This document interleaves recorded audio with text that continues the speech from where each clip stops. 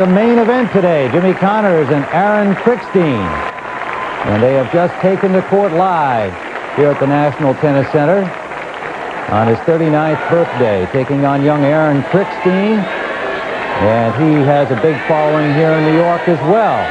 Of course, he fully expects the sentiment will be for the old man of tennis.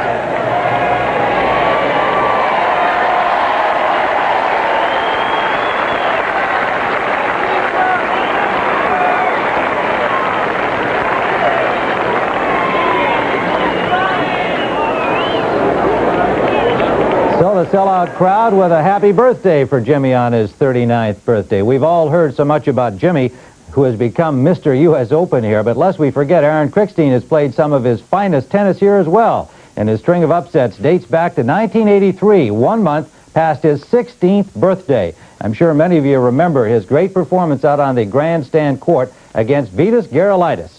And in 1983, Gerulaitis, a well-established young professional, and Gerulaitis beat him 6-4 in the 5th set. Then in 1988, in the 4th round of this U.S. Open against Stefan Edberg. Edberg, a heavy favorite in this match. But it was Krikstein's night again, 7-5, again in 5 sets. His father, Dr. Herb Krikstein, enjoyed that one, and he enjoyed this one here in the 1st round this year against Andre Agassi, seeded number 8. Again, it was a Krikstein upset, this time in 3 consecutive sets. 6-2 in the 3rd, thoroughly demoralizing Andre Agassi and putting himself in position for his big event today against Jimmy Connors. And afterwards, we talked to him about this success at the Open and his match against Connors. Well, I've always played well here at Flushing. I think, the 1st round win over Agassi was a big win for me, gave me some confidence since I've had kind of an off year. And it's going to be a tough match today. Jimmy's a great player, even though he's 39 today, and he's beaten me every time, so hopefully I can get off to a good start today. These guys happen to be very good friends as well, even though there's a considerable age gap between the two. Connors and Krikstein coming up when we return.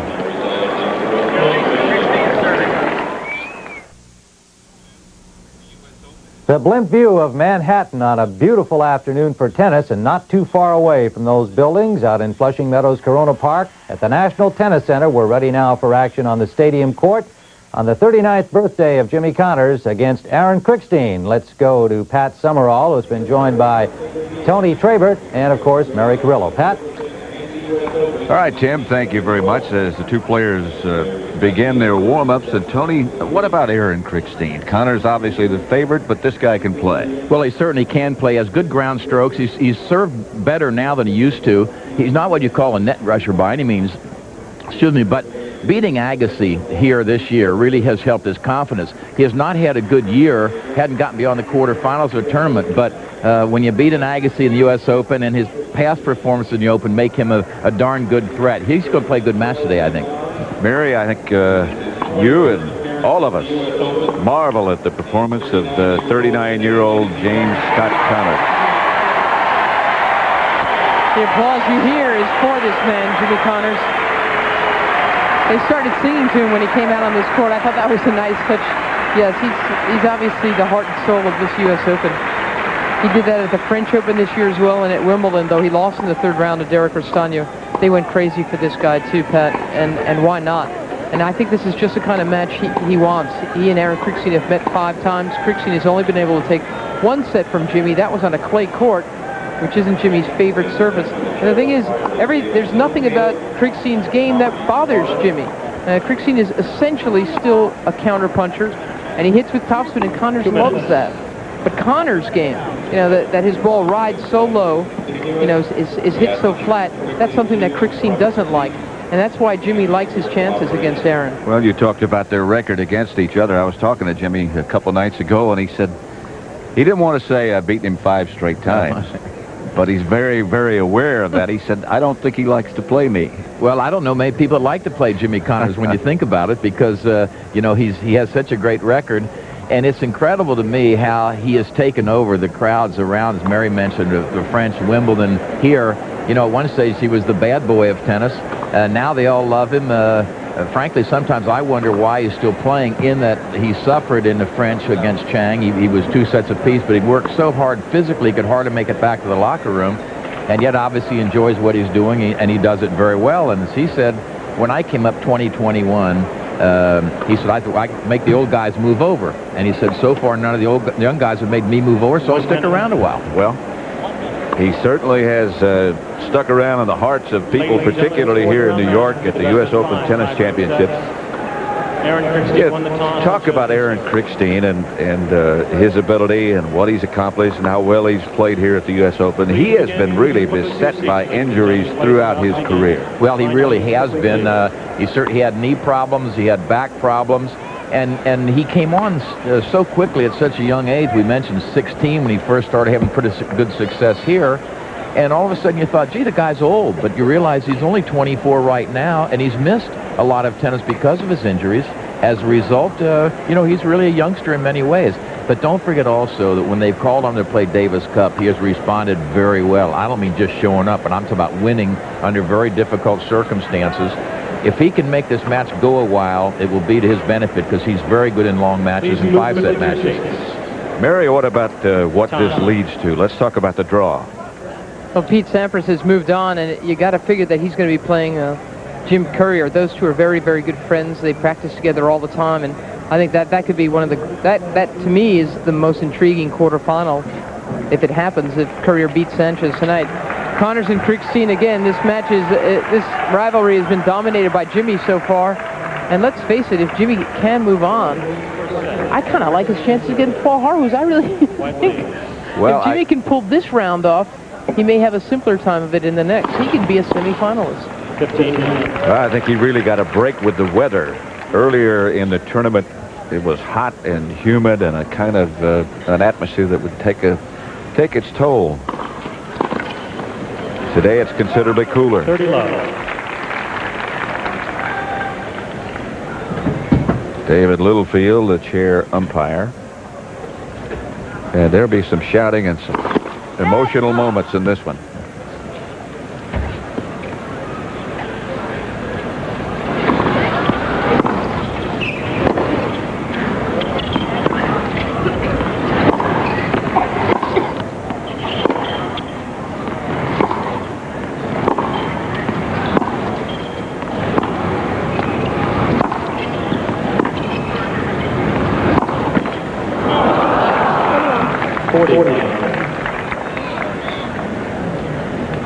The wily old veteran, he played 2 night matches here. He requested to play at night, and it was granted.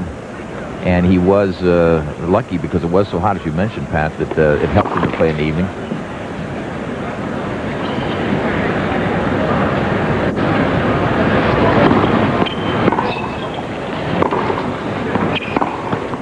Game first game.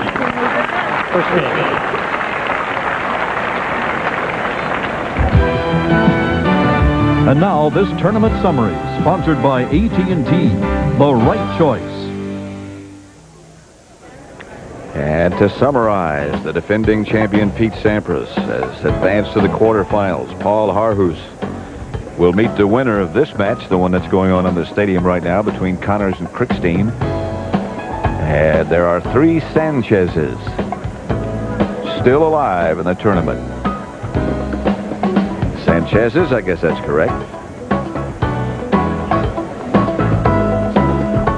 Donc le favori du public et un autre chouchou de Flushing Meadow, Aaron Krikstein, qui a fait toujours de très bons matchs ici à Flushing Meadow et qui a une forte colonie de supporters ici. Krikstein qui... Connors has won the first point of the second game of the first set.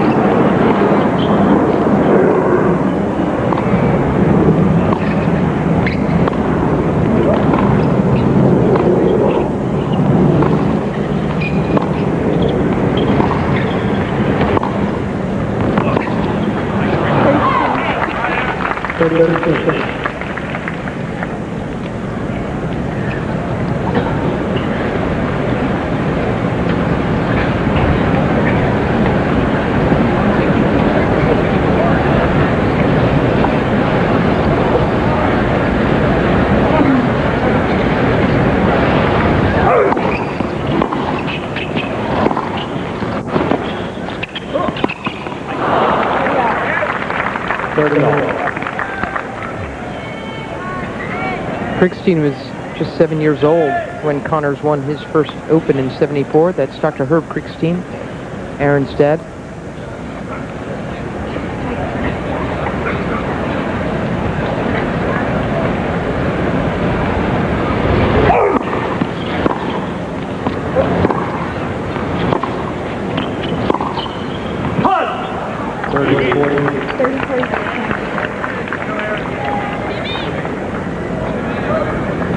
.30-40 break point.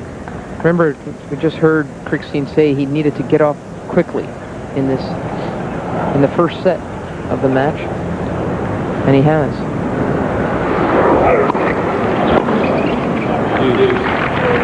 Looking for a call there.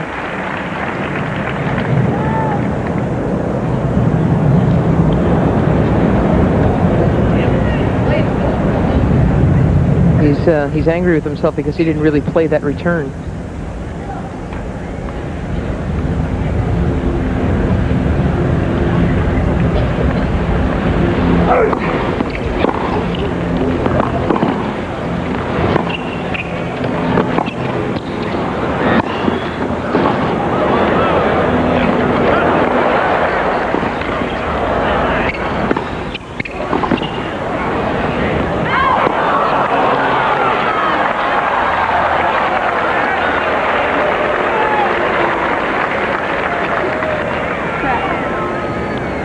A hard-working point. Yeah, and there are going to be a lot of those, and I think you always think about, see, Rancho Sanchez Vicario set and 4 on the second. Sampras is 1, Carhus is 1. I always think about the age, 39, the legs. He's got these long matches.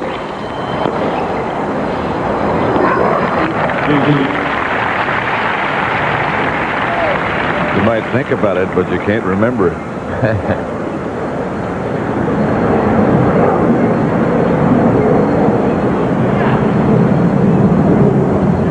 Speaking of myself, of course. First serve.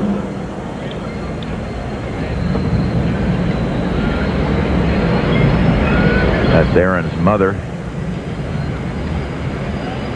A little bit apprehensive at the moment.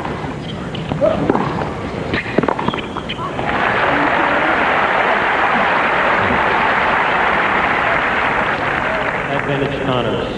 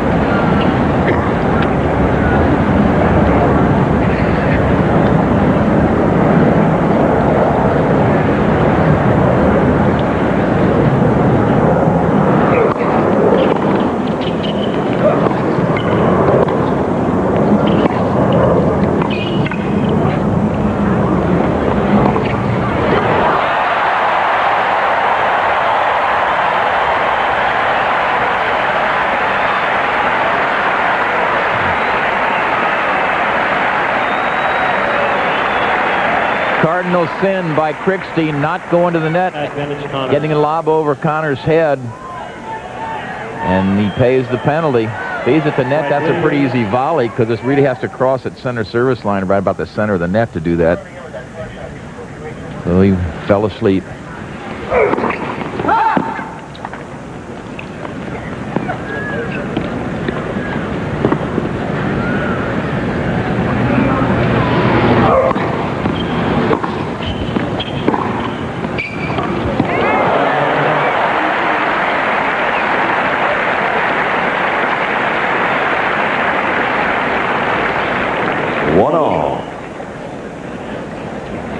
Talking about Krikstein being a giant killer, some of his conquests here at the U.S. Open. Well, he was only 16 years old in 1983 because he'd won the 18 and under nationals against Pat McEnroe. He got a wild card into the tournament. That's when he beat his Gerolaitis.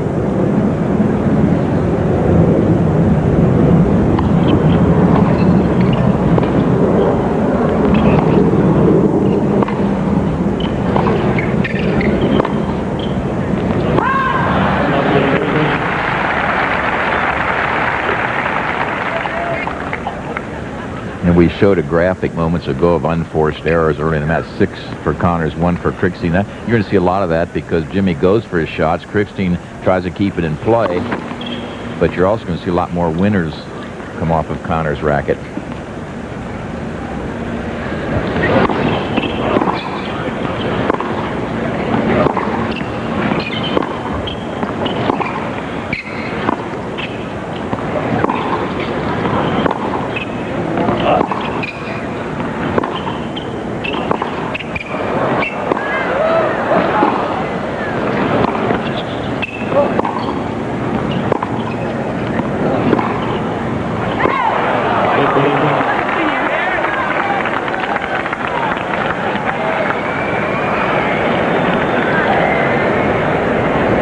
How was this here?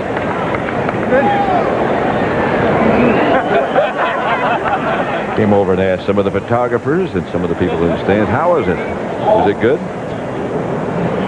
See Jimmy taking a little walk now because of that tough point.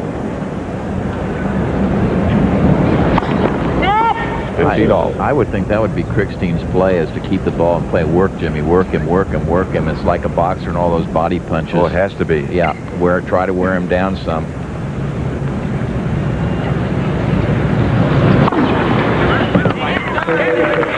I do think, though, that he's going to have to take some more chances, Krikstein. He's beefed up his serve of late. And I think he's just going to have to get Connors on the move. I can't remember the last time I saw Krikstein play without a knee brace. Well, it's his elbow that's been bothering him of late. Figures he strung his rackets too tightly at the start of the clay court season. And in fact, he's borrowed 6 rackets from Pete Sampras.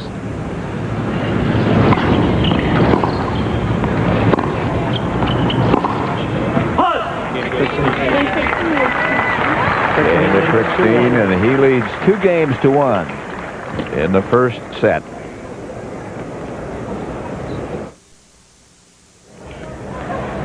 Back at the stadium, 4th round, Connors and Krikstein.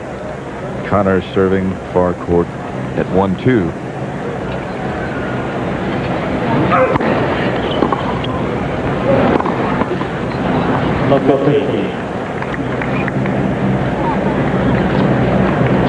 There's one of the borrowed rackets.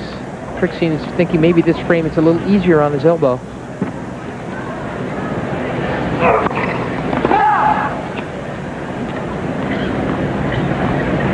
Sampras and Courier both use the same racket. Courier said he won't go to the wide body.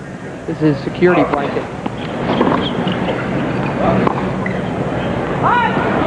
Love 30. Love 30. It's an old frame. It's been around a long time. I hope Pete has enough to finish the tournament there. Yeah, they could possibly face each other. We'll see how generous he is with giving away some rackets. Courier says if I went to a wide body, I'd be putting holes through fences.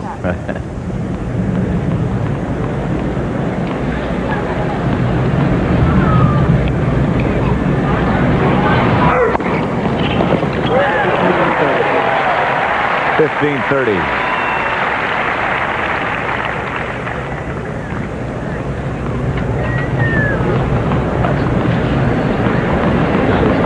Connor says he jokes that he's seen some of the girls in the stands grow up, go to college, and get married.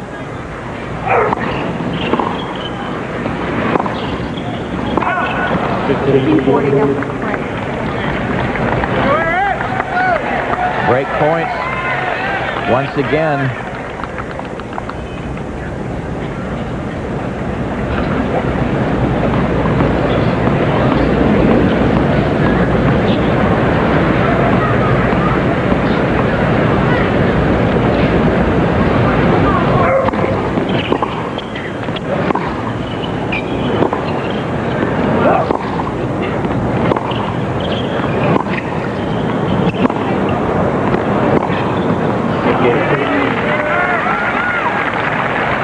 Game to Krikstein.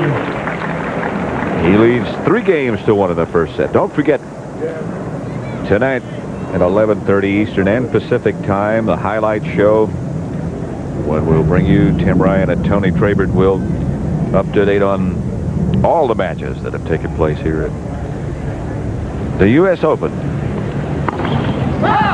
The end of a great Labor Day weekend. And obviously, of course, we look to championship weekend next weekend. We'll be on Friday, Saturday, and Sunday.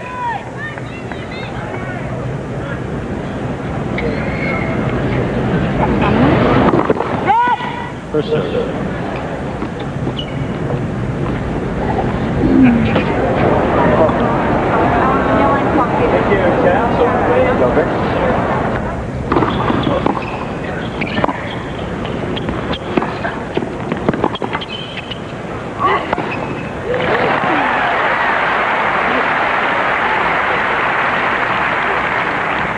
Fifteen all.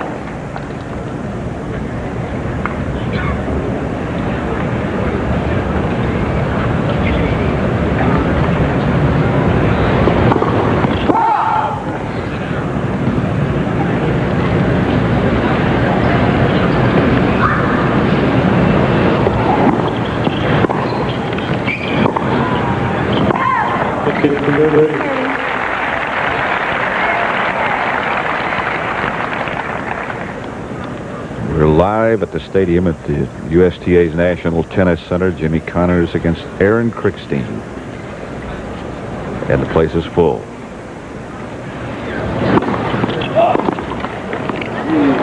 $30. 30 all.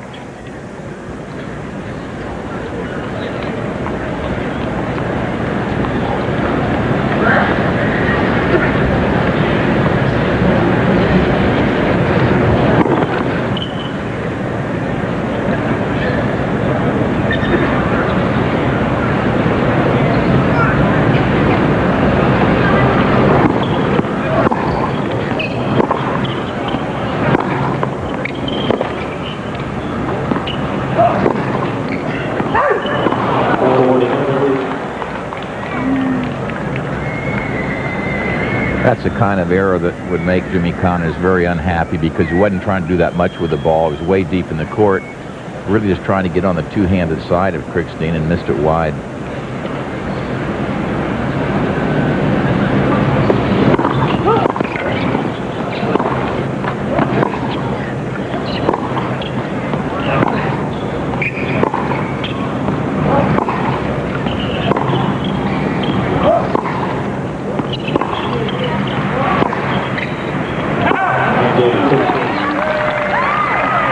That makes it 4-1 Krikstein in the first set. Sur le circuit, on joue 9 fois sur 10 contre un joueur droitier. Pourquoi il y a de plus en plus de gauchers sur le circuit? Pas qu'il y en a de plus en plus, mais je pense que le fait d'être gaucher est un avantage. Aaron Krikstein up 4 games to 1 first set. Connors serving at love 15.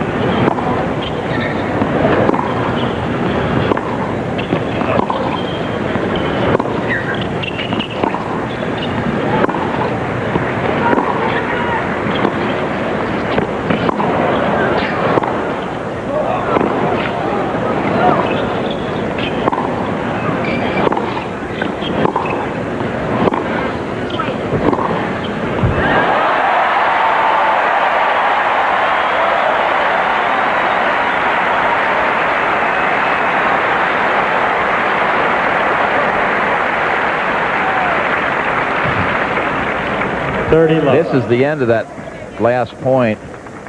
That was a long, tough one. Connors finally got Krikstein out of position where he could hit that winner.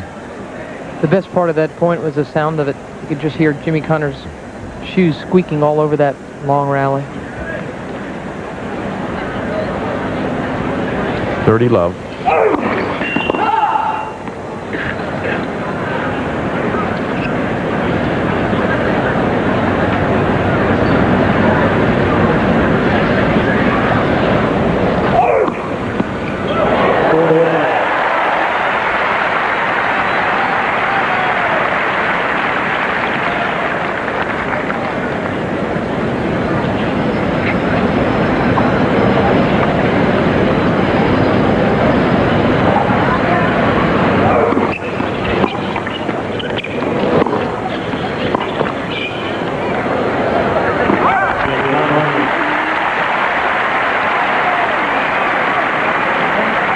Krikstein's up 4-2 now.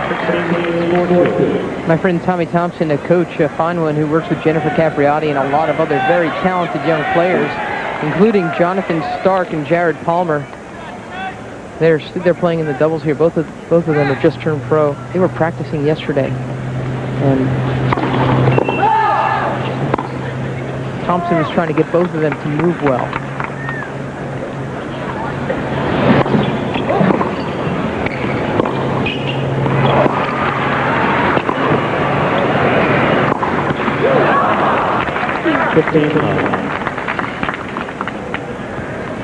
Overhead, a familiar sight here at the U.S. Open, the Fuji USA blimp. As you might know, Fujifilm is one of the sponsors of this year's Open. It's additionally providing photography services, all the on-site locations.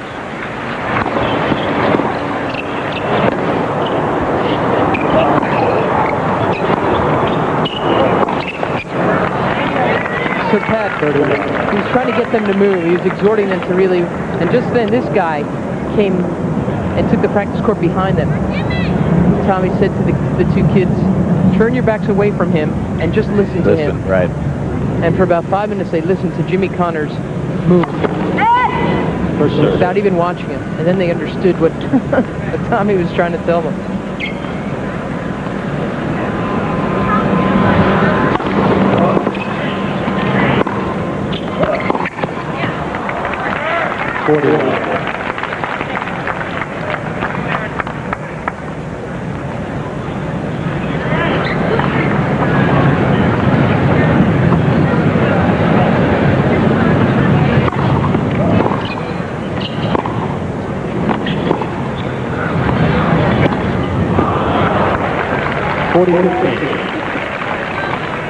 Those kind of things always scare me a little bit. Here's Krikstein up 40 love. He tries a very low percentage shot, like, oh, well, I got it made anyway, you know. And you've got to be careful to see what happens this game. That can come back to haunt him.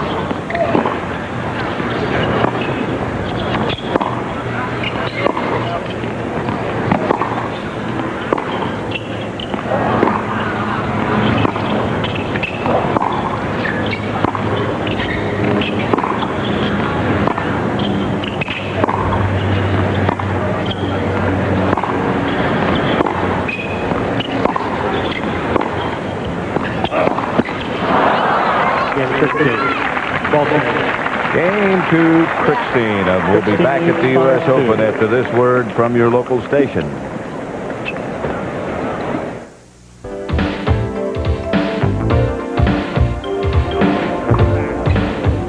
Back in the stadium, Connors in the far court. Aaron Krikstein down low.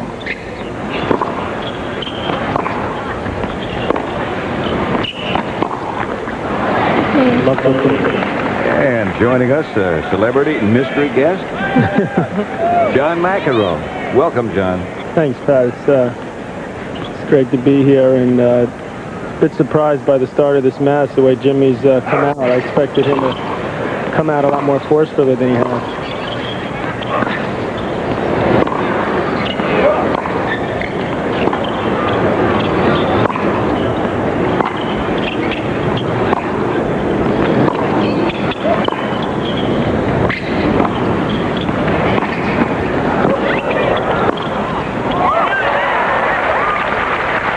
love 30.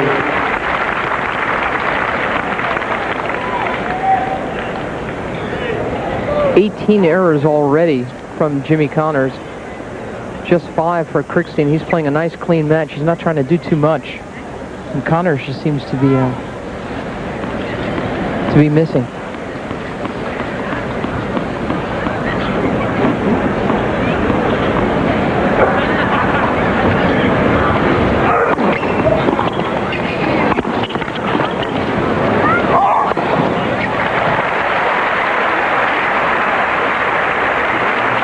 John, you've set goals for yourself in the past, but it seems that your most urgent goal these days is to last longer in the game than Jimmy. Are you really going to be able to tough this guy out? I don't think so at this point. I've finally given up on that task.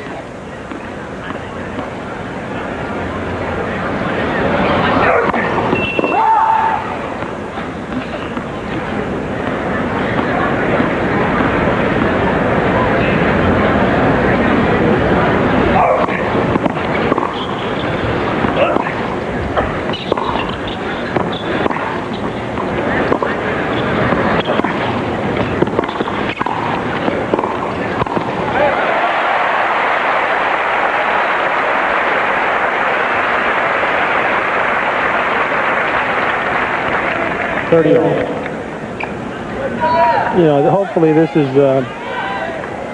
we've talked about Jimmy's age quite a bit, and hopefully it's not one of these days, Tony, where you wake up on the wrong side of the bed at this age. Well, I think that's possible, John. I really do, that he just sort of flat. He comes out trying so hard, and everybody's looking for so much from him.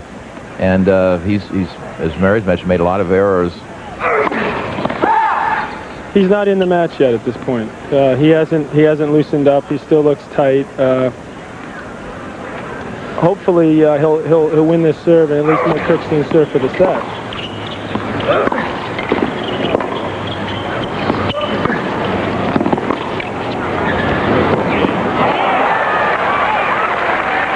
What's surprising to me is that Krikstein doesn't seem to be hitting the ball that hard. And usually I would think Jimmy would be able to handle his pace quite easily, but because he seems to be tense, he's letting the ball play him. He's not going after the ball at this point. That's his third ace. That's for him, that's a lot. What do you think, John, keeps him going like this? I wish I knew. If I had half of what he had keeping him going, I'd still be playing another 5 years. I had an original goal to make it, as Mary said, to last longer than him, but I've had to change that one. He's the exception. I mean, Bjorn Borg and Boris Becker and yourself, at times you've mislaid the urge to compete. That's never been true of this guy.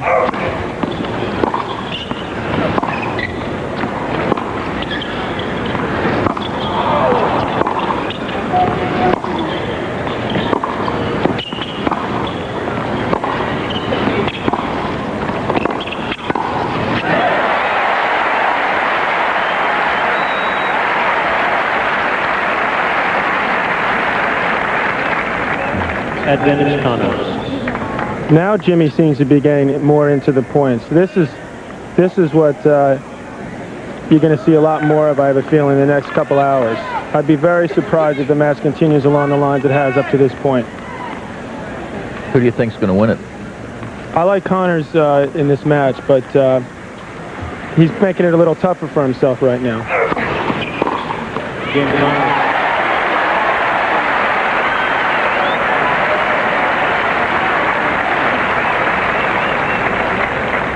Krikstein leads 5-3.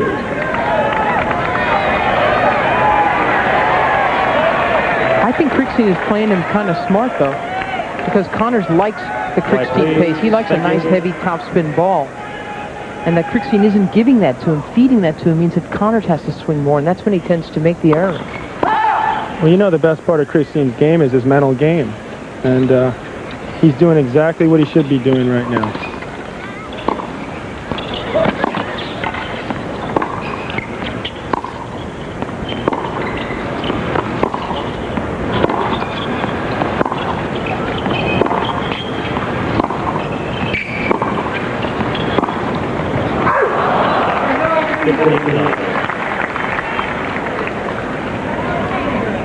Mac, how much longer do you really plan to play? I think, Tony, next year is going to be my last year. Going to go through the full year? And that's my last full year of playing on the circuit, and then after that year, maybe every now and then I'd... Oh, great shot.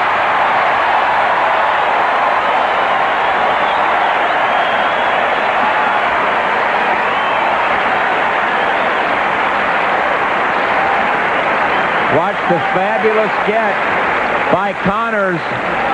Now, Krikstein just stands there. He thinks it's a winner. He's backing away, as a matter of fact. And when Connors gets to it, he can't recover to get the short ball. On second thought, maybe a couple more years. You know what Jimmy said? Jimmy said, I would like to talk to him if he thinks, you know, he's getting over the... Jimmy Connors claims that when he was your age, John, he played some of his best tennis. And that's true. In 1982, he won both Wimbledon and the U.S. Open. 30 years old.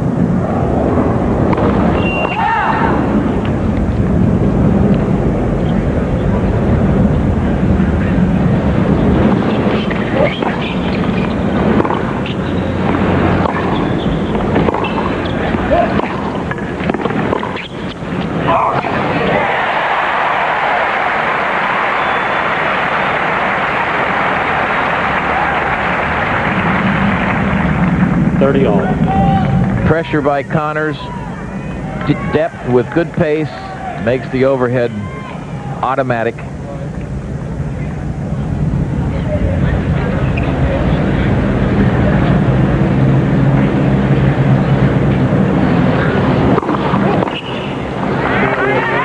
know, Mary, getting back to what you were saying before, I think the difference between Jimmy and myself is that part about him loving the game so much. And there's probably only been couple other athletes in the history of sports that have had the love for their respective sports as much as Jimmy has for his. And that's what is going to keep him going longer than it would allow me to continue playing.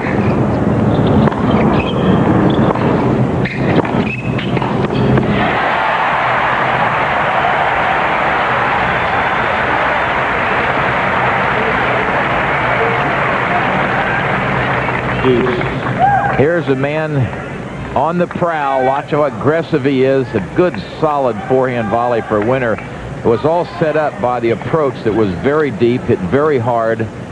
Krikstein's return stayed up for him, and he was able to knock that volley off.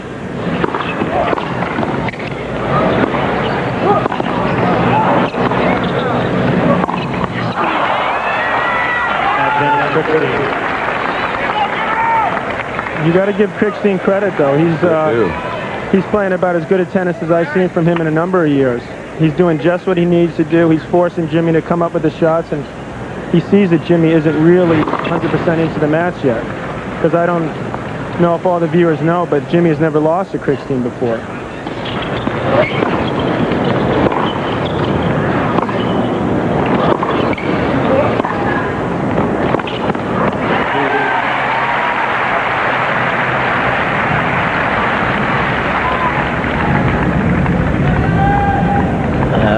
On the parents and the friends. It's sort of like riding in the backseat of a car. You're not sure exactly what's happening.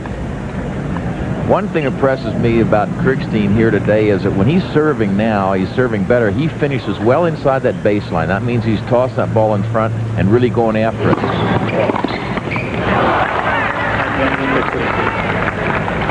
I think, Tony, that's the style of serving that Lendl perfected.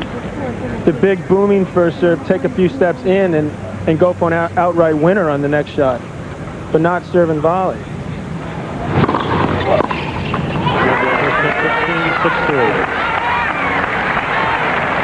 Krikstein wins the first set.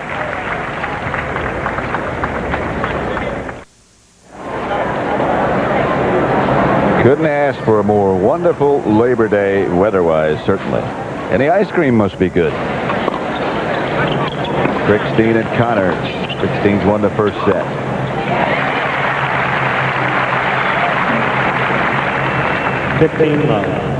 This is going to be a big couple games for Jimmy Connors right now because if he got behind 2 sets to Krikstein, it's going to be even tougher to come out of that one than my brother. Mainly because he's already done it once. Not necessarily because of who he's playing, because I felt my brother played a fantastic match against him first round.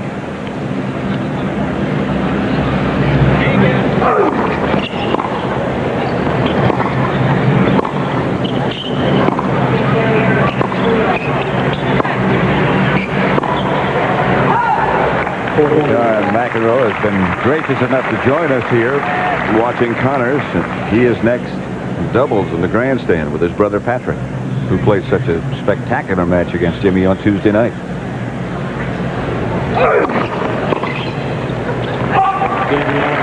Dave Connors.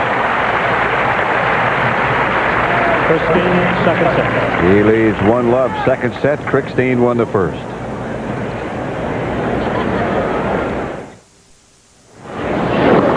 From the Fuji blimp, Forest Hills, the West Side Tennis Club.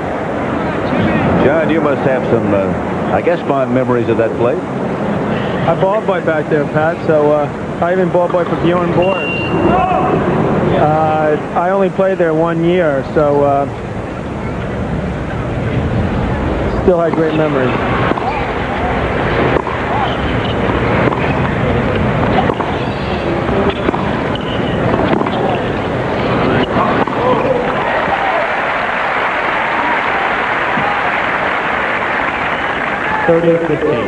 You know, a key point in that first set, Krikstein only lost 8 points on his serve, 5 service games, so Connor's going to have to figure a way to put more pressure on the Krikstein serve if he's going to get into this match.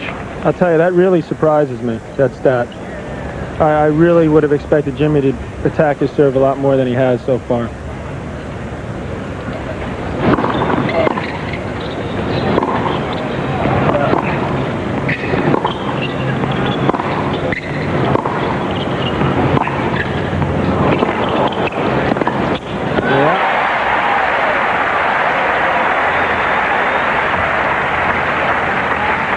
This is what all the good players do when they sense they put their opponent in trouble.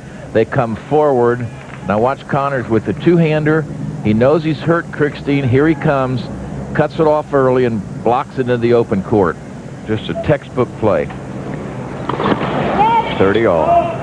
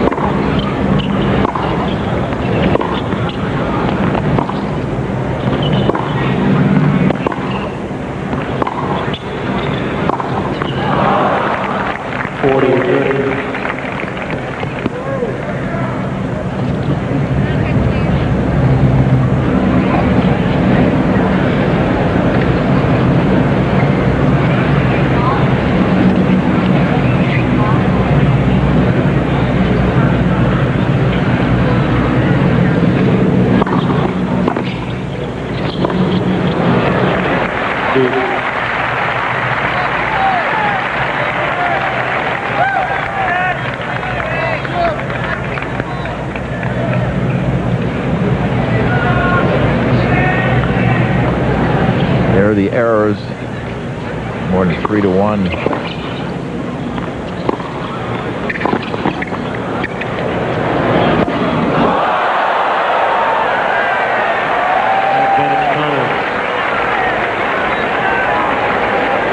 Well, I think a mistake by Krikstein trying to hit that one in the air. Defensive lob. No advantage to hitting that defensive lob before it bounces. He missed them both. Yep.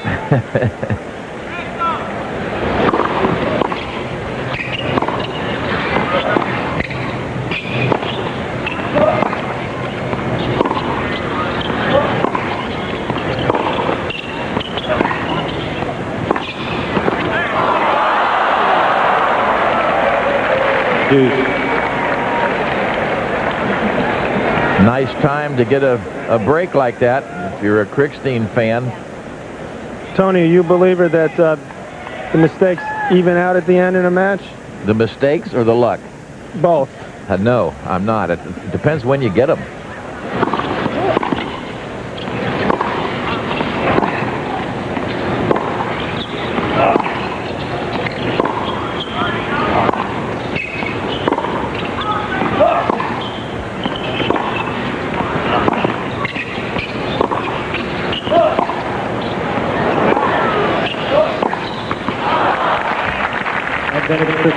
John, I'll ask you the same question.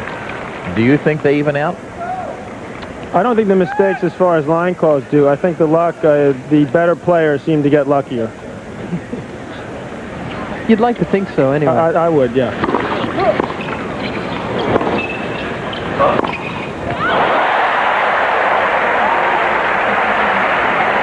I really feel this game is essential for Connors. He already had a break point that would have given him a 2-love lead in this set. And you can hear the fans here, they're just dying to get into this match and help Jimmy come through. I think at this point he really needs that. He's got to raise his energy level a notch, it seems. I think he has raised it up a bit, but it needs to go up a little more. He's got to turn this into a hockey crowd.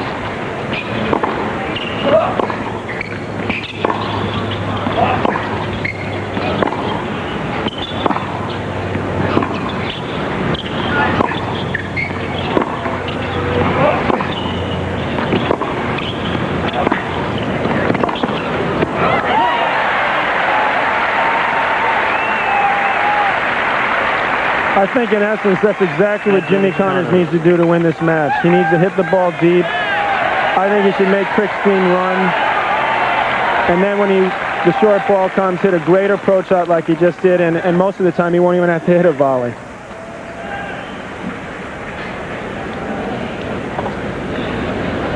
But be ready if he has to.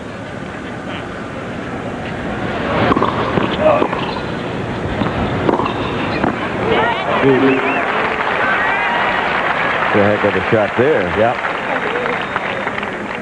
Hey, John, you notice how easy it is from up here? A lot easier up here, Tony. Heck of a lot easier.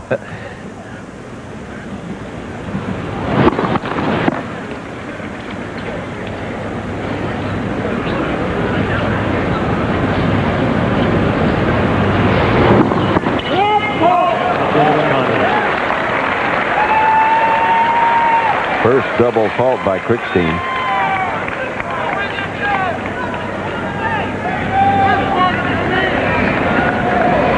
Place will go crazy if Connors converts here to take a 2-love lead.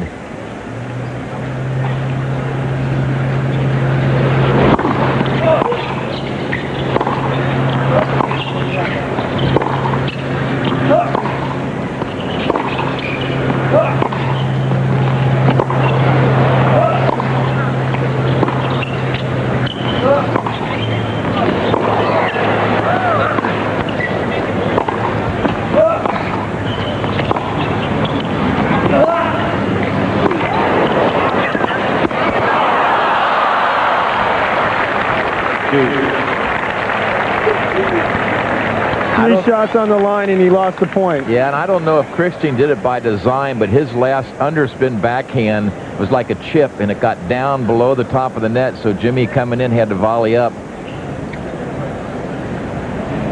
I'm going to have to give him credit for that, because he's really playing a smart match right now. I think it was by design, that shot. He's doing absolutely everything in his power to sustain this advantage he started with. Krikstein won the first set.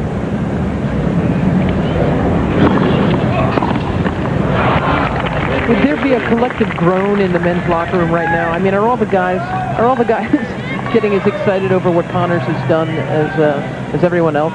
Well, I think it's not quite the same in the locker room as it is out here. A lot of guys are still involved in their own matches, and it's hard to pay too much attention to this. But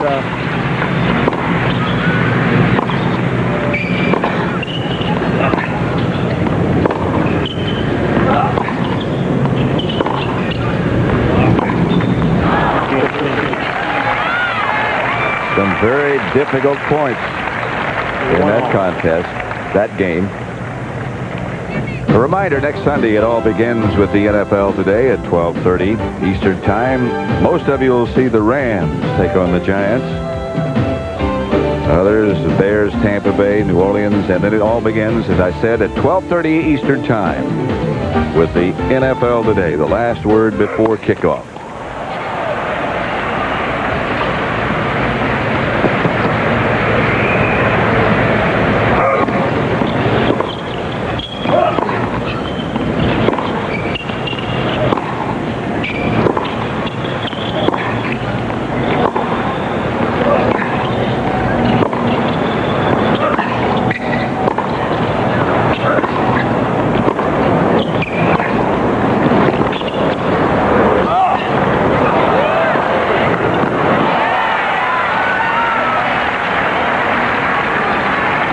Great play by Krikstein once again. Love 15. Awfully good control of the tennis ball. This shot right here, the lob down the line, so it's over the two-handed side, not the smashing side of Connors. And then the ability with the pace on that forehand to hit that winner. Great accuracy and consistency being displayed by Krikstein.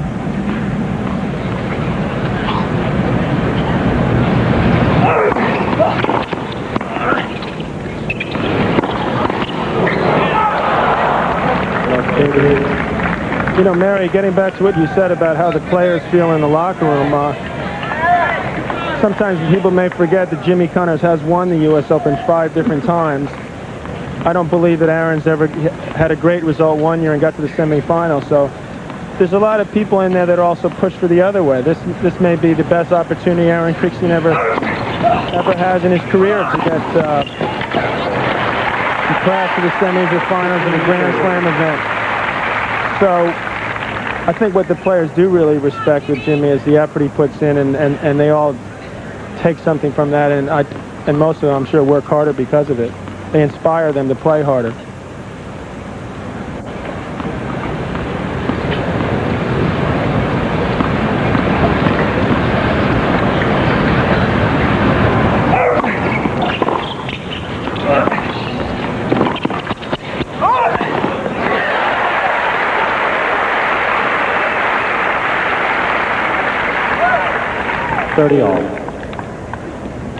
Very reliable overhead, Jimmy Connors.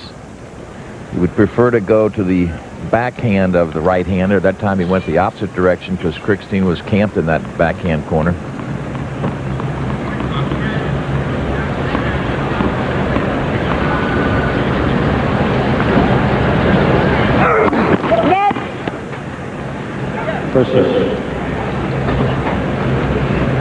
Over in the grandstand, it's Conchita Martinez against Zina Garrison. I understand they're on serve. There's no service break at that 5-4 situation.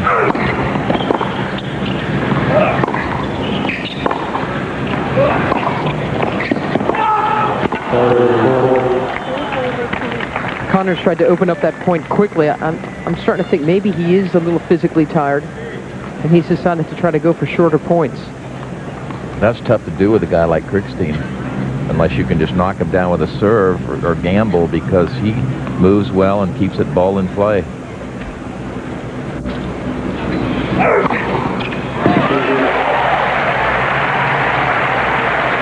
Four aces by Connors. We've been talking so much about Connors, John, and that's a lot. That's a big serve for him. Jimmy can stay. He doesn't always hit triple digits a lot in a match. And I think there must be an awful lot of respect for Aaron Krikstein, one of the great fighters on the tour. I mean, an incredible 5-set record. I think he has one of the best 5-set records of anyone on the tour.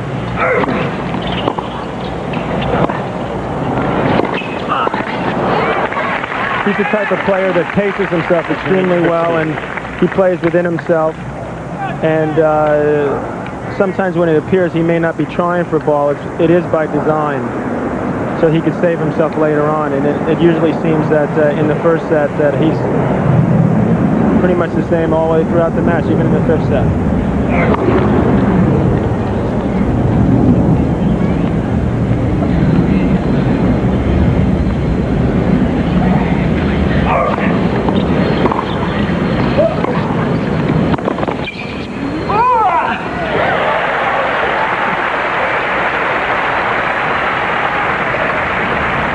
I'm going to go out on a limb here and say that if it did go a long match, I wouldn't count Jimmy out of this by any means. I think that Aaron's not going to be used to running as much as he will in this match if Connors is able to pick up his game a notch.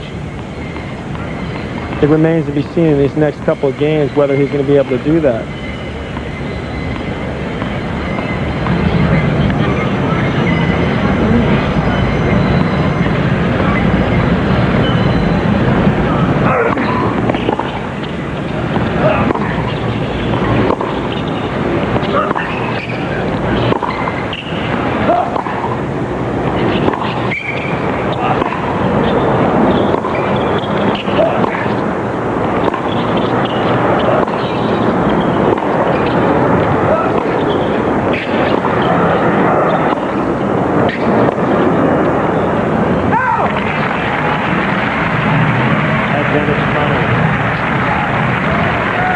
Krikstein won the first set.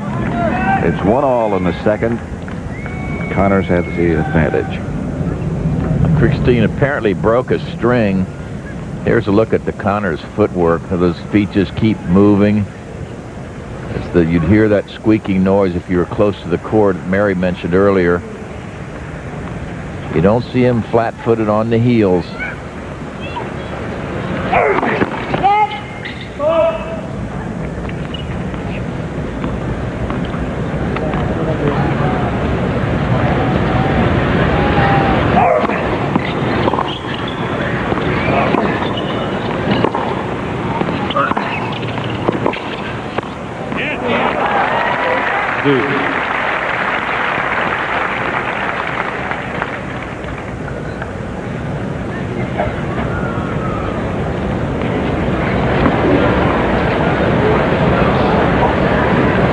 First serve percentage 80% for Connors. So he wins 63% first serves and 50 on the second. Not bad, but that's all based on the good solid ground strokes because he's not serving and volleying.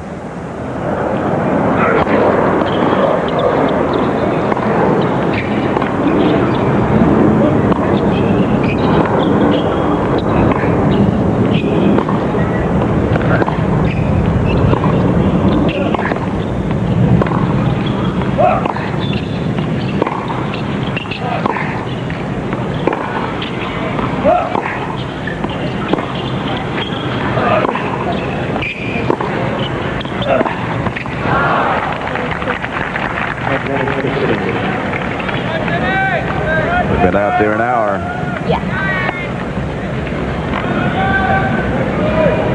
I still get the feeling that Connors would welcome more pace off of Krikstein's racket. I think that's part of the reason he's making those kind of errors. These guys have played 90 points to this serve coming up here, and Krikstein's only made 9 unforced errors. That's awfully good.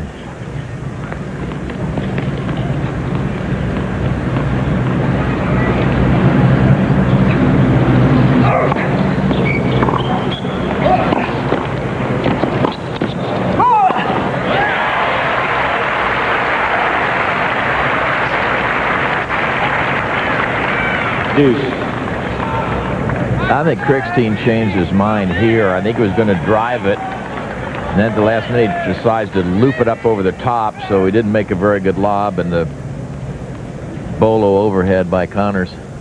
I think the ball hit the top of the net and slowed down a little bit. That made him change his mind.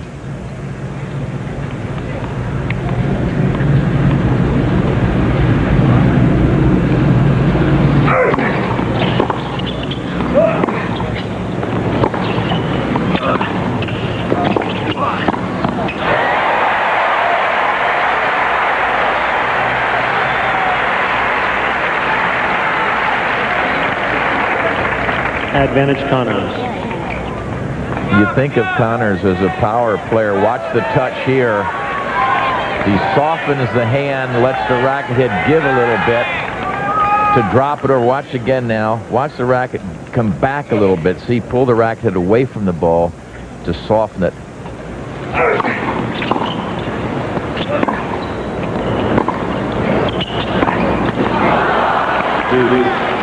John, you've played this guy since 1977. What's he lost in his game anyway? It seems to me he's volleying more than ever. He's actually added some things to his game. Yeah, I think he's not quite as confident off the ground. I mean, he used to hit the ball harder than anyone in the game. And I think what's changed is a lot of guys hit the ball as hard as he does now. So he's had to adapt his game. He actually serves and volleys better than I think he used to. He was so much more tenacious off the ground and off the return in the past. And I think that was the big difference. Although he's certainly by no means hitting the ball badly at this stage. Advantage Of his career, I should say. That's his first double fault.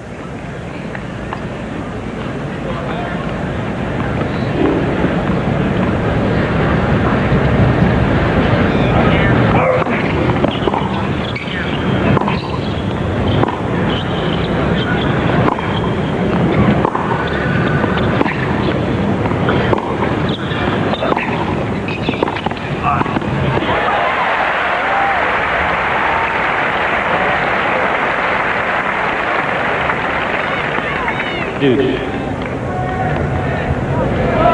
Sixth time we've been at deuce. It may go with what John was saying about his lack of confidence and so forth, but I don't think Jimmy hits it as near the lines as he used to. He plays a little safer as a result. He's not quite as effective. And, of course, there's always a question of stamina. Is he half a step slower, a fraction slower? At 39, you would expect so. We don't talk about that, though. He threatens to play your son Kevin one day.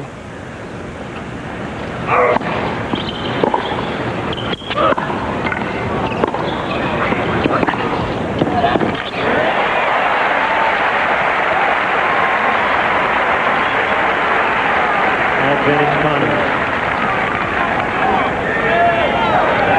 Connors on the attack. Well inside. You see how close that ball hit to the baseline.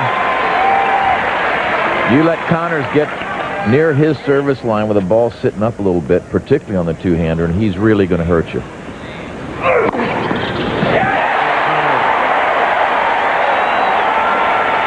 that was a tough one.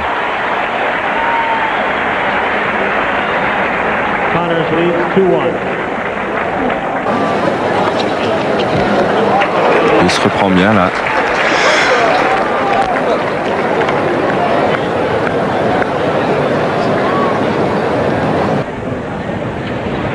Held his serve down. Krikstein has hit a service ace on the first point of game 4 in the second set.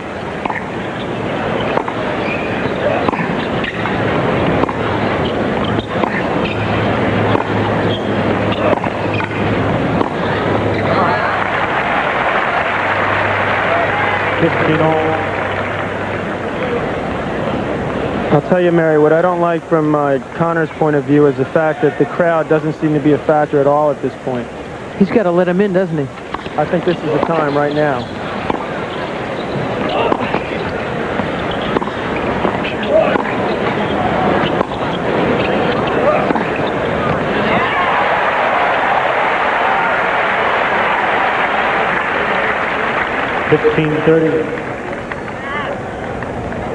You said before that the fans have helped you, but, I mean, nobody works a room like this guy. Oh, he's a magician. I mean, he's just like I said earlier, he's the greatest of all time in this respect, in any sport, probably.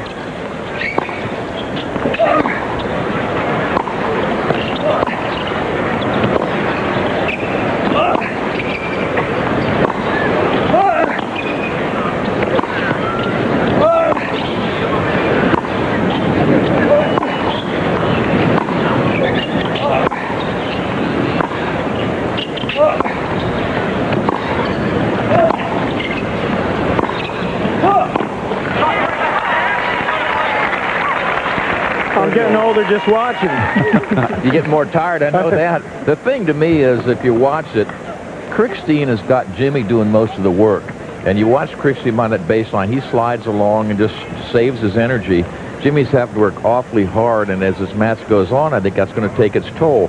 And again, keeping in mind that he played a tough 5-set against Patrick McEnroe.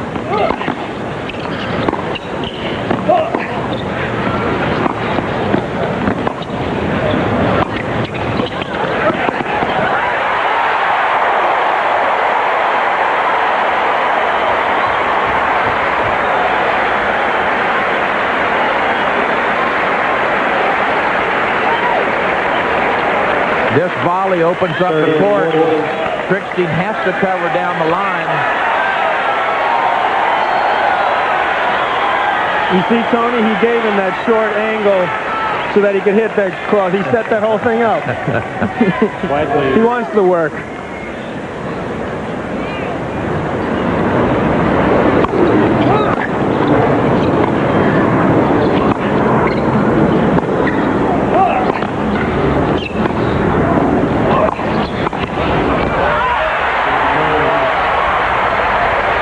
That was wide. Game to Connors. He leads 3-1. Second set. As Michael Buffett said, the ring announcer, let's get ready to rumble. Connors leads 3-1. I can talk to you, will you?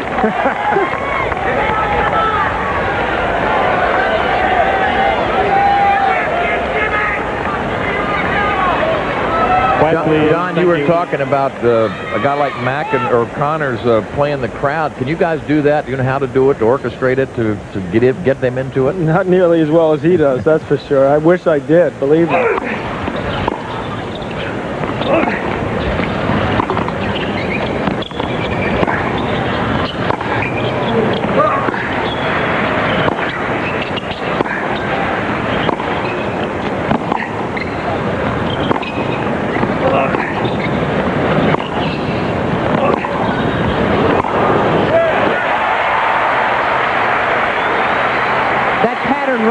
The Connors cross-court backhand slid to the Krikstein forehand. I think that's his best.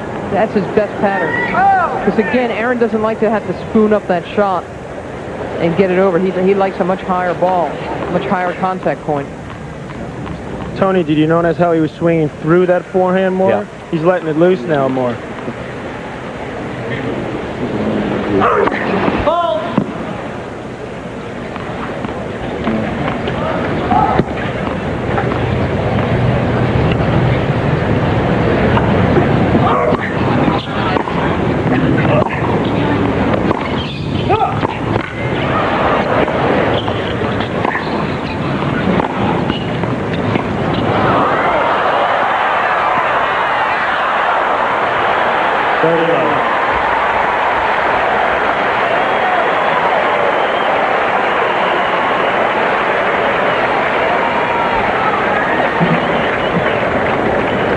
It looks to me as though Krikstein was running a little gingerly right here.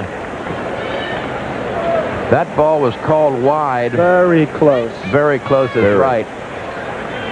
Krikstein knew he wasn't going to come back. He has to either win the point or he's going to be out of it anyway. I think one of the things you have to remember is that Krikstein is hitting the ball with good depth and good authority. That keeps Jimmy from doing all the things he'd like to do, too.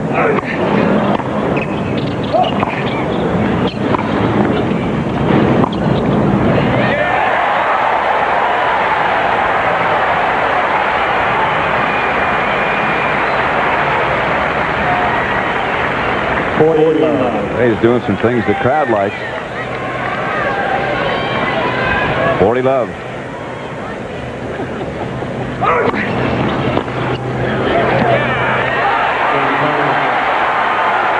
to Connors, and he leads 4-1. Second set. Krikstein won the first. 4-1. Était arrivé une fois en finale de Wimbledon et la même année finaliste à Forest Hill. Et deux fois il avait joué Connors en finale. La première fois. Krikstein won the first set and is now serving Jimmy Connors at love 15.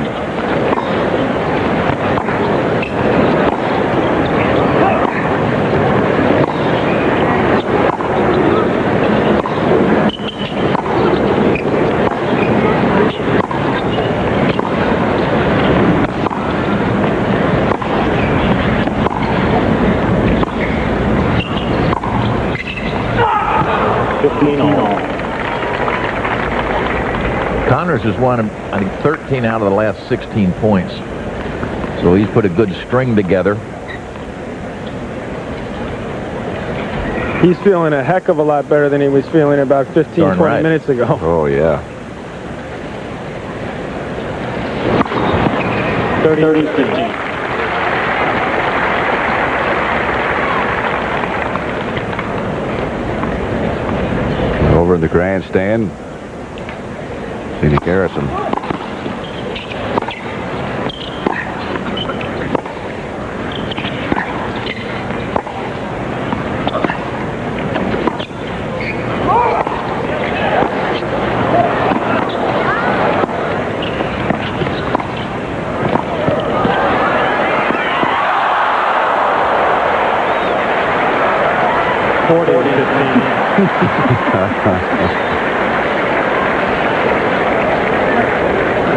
I think Jimmy's aware that you're up in the booth now, John.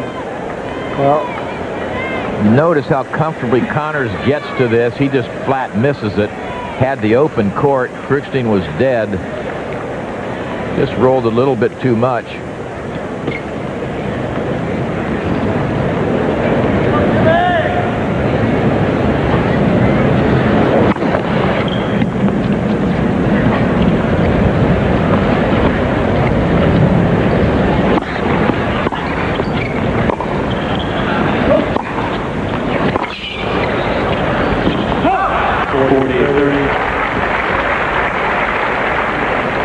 that was a good point for Jimmy to come back at 40-15 because I'm guessing he was a little bit upset with himself because he had 2 points out of the first 4 that he really should have won. He could have been up 15-40 actually. So it's good that he's still trying to win this game.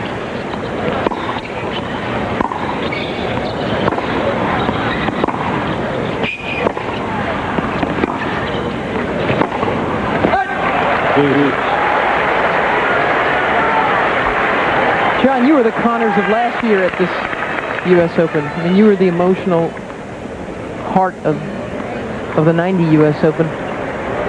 But does it just feel... what is that like, anyway?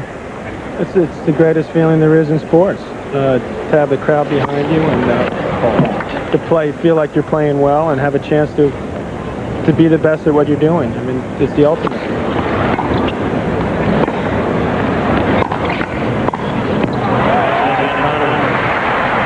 Have you felt that way since?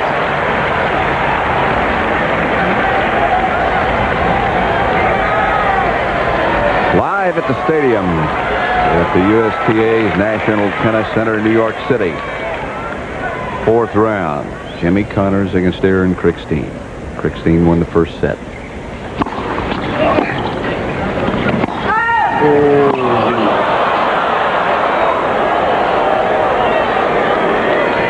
Is that what you stay around for, John? I mean, that kind of a thing can happen? Is that why you're still playing? To have another U.S. Open, another run? That would be a great way to end my career, no question about it. It basically is what, certainly a strong part of the motivation to have that one last feeling that's what you dream about.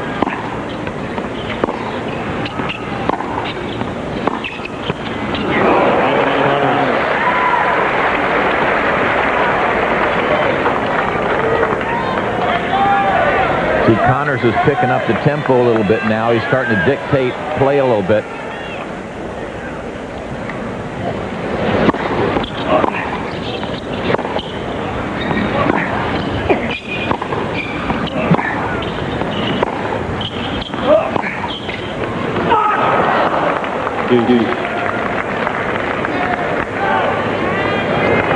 Come on.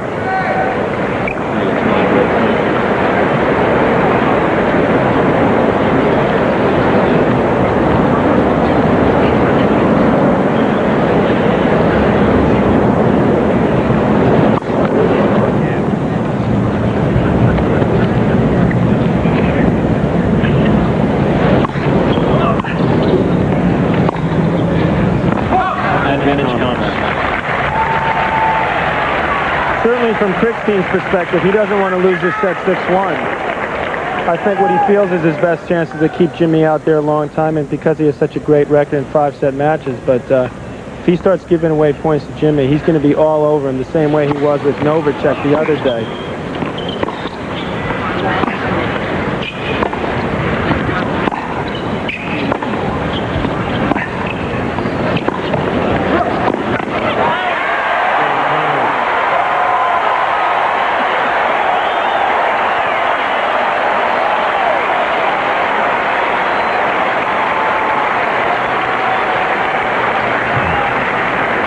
Here comes Connors again. He knows he's done some damage with the two-hander. Real tough stretch forehand volley down the line.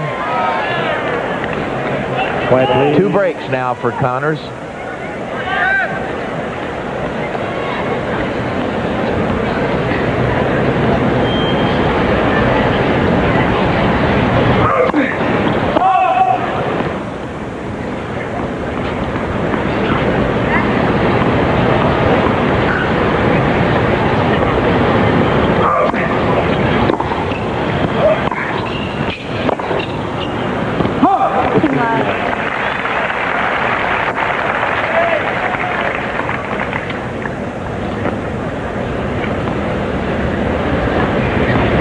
Now the number one priority for Krikstein should be simply making Jimmy run as much as he can before the set ends.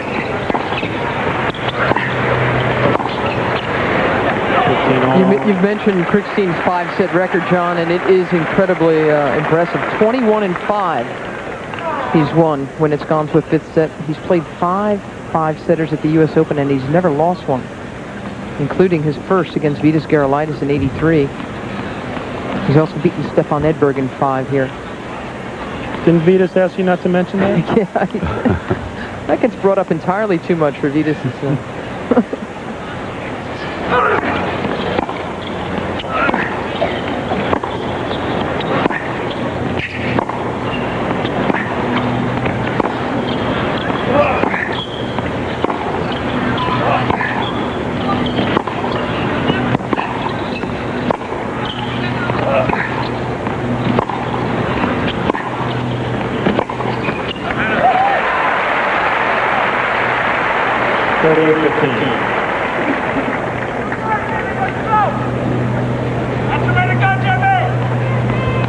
See, that's an example of Krikstein playing into Connors' hands, I believe.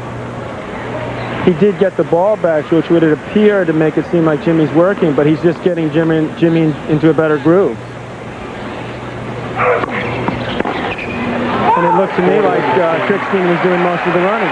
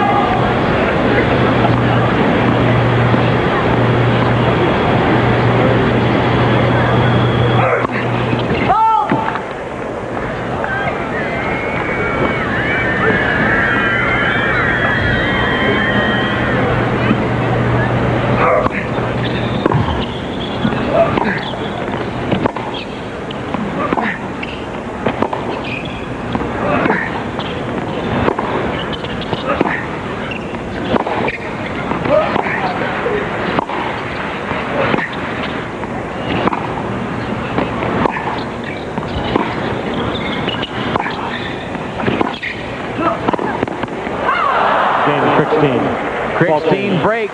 Connors leads 5-2. Connors leads 5-2. We'll be back at the U.S. Open after this word from your local station.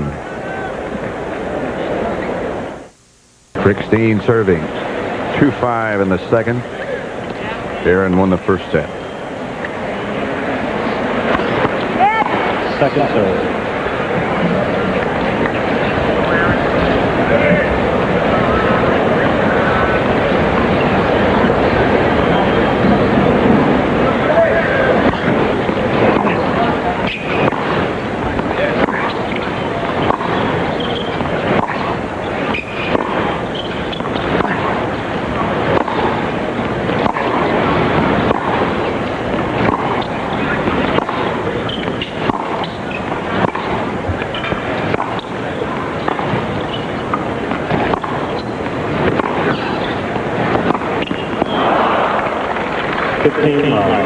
Right now, let's go down to Andrea Joyce. All right, Pat, I'm down here with Tim Gullickson, one of Aaron Krikstein's coaches. Tim, the momentum shifted in the second set. What happened? Well, I think Aaron just got a little tentative, and Jimmy took advantage of it, came to the net, and he just really took the play to Aaron. Was the plan to make Jimmy hit a lot of balls, though? It seems like Aaron's making him work for everything out there. Yeah, we figured the longer the match goes, the better it is for Aaron. So, we definitely tried to move him around the court a little bit.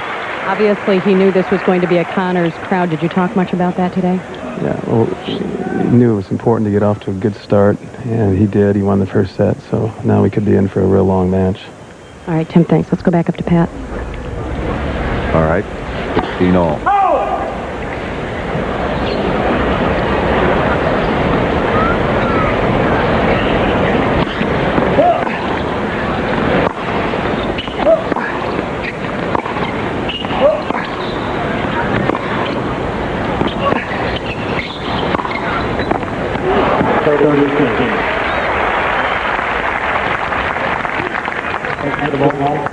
Well, Aaron Krikstein is sure not going to give him this set. That's for sure. No, you feel like momentum has switched back again now to Krikstein. Jimmy got it away from him there in that string of games, but Krikstein's on the way back. And Krikstein has done a good job of once again muting these fans. Connors is going to have to get them all excited again.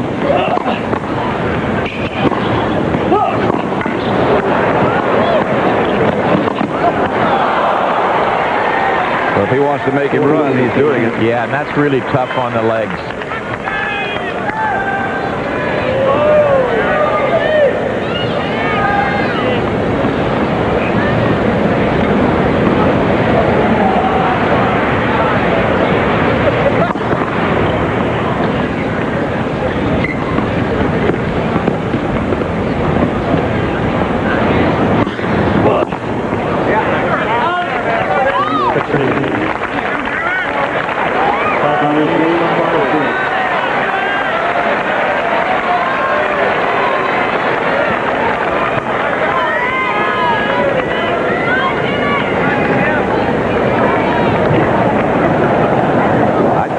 He's afraid of whatever that is.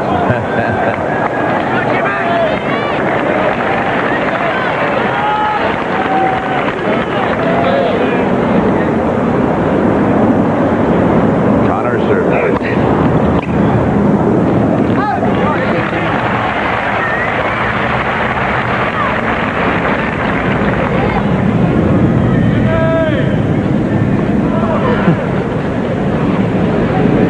A new CBS stat that they've come up with. That's the first time we've used it. Hopefully the last.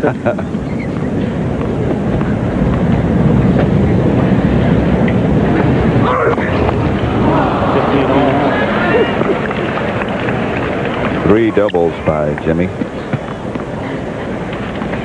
15-all.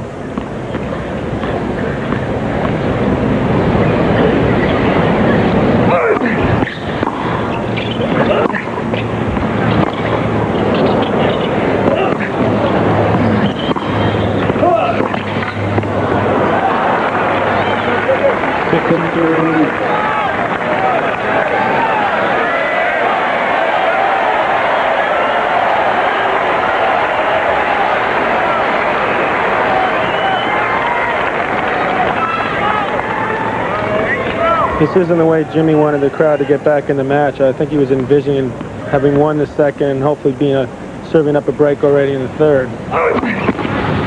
Now he's fighting for his life to win this set. Had 2 set points.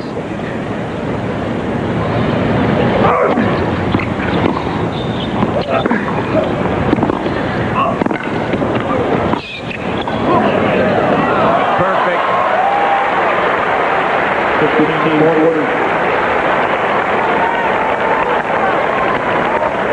2 break points now for Krikstein. Watch the perfectly placed offensive lob down the backhand side, and watch where it lands.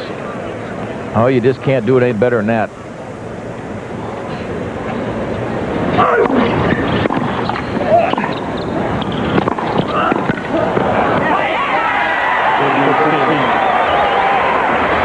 Game to Krikstein. Honors lead 5-4 in the second.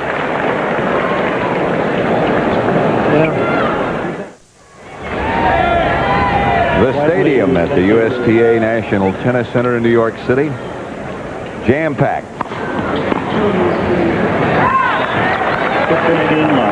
Since Connors had a set point, Krikstein has now won 13 of the last 15 points.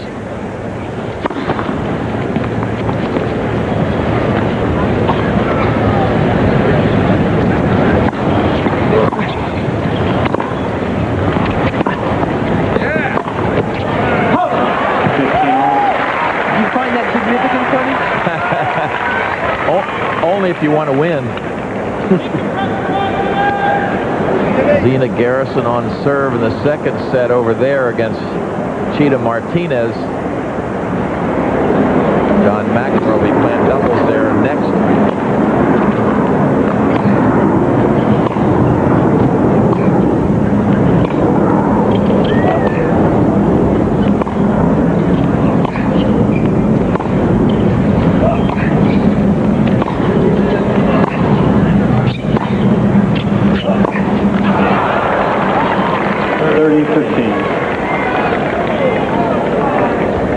Now 4-all in the grandstand, second set.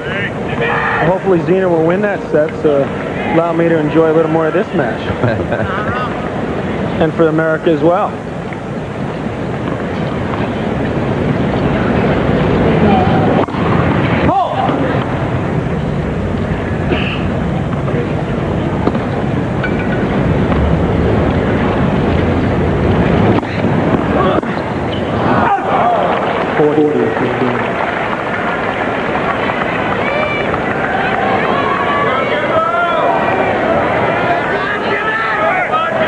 Doesn't get any easier, Tony, does it? No, and you know, he feels it slipping away, I think, so he's starting to press a little bit, and that just makes it that much more difficult.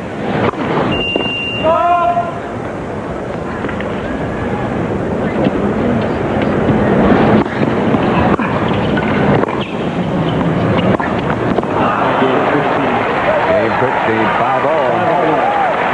Krikstein won the first set. He's also won the last 4 games in this set to get even. I think there's something else perhaps going on in Jimmy's mind. He's saying he has to play his tennis but always think about the physical aspects. Can I last? How do I shorten points? What do I chase? And that's hard. It's hard to do. It just complicates his problems. I think he could start by coming right in off that great return he just hit.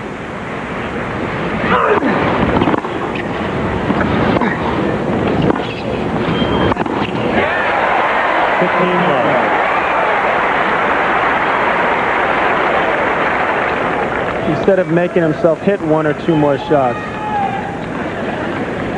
Now here he came in and did the right thing.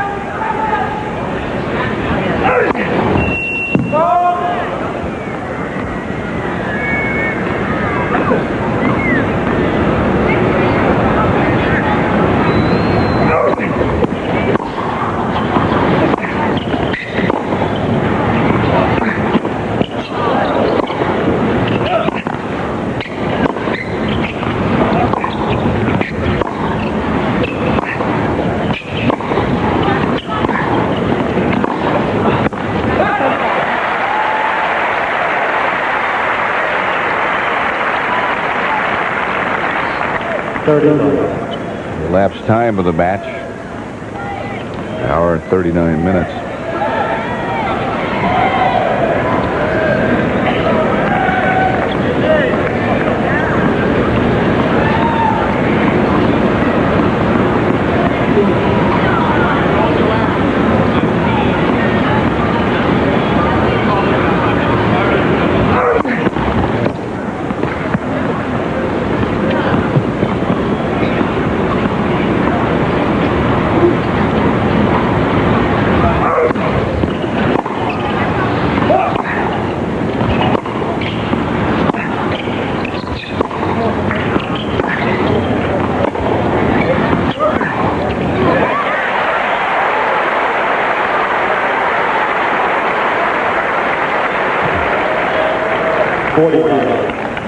That was great depth on that point. 3 in a row within a foot and a half of the baseline. And when you hit it with that kind of pace and that deep, no one can hurt you very much.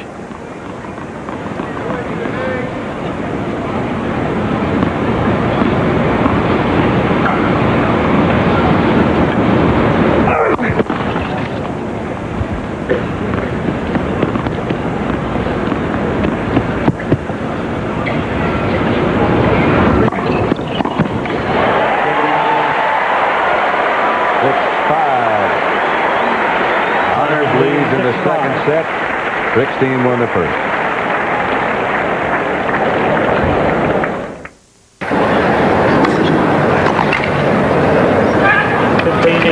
C'est un petit peu long. 15-0. Enjoying the view over the city while we enjoy the wonderful tennis at the stadium of the USTA's National Tennis Center. Krikstein serving.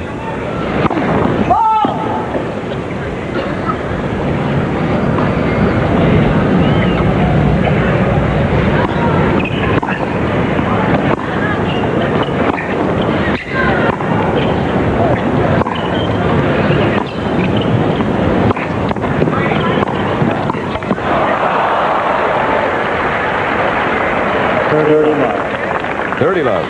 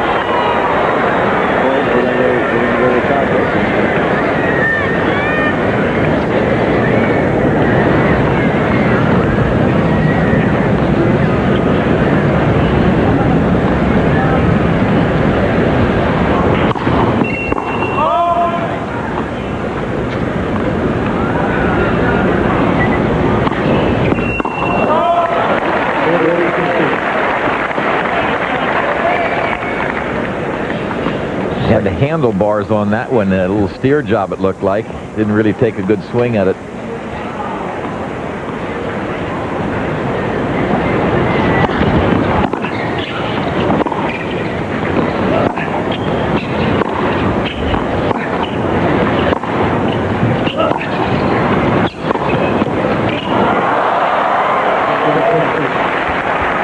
Well now. 6-all, second half, Tie break coming.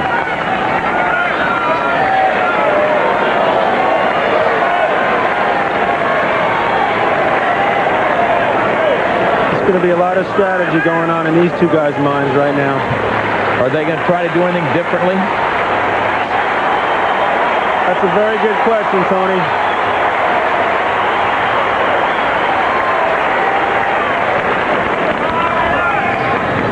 Maybe Jimmy will surprise us with a serve and volley. I was just thinking of that. Don't hold your breath, though.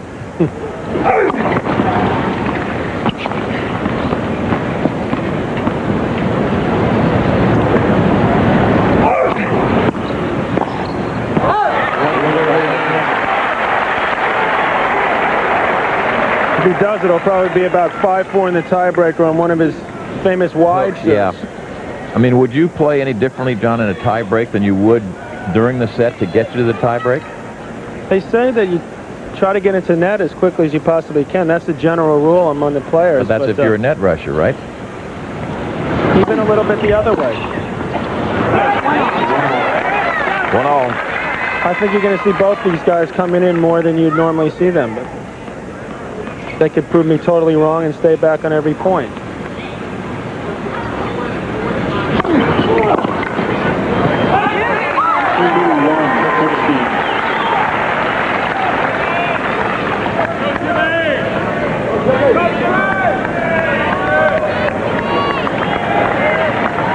Right, please.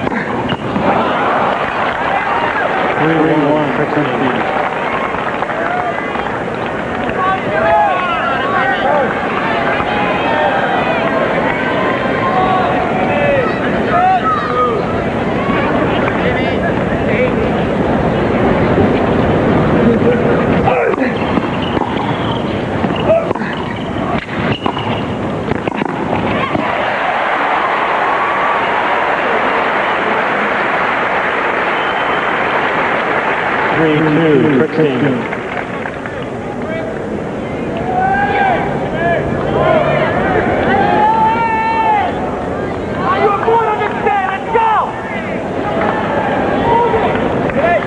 Quiet, please.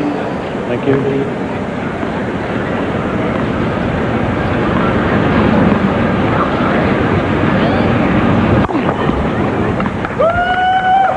Quiet, please.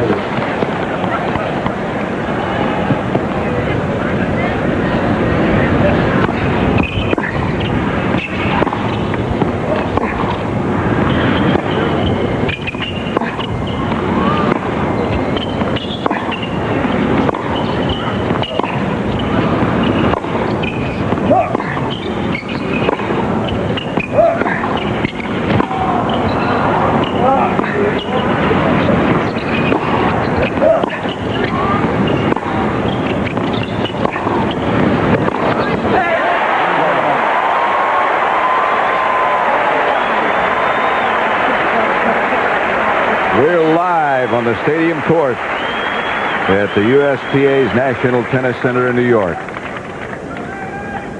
Tiebreaker, second set. 3-all, Connors and Krikstein. There may be someone out there, Pat, that doesn't know how this tiebreak works exactly. The first to 7 points with at least a 2-point advantage will win this set. Every 6 points they change ends.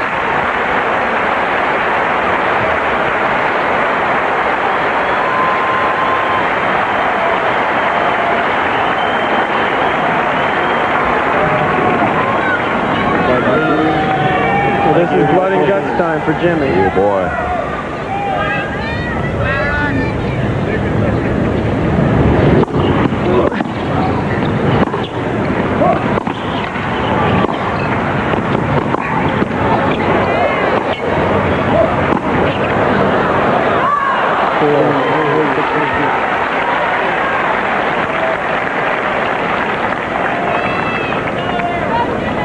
Jimmy got stretched out on that one-handed side and had that open that face just a little bit, and she floated long.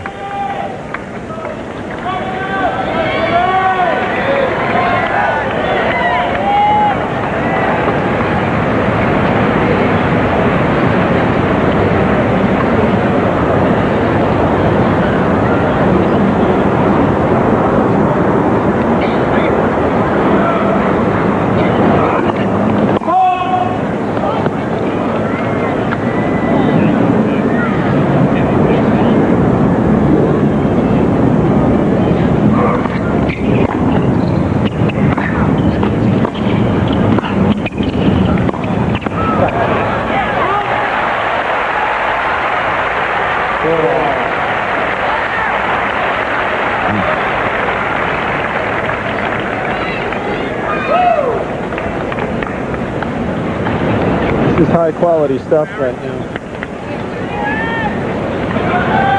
They're both pretty good at this moment in the match. They're both known for their strength. You can feel the pressure in the air right now.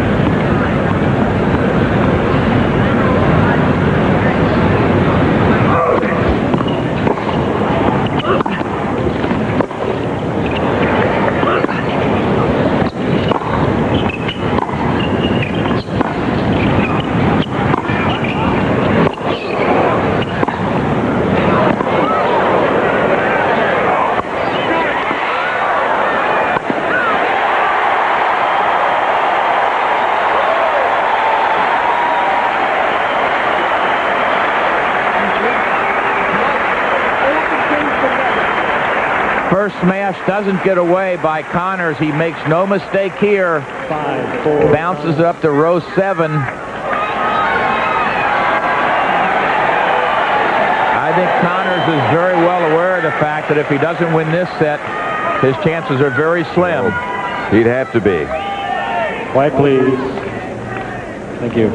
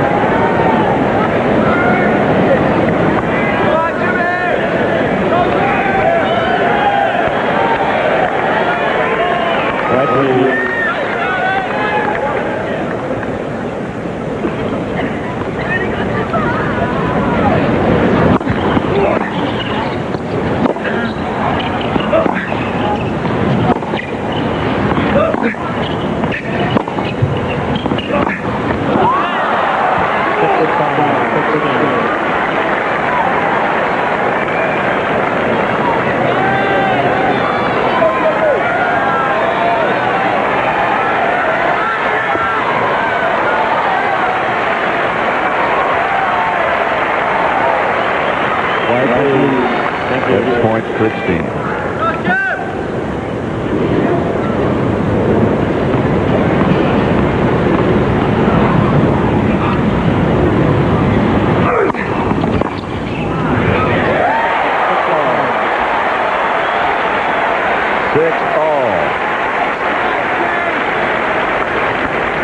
Huge serve from Jimmy Connors there.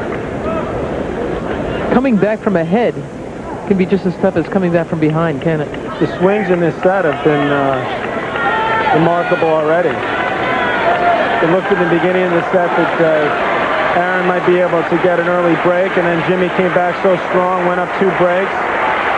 Aaron came back, seized the momentum, and now we're touch and go here at 6-all in the tiebreaker.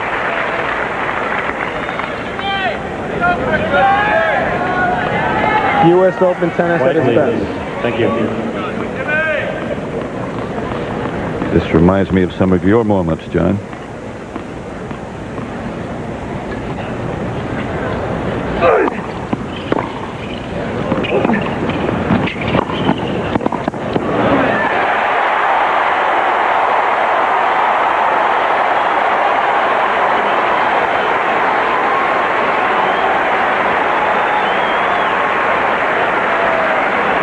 This is instant pressure. 7-6, Connors. Good approach shot, touch volley, gets Connors to set point. White, please. Thank you. White, please.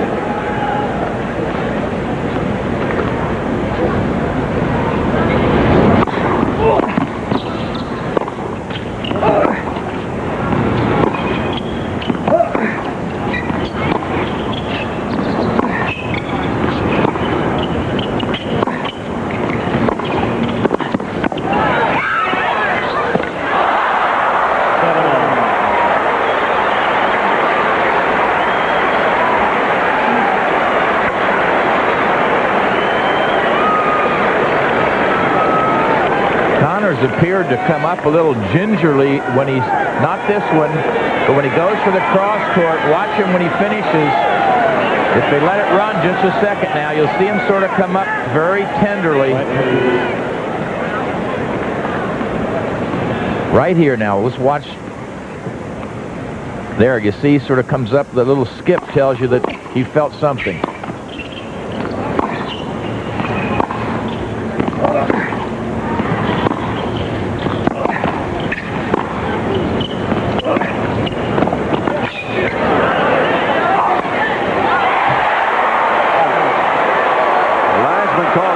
Krikstein says no. Both Krikstein say no. It's been called out. Now it's out. Oh, called out.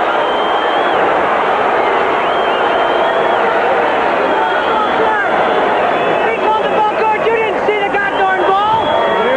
Clearly bull crap, bull crap. The guy called it good. You wouldn't know anything. That's Krikstein asked you.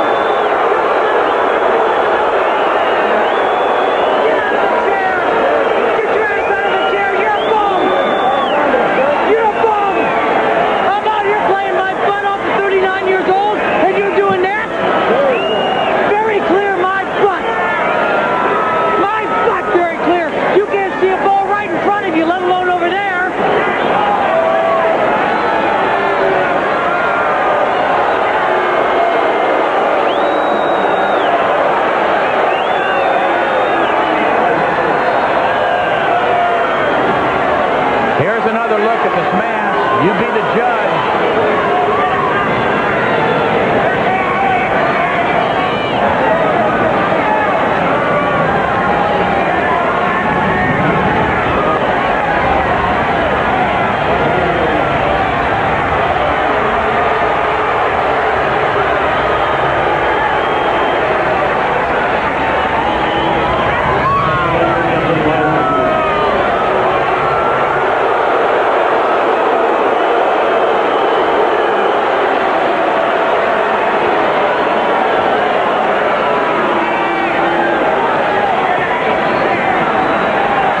was a very unfortunate decision the umpire made at that time. When it's that close, I agree, though he said he saw it clearly out. It's 7-all in a tiebreaker on a line away from you. That just, with that close a ball, there's just no way he should be calling that ball out. It may have been, at the most, an eighth of an inch out, and there's no way he could have clearly seen that.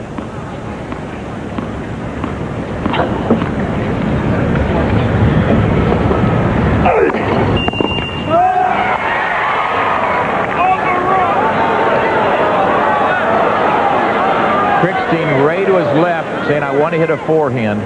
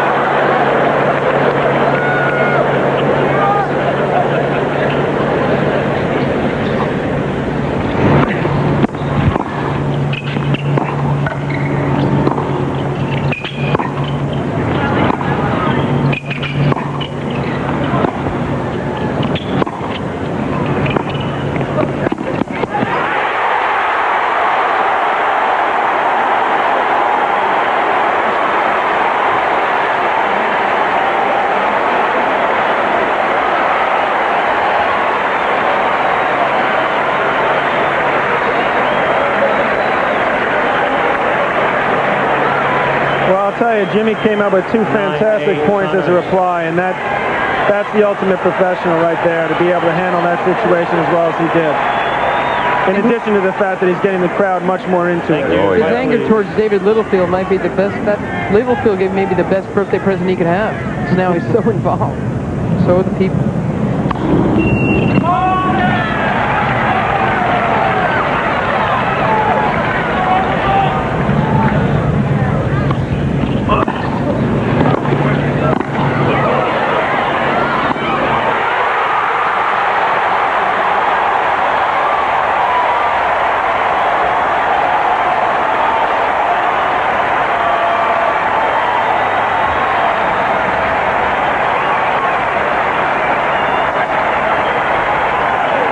Here's the final point.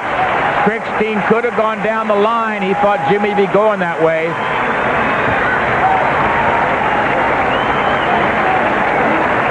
See, Connors never goes to the center service line. He stayed looking for the cross court, and he got it. So sets are 1-all. John McEnroe, thank you very much for your time joining us. My pleasure. I'll see you in the 5th set. Good luck. We might still be here. All right.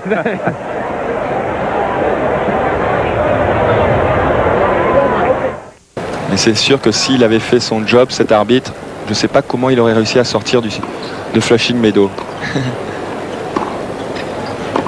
Et là, c'est déjà le 3e set et c'est déjà important. Oh, c'était bien joué, cette petite amortie, c'était bien joué.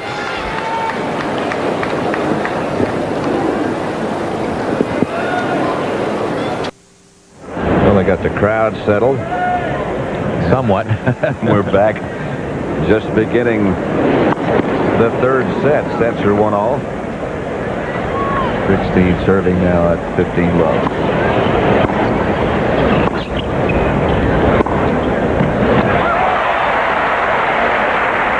Connors won that 2nd set in a thrilling tiebreaker.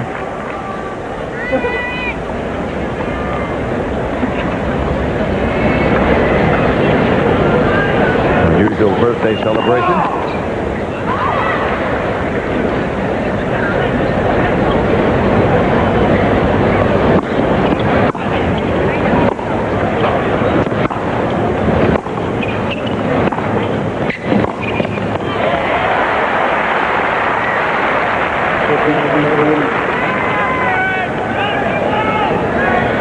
Sampras over Wheaton. Harhus.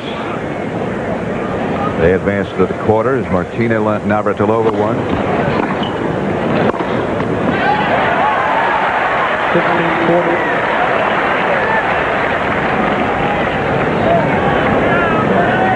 Sanchez Vicario, also a victor. Conchita Martinez beat Zina Garrison in straight sets. That's why John McEnroe had to leave, because he and his brother Patrick play in the grandstand.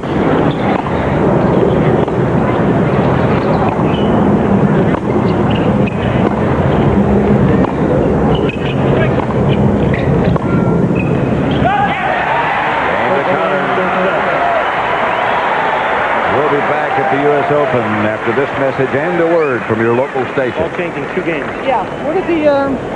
Where'd the tape measure go? Ouais, là, il pousse pas du tout de la même façon sur sa jambe au service.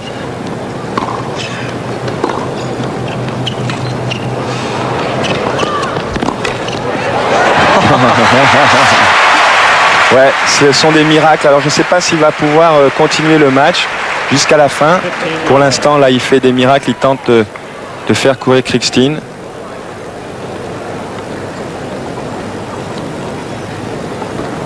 Ouais, oh là, il pousse plus du tout de la même façon. Première balle à 87 miles, alors que d'habitude, il sert beaucoup plus fort. Ouais, ça m'étonnerait pas qu'il... Est-ce aussi par économie peut-être? Je pense pas, mais là, il y a incontestablement une baisse de régime au niveau de son jeu de jambes. Regardez.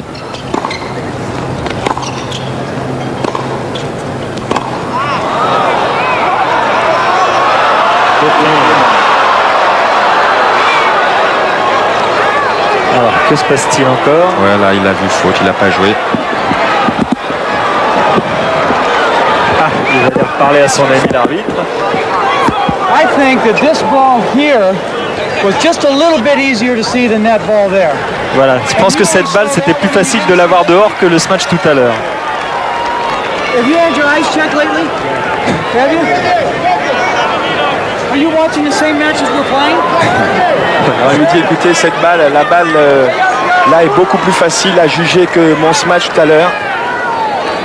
Est-ce que vous avez vu quelqu'un pour vos yeux là récemment? Et puis pour terminer, est-ce que vous regardez le même match que moi? Que celui que nous jouions.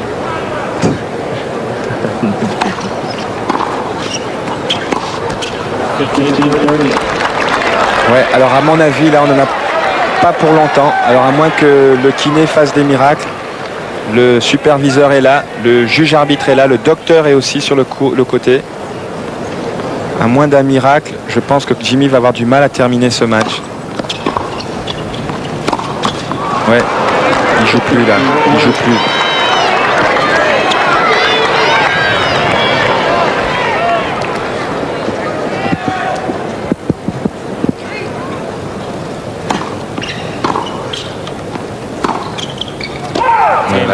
Ouais. À mon avis, il va faire encore un jeu ou deux. Un partout. Il est encore dans le match au score, mais 2h11 de match, il reste encore au moins autant de temps. S'il veut gagner, ça va être très difficile. La machine est usée.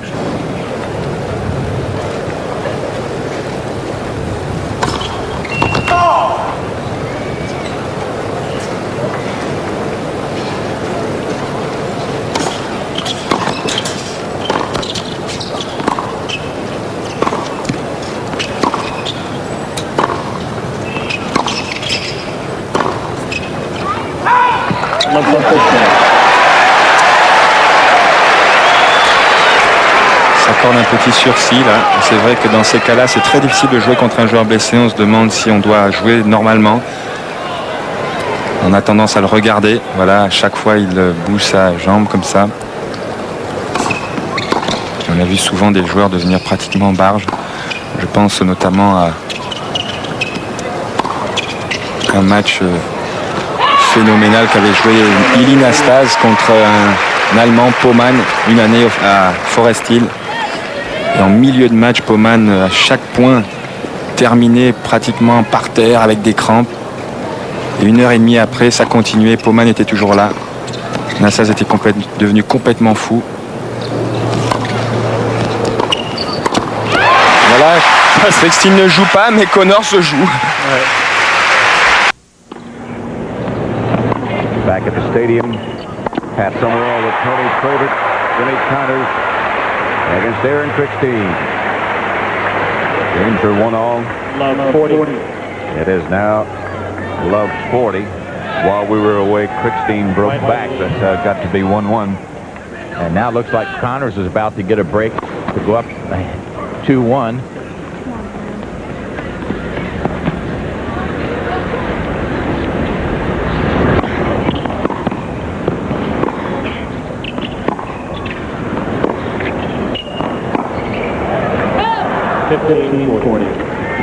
Connors limping noticeably Just now. going to say that, Pat. Yeah, he's hurting. He had the trainer sort of spray his leg above the left knee, and you know, we hope it's a temporary kind of a thing. Not being facetious, but at age 39, putting your body through this, it's awfully tough.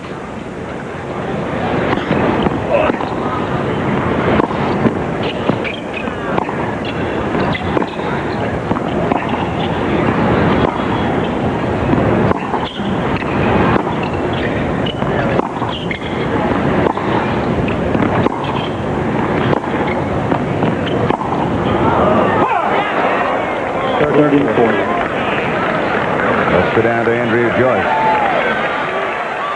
Well, trainer Bob Russo just told me that apparently Jimmy Connors twisted his knee during the tiebreak, during one of the points in the tiebreak, and he called for the trainer. Trainer came out and sprayed it with a coolant, said it was a little bit sore, but as you saw, he went right back out there. Let's go back up to you guys. Okay.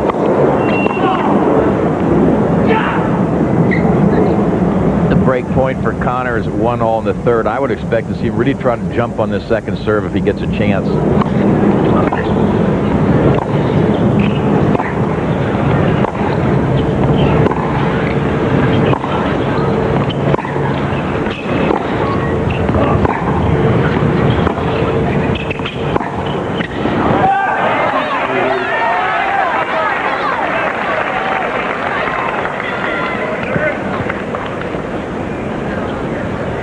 Krikstein saves 3 break points.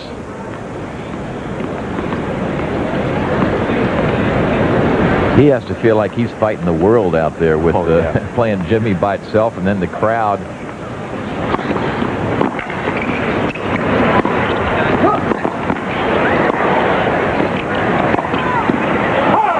That's why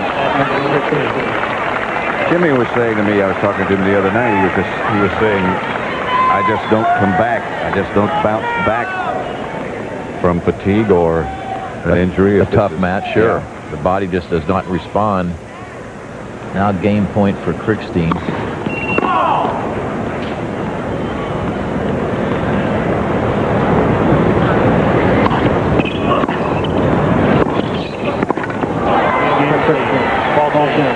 Game to Krikstein.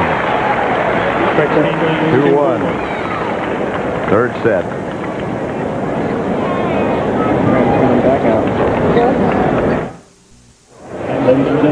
On the change, the trainer was out again, just above Connor's left kneecap. Is what he's twisted, apparently.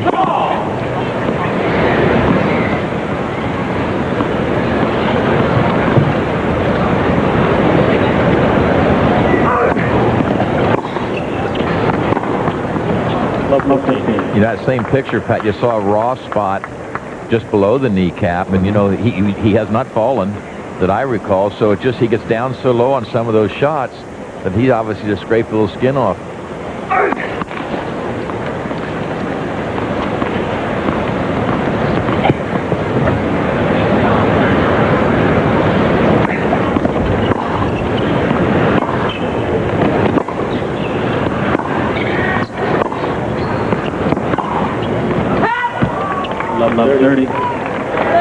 This happened to Jimmy at the French Open this year against Michael Chang. He was treated for a back. His back was really sore, and he had some treatment. And he continued to win a couple of sets off of Chang after that. So you never know with Jimmy. No. You don't know if it's going to be a temporary kind of thing, too, where when you get going and keep it warm, you're okay. He pulled up a little bit lame in his first-round match against Pat McEnroe and went on to win that one. And Krikstein knows that. Krikstein's going to have to try to ignore all this.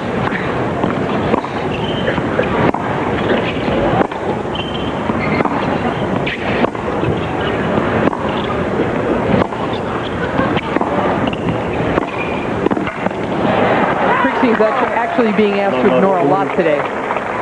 The stadium, that big moment in the tiebreak when Connors took off after David Littlefield in the chair.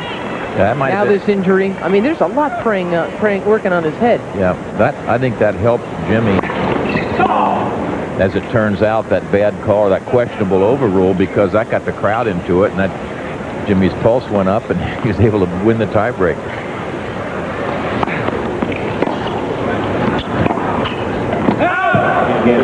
That's long. And again, we're live.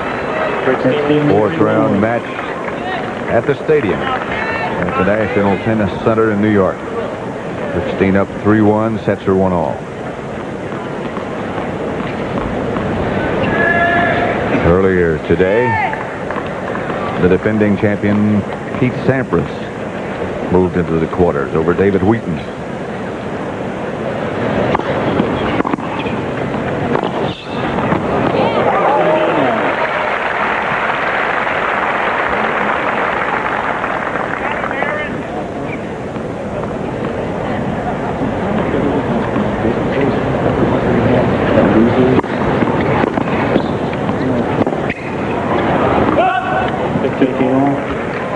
Jimmy broke his string. I think it might have thrown Krikstein off a little bit.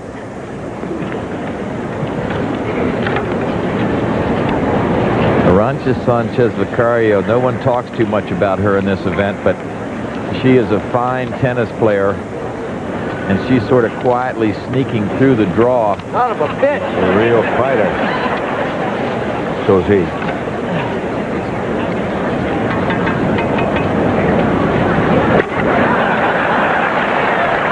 Here's a look at where she is now. Sanchez Vicario plays Martina. And above that, Conchita Martinez will play the winner of the Graf Wiesner match.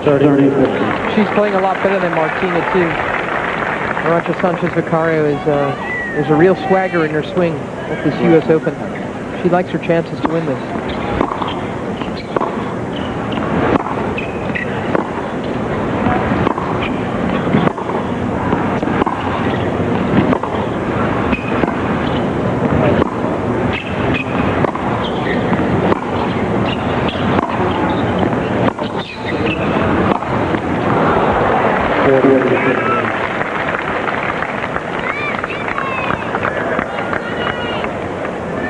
If physically Jimmy doesn't get any better than he is right now, you wonder how long he's going to want to stay out there and go through this, because he has no chance to win if he can't pick up the pace.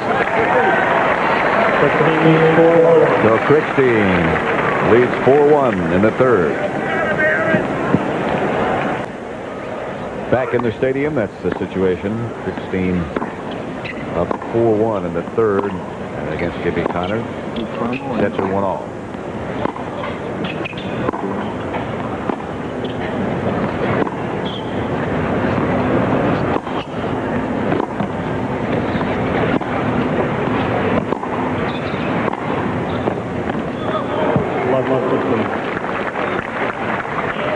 Krikstein trying to move Connors around. He took the forehand and rolled a sharp angle cross court, trying to get him out of position. And when he was wide one side, he went down the line, and Jimmy really couldn't make an effort to get seized into the doubles alley. Now watch, he just can't get to this one. It wasn't struck that hard. He might be throwing away this set at this point, down 4-1, and saving himself.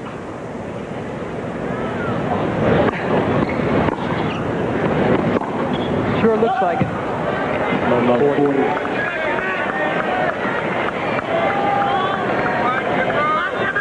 Well, in the process, he might be hoping that it throws Krikstein's timing off a little.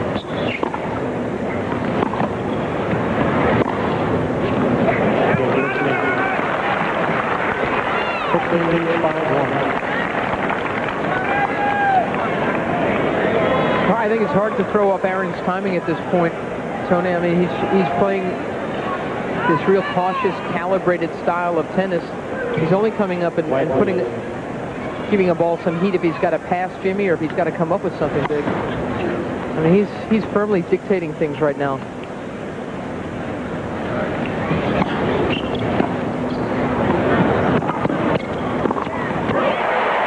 You can see Connors is definitely going for the quick points. That one paid off for him. You don't often see a drop volley return from Connors, but it opened up the point early.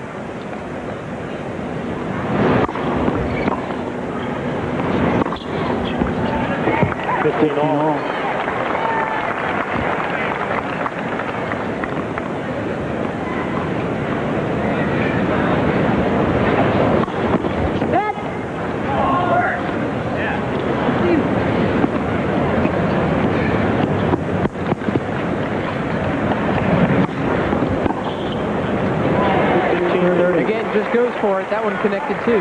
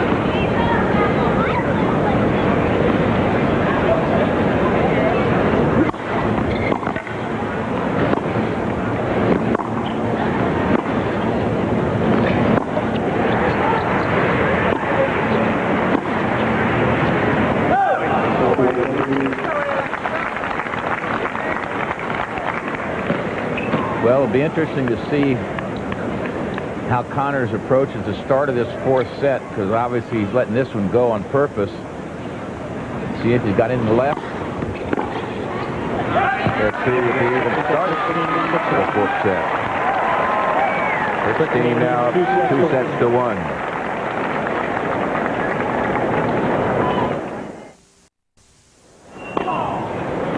Connors serving as you're back in the stadium. Aaron Krikstein at the bottom.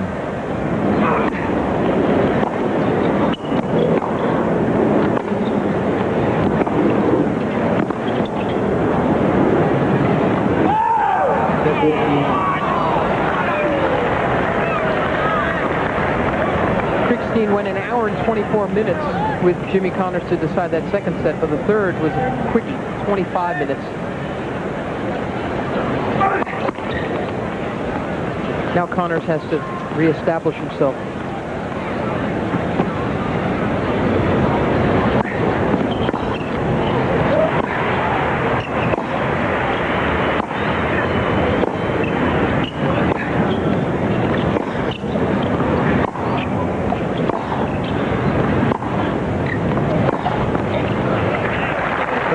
Already Jimmy looks like he's moving better than he did in the last set, which Krikstein won. Talking about how long Connors' matches have gone, you can see already today he's gone longer than he went in the second and third round. That tough one with Pat McEnroe. You know, when John McEnroe was up here before, as you can see, this is 2.5 hours old already.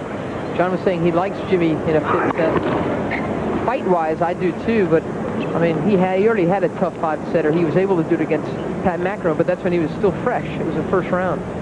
This is 2 rounds later. He's trying to do the same thing. Back when John left, he said, "I'll be back for the 5th set." Also, you need to understand how Jimmy plays the game. He expends a lot of energy, and without a big serve, he doesn't get a lot of cheap points off the serve, off the return, so he has to play a lot of hard points. He has done that already.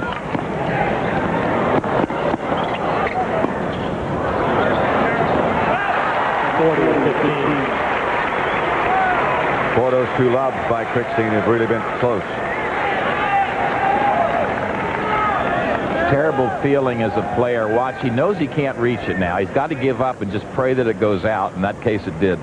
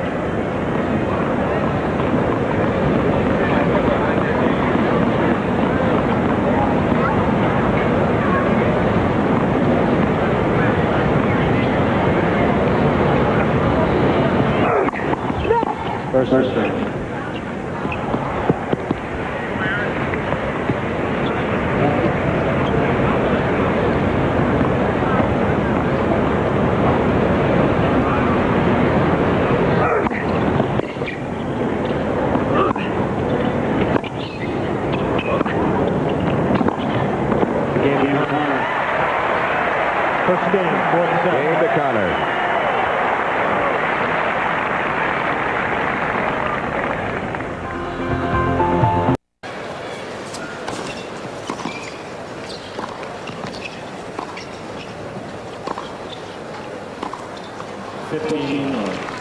Connors qui bouge un petit peu mieux là que durant le 3e set.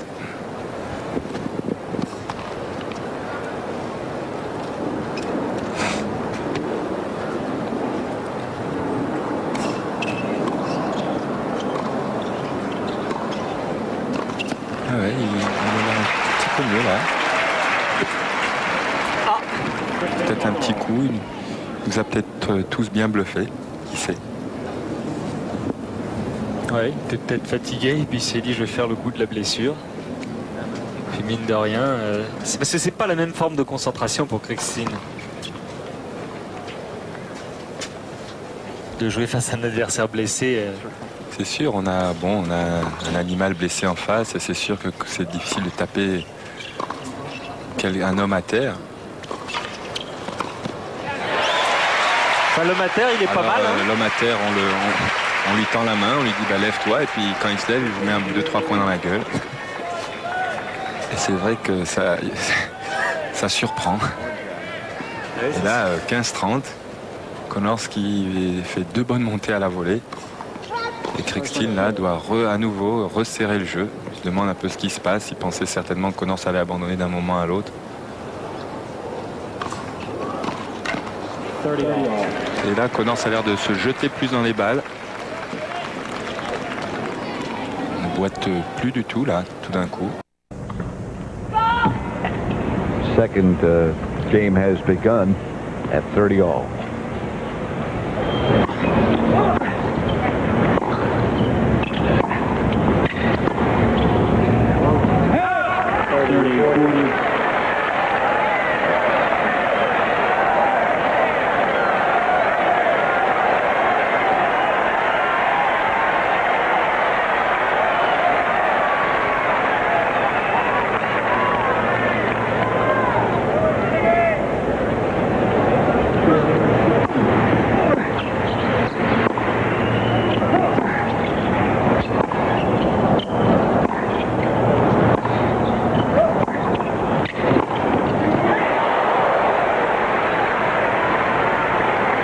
We've been speaking of Connor's fitness level. Krikstein got himself into an awful lot of trouble in his last round against Francisco Clavet of Spain. He started cramping. He started feeling some bad things in his legs. Sort of twitches in the 4th set. He was lucky to come back. He said he had been down 3-love in the 4th set, and he said, I'm not sure I could have made a 5th. Advantage Krikstein. Eight's number 5.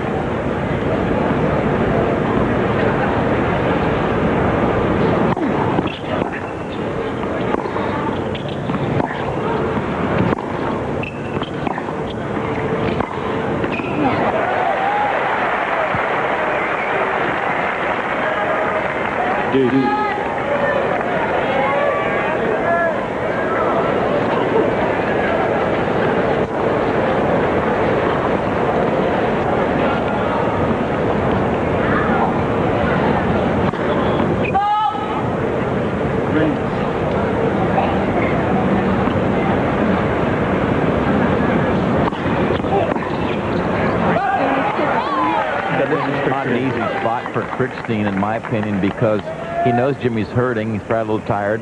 And if you try to do the quick kill, you can make too many mistakes. And if you get too cautious, you let the guy get back into it. You don't work him very much. So it's a very fine line.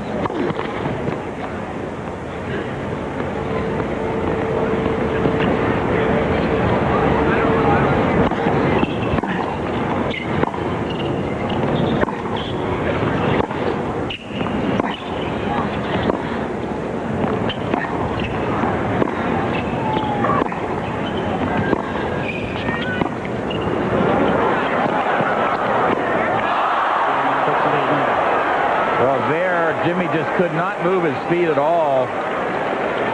That was the most obvious sign of the leg problem. Normally, he'd just gone right into this ball. Watch this now. When he gets in himself, ball's right. Watch his feet. Feet didn't move at all. He had to try to reach forward and block it. And then he grabbed his right leg. He's running out of legs. Well, and that also, as you know, when you're trying to favor one, you put extra pressure on the other one. Tough deal. Will do. 1-1.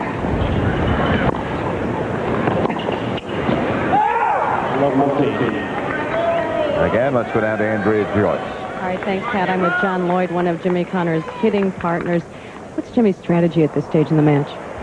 Well, he's obviously pretty badly injured. I think he's going to try and get the points over as quick as possible and try and get in the net. I think that's basically the only realistic chance he has now, because the longer the rallies go on, the worse the injury gets, and that favors Krikstein. Do you get the sense that it's primarily his knee and not just a question of running out of gas?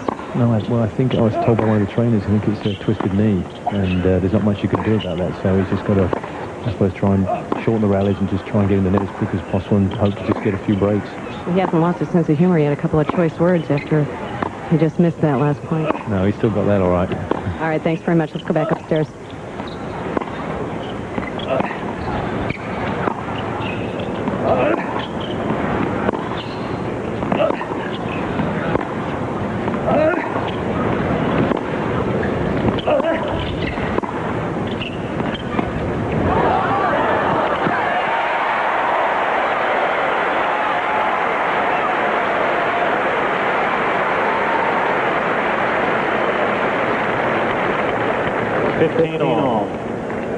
This is a brutal point here, and then Connors steps up with a drop shot, well disguised because it's the same stroke production as the regular drive.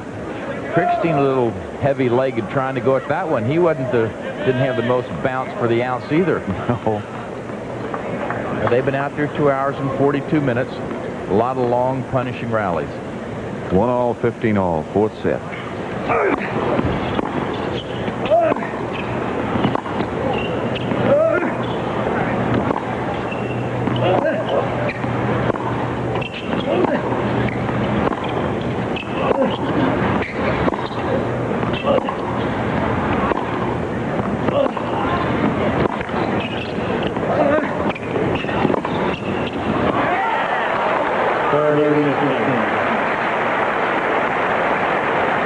Called out.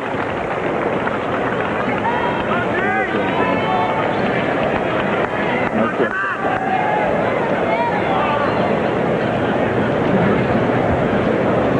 67 trips to the towel, 5 spray treatments, 11 water bottle fill-ups, and 228 points they've played.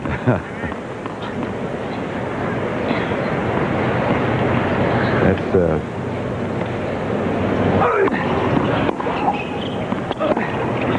lot of work just to stay out there. 40-15.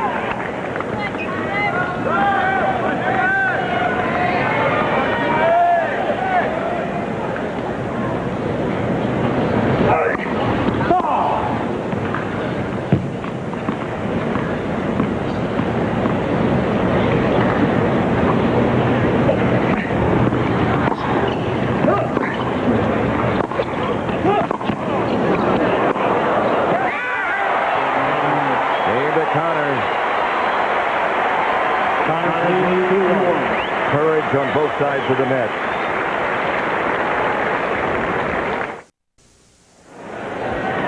There is a good view of the whole complex here at the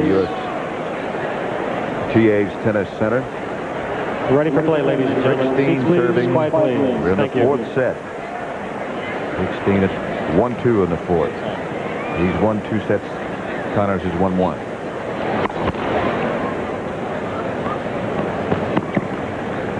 Jimmy changed shoes during this court change.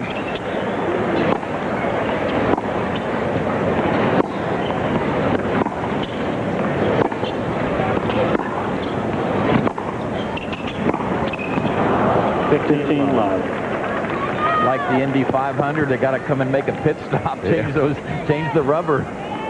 They put on plenty of miles. Talk about the noises you hear. That all takes rubber off those soles.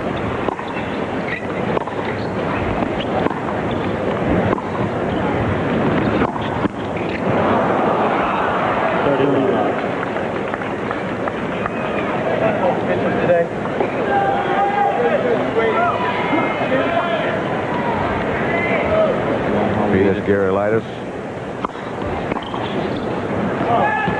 Let's tell everybody one more time. 1983 was it? Yeah, Krikstein. Actually, the first round he beat Stefan Edberg. Edberg was a junior just like Krikstein was, and then he beat Vita. Number 6. 2-all. We're live at the USTA's National Tennis Center in New York City. Stadium was absolutely packed. That's the story on the match between Connors and Krikstein.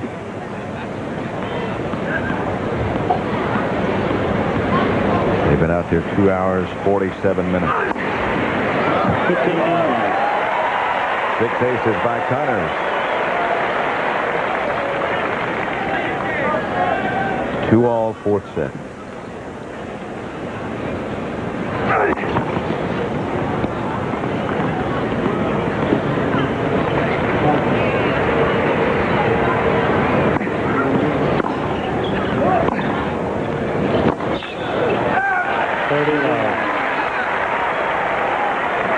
You know, Connors can still stay in a long rally as long as he's not getting jerked around. Just going up and down the court, that's not very tiring at all. But it's when they start jerking you, getting you wide and going in behind you where you stop, start, and go back, that's what really hurts. So you got to watch to see which of those rallies really take their toll on him. And by the way, Krikstein's not fresh as a daisy either. I don't know who would be. 2 hours, 48 minutes, tough.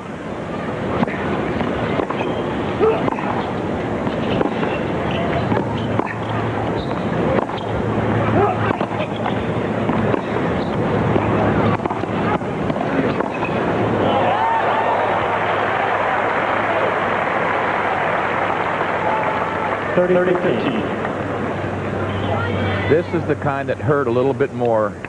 See Jimmy on the way in. Krikstein wasn't forced. He wasn't rushed.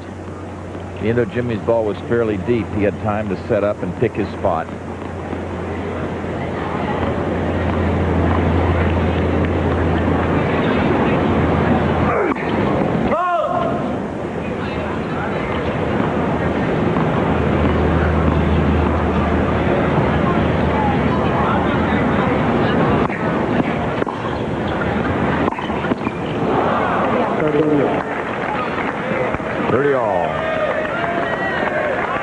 Two in the fourth.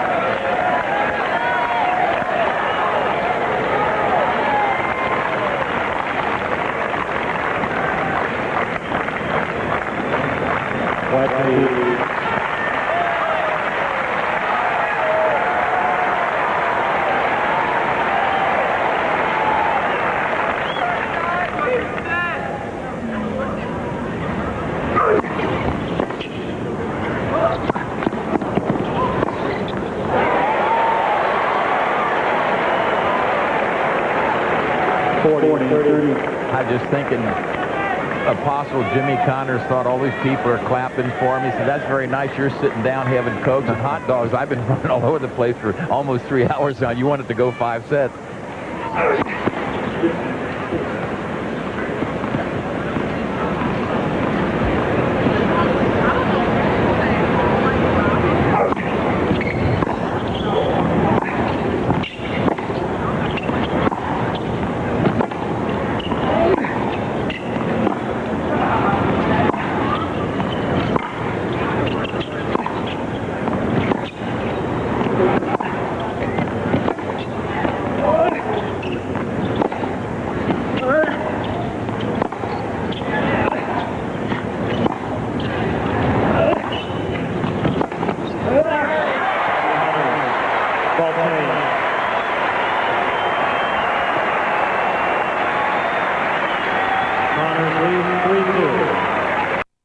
Il le démontre sur le court. Il joue avec cette intensité, cette joie, ce bonheur d'un débutant. Et c'est vrai que c'est une bonne inspiration pour tous les fans de tennis, pour les jeunes et pour les moins jeunes. Connors wins the first point of game 6 of the fourth set. Krikstein serving. You don't think he's playing possum, do you? I Jimmy, think he was resting a little bit. It's been done, though. Yes, indeed.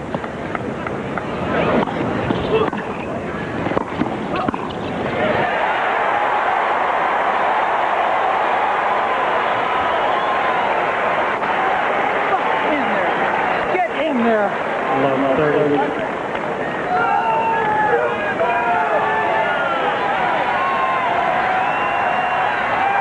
He does have to get in there, too. Look at him still gulping for air.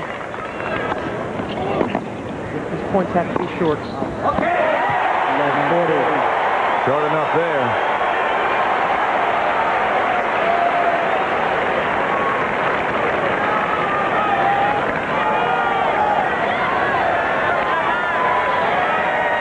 Thank you. Quiet, please.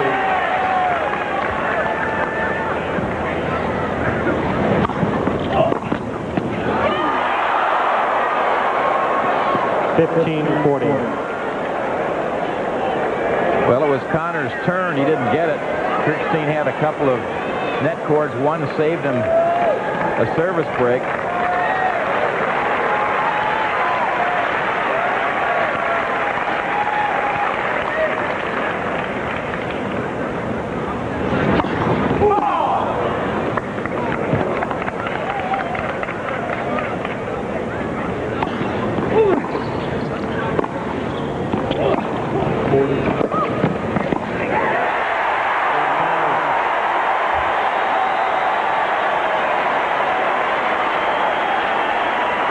Connor's up in the fourth set, 4-2.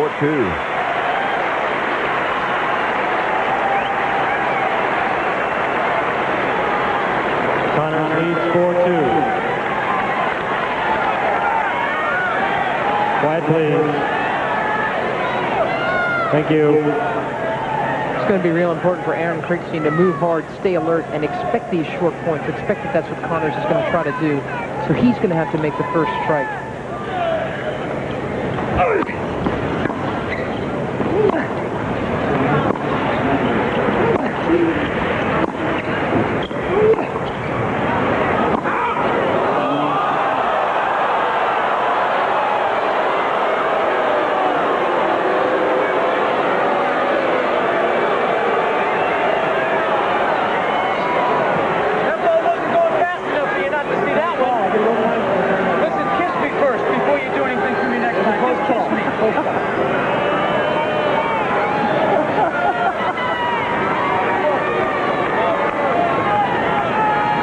Jimmy's going to be close to some penalties if he keeps talking to the umpire like that. He should be. Yeah, you're darn right.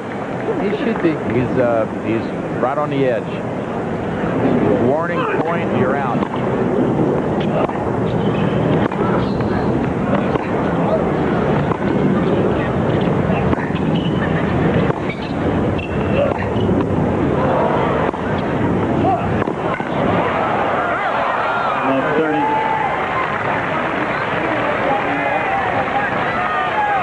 The point before.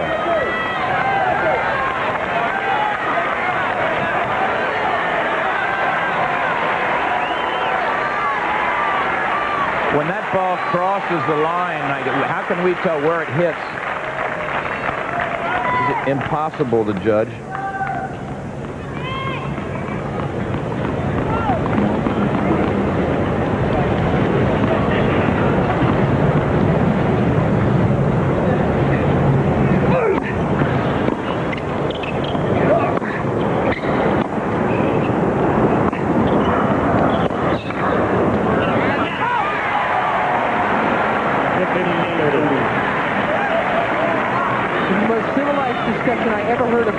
The chair umpire was a couple of years ago. Stratton Mountain and Jim Grab involved in a real tough match just like this, and there was an overrule by Bruno Rabot, fine umpire. He walked up to him and said, "Excuse me, perhaps you didn't realize the seriousness of the moment to me." That's true. Didn't change anything, did No, it? it didn't, but I just thought it was a nice way to go about it.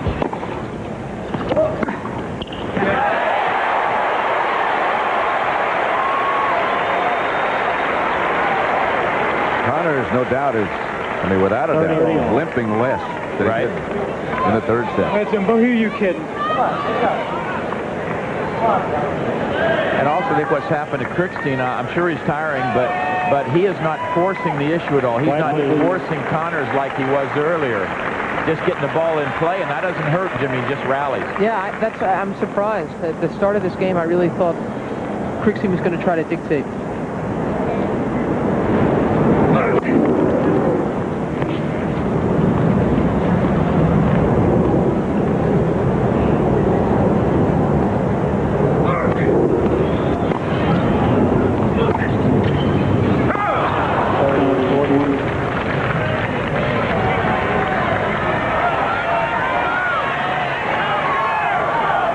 Obviously a very big point for both players because it can swing the match.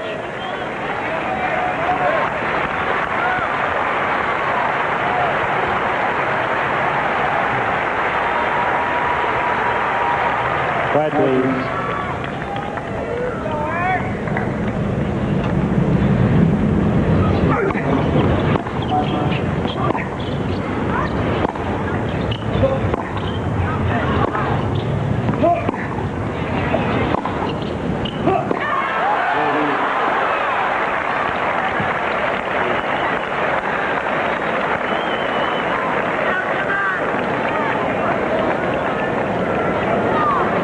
3 hours now.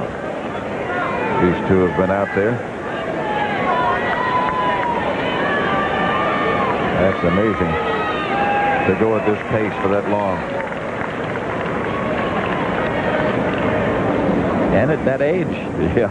39th birthday today for Jimmy Connors. Any age. Birthday and Labor Day. Labor's apt.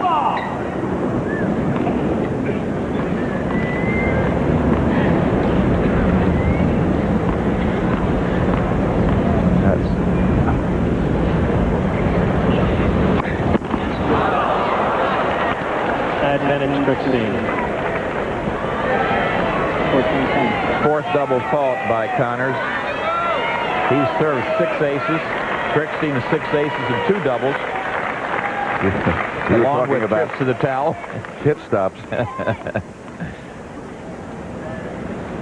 Break point.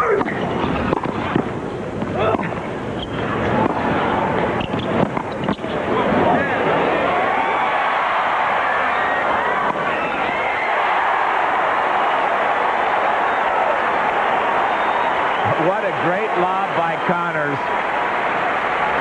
I think Krikstein thought I'd really surprised him by coming in behind it. Deuce.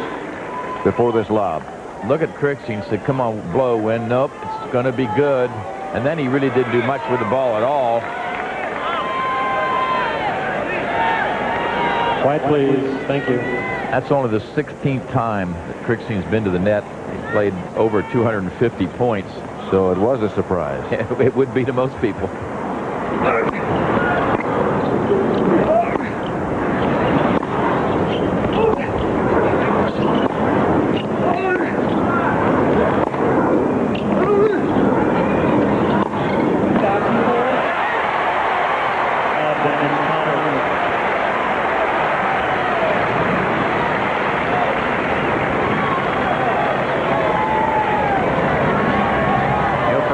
Good news for Connors, he's got a point to go up 5-2. The bad news, if he wins this set, he's got to play another one. Yeah.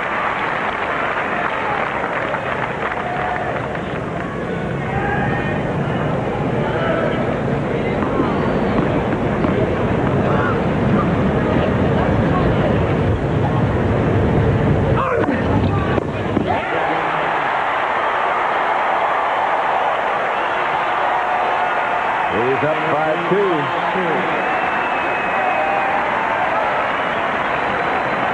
That's your story. 4th round, Connors and Krikstein. Quiet, please. Again, looking down at the stadium at the U.S. Open of Thank you, ladies and 1991. gentlemen. Ready for play. Quiet, Connors please. and Krikstein. We're in the 4th set. Krikstein serving at 2-5.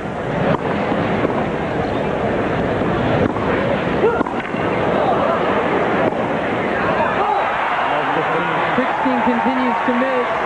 And this very quiet, soft-spoken man, you can just see his disgust in that last game. He had to break points. Quiet, please. Couldn't convert either of them. And it's a little unusual for Aaron.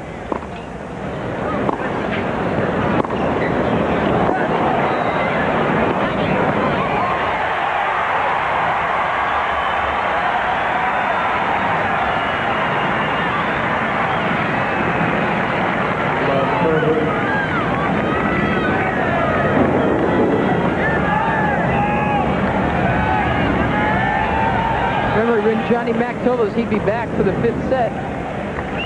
He better do something himself. They're behind 6-5 in the first set over there in the grandstand. 15-30.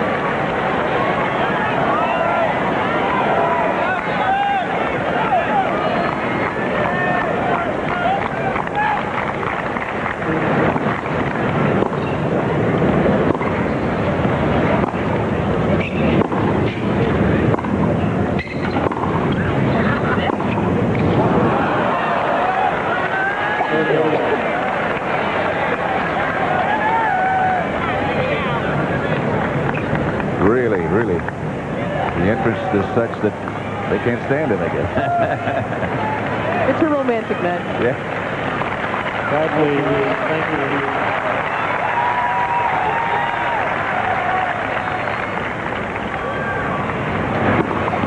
you. First serve.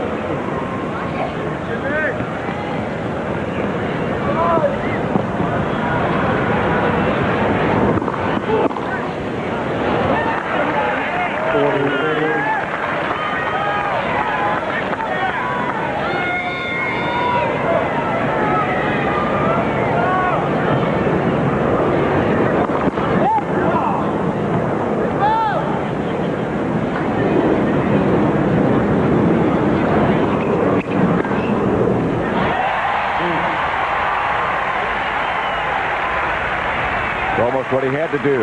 Yeah.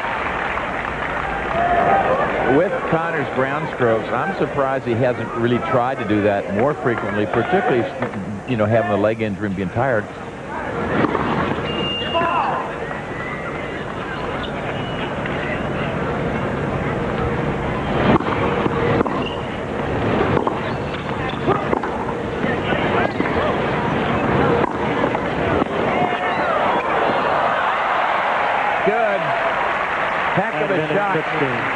Heck of a shot by Krikstein to go this wide and get it back cross court. See, he's not even in the picture. Pops the wrist. He has the advantage. There's a big stretch. That is a one fine tennis shot. Game to Krikstein. Connors leads 5-3. He's really got the right temperament to play this kind of match, Aaron Krikstein. He's a very tough fighter, and he keeps his emotions in check for the most part. That's why he has a good 5-set record. Yep. Don't forget championship weekend next week. Friday at 11 o'clock we start. Saturday 11 also. And Sunday the men's finals at 4 Eastern time. Hope you'll be with us for all that action, but right now, stay with us for this. This has been remarkable.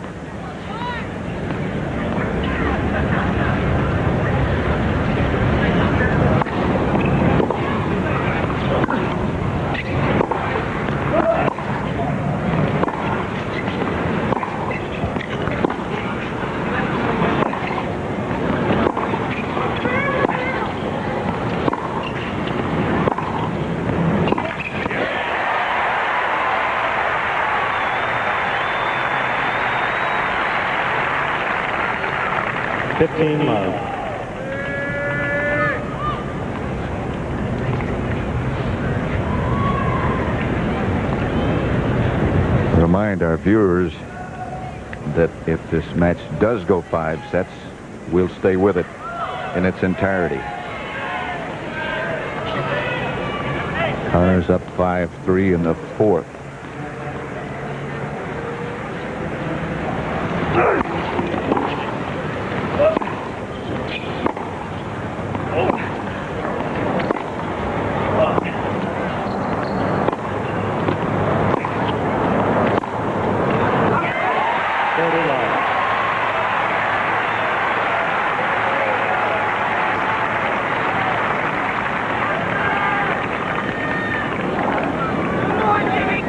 shadows starting to creep onto the court are not going to make it any easier for the players.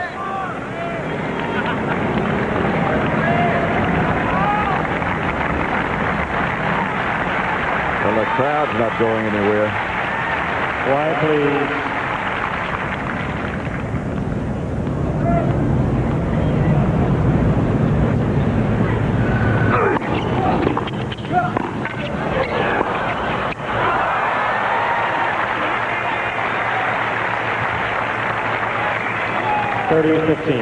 You know, tactically, I think it was a very smart play by Connors. There was serve come in right away, try to end it. In spite of the fact that he lost the point. It didn't work, but tactically, I think he was very smart. 30-15.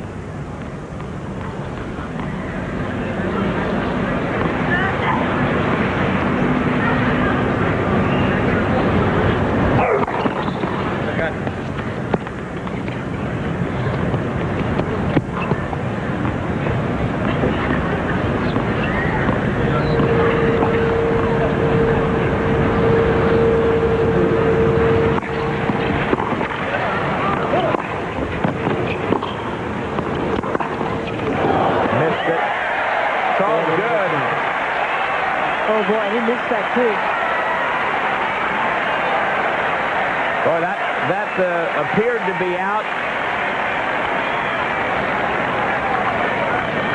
I can't believe Krikstein didn't react more violently to that. He might be too tired to react. Whatever the case may be, it's 2 set points for Connors.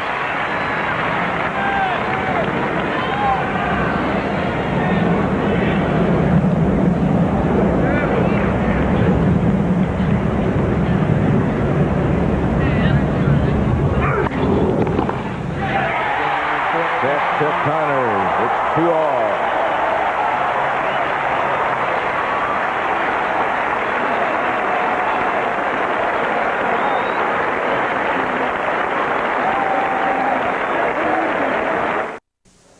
Ready for play. Fifth set of this fourth-round match. Jimmy Connors against Aaron Krikstein.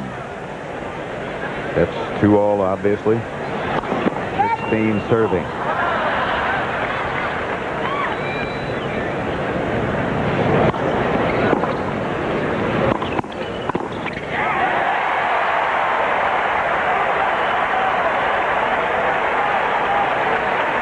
In 5 sets, Krikstein's record in 5 at the U.S. Open is 8-1.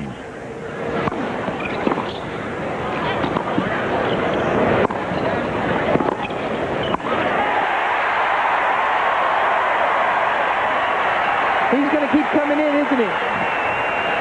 Got to. Well, if you can read lips. Forward. Now the question is, what does Krikstein do to respond to all this?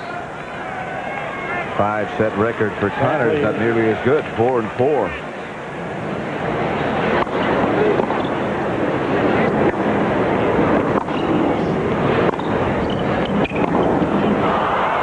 Krikstein's got some problems now because he's just been able to cautiously make his way through. Now he's dropped that big set last set, and now he's going to, because Connors is going to be coming in. Connors is letting Krikstein know, I'm coming in, buddy. And he's going to have to start coming up with big shots where he hasn't had to all match long.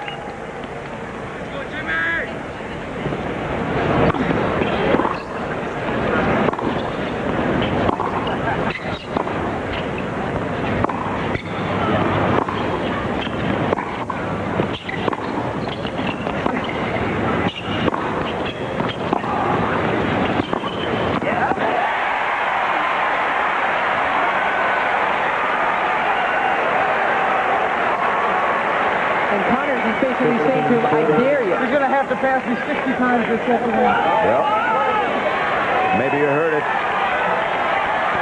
Gonna have to pass me 60 times this set. One thing Krikstein needs to do is get better length on his ground strokes. He was getting good length earlier. Now they're falling shorter.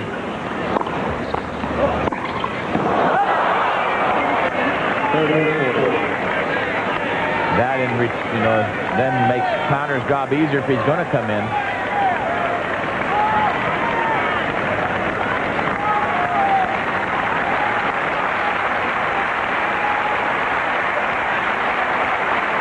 Break point. We'll stay with this. If we run after 6 o'clock or past the hour, we'll continue.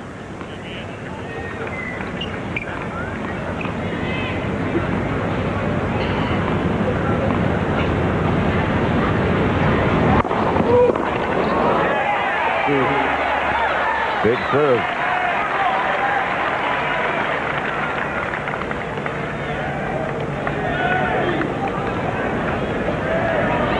Head-to-head, Krikstein has never beaten Connors.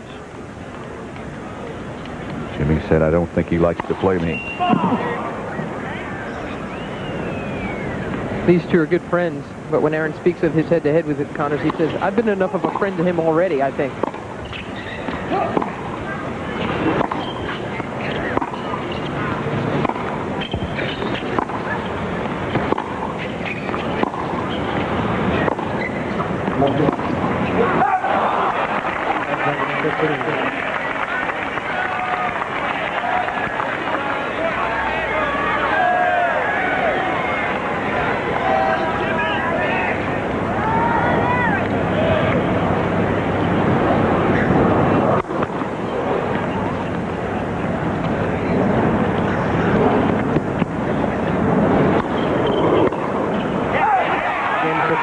Krikstein wins the first game in the final set.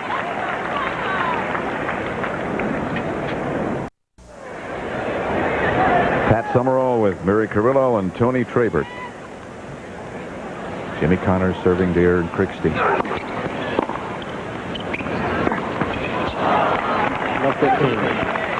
Final set.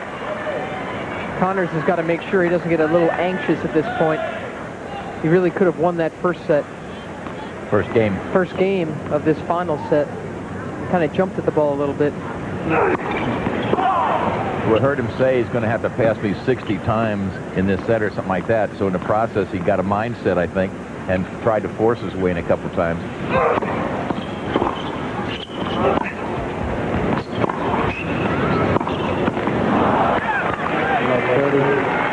John McEnroe, who was up here earlier with us, playing doubles with his brother, Patrick, and they're in real trouble over in the grandstand. It's glove 30. Right, please. Thank you.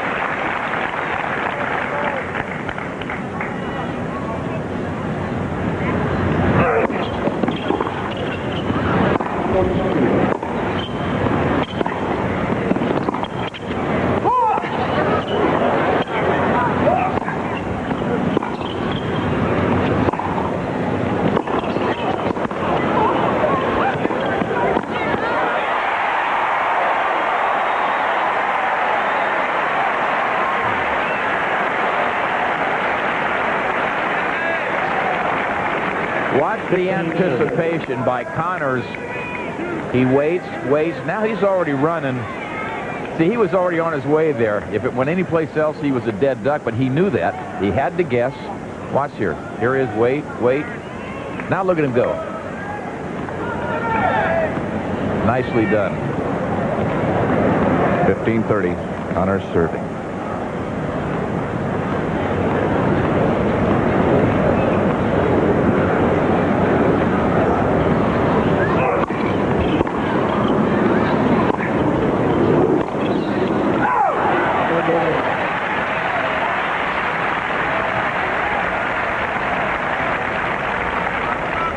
Dr. Krikstein is saying, you know, human beings aren't supposed to put themselves through all this kind of work. He's a doctor, my boy, too. he would know. Yeah. That's right.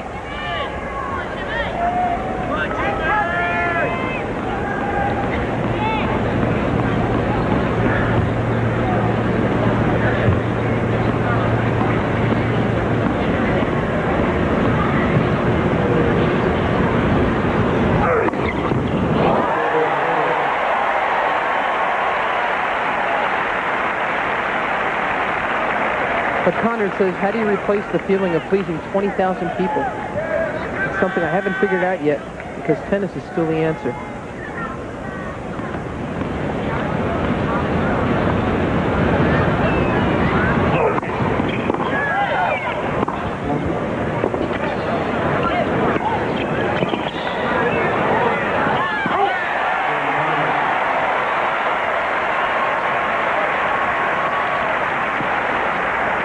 Game to Connors. 1-all.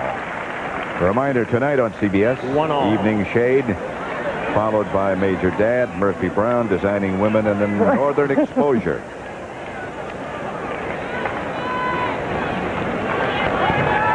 Right now on CBS. Quiet, please. Thank Major you. Dad is on. That's Major Dad. And Evening Shade is coming.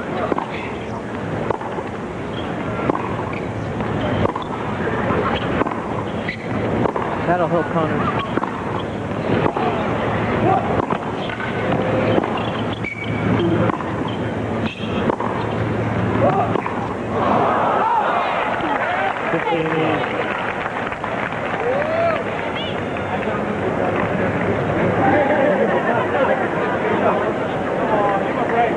Connors, as we know, in the 5th set of this grueling thing, and last service game, he had to serve 105, the fastest he's hit it in the whole match.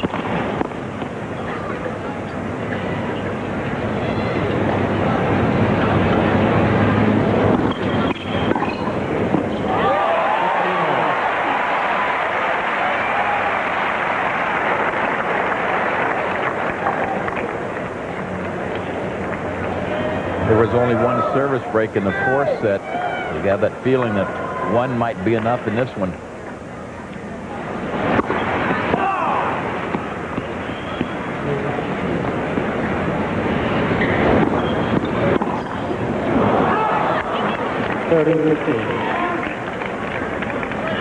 We get a chance, you might recall earlier, I was talking about Krikstein serving and how he finished up way inside the baseline. Let's see what he does on this one. See if he really is going after it.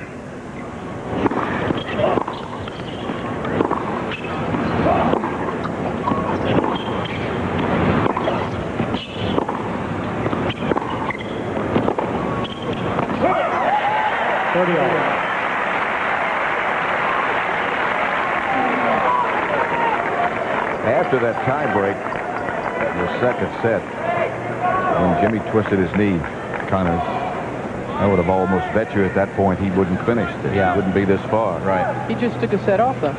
Yeah, he did.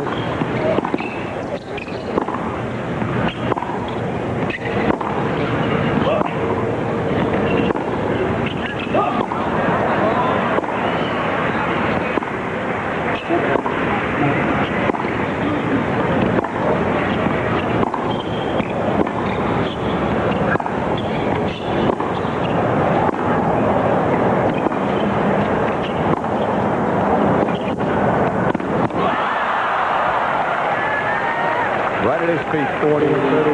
Saw him coming that time, so he took a little speed off, a little of the thrust to the back end, sliced it down low.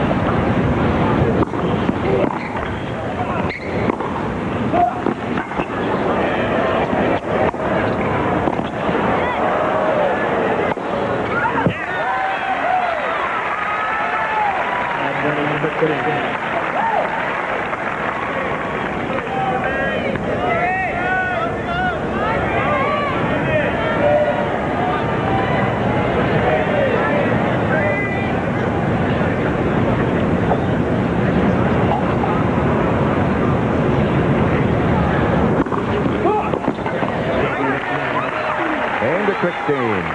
Krikstein leads 2-1. And now this tournament summary, sponsored by AT&T, the right choice. The winner of Connors Krikstein to meet Harhus in the quarterfinals. Capriati against Sabatini tomorrow night in the quarterfinals. Sanchez and Carrera, the only men so far not to lose a set. Quiet, please. Krikstein up 2-1 in the fifth. Fourth round. Jimmy Connors, Aaron Krikstein.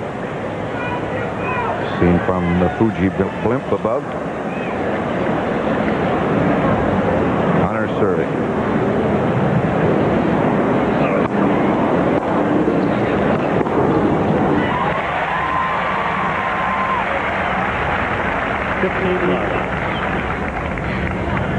That's what the draw looks like. Courier and Sanchez playing tonight. The winner plays Sampras. Connors or Krikstein will play Harhus.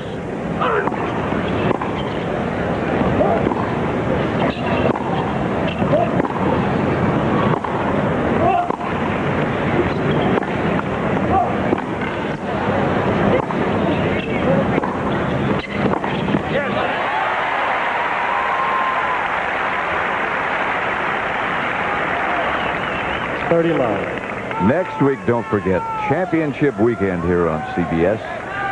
Friday at 11 o'clock we'll be on. Saturday at 11. Sunday at 4. This has been a great weekend. This has been a great match. How about the first week of the U.S. Open, one of the terrific matches we've had? It's been really incredible. Of course, the depth of both fields always makes it possible. All started last Monday. 128 men, 128 women.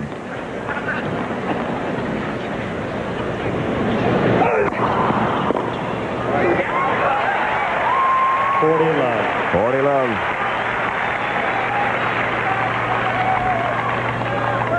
God, I wonder if this man Krikstein is going to become a victim of his own memories. Just never done it against Connors, and he's being executed the hardest possible place. And a place that Jimmy Connors loves. I feel better than I look. Don't worry, it's okay. 2-all. Last serve. Ace number 8. Quiet, please. Thank you. And I think what you heard him say is good news for his fans. He doesn't look too good. But he said he feels better. Yeah.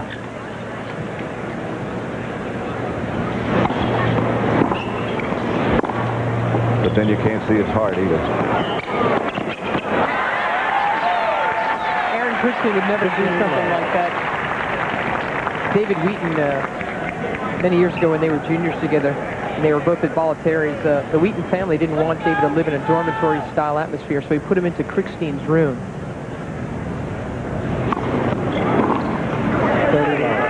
So for the first 2 weeks, Krikstein didn't say a word to David. David said, you know, I thought he hated me. Then I found out he doesn't talk to anybody. He was that quiet and shy back then. Now he's a very well-respected and liked player on the tour.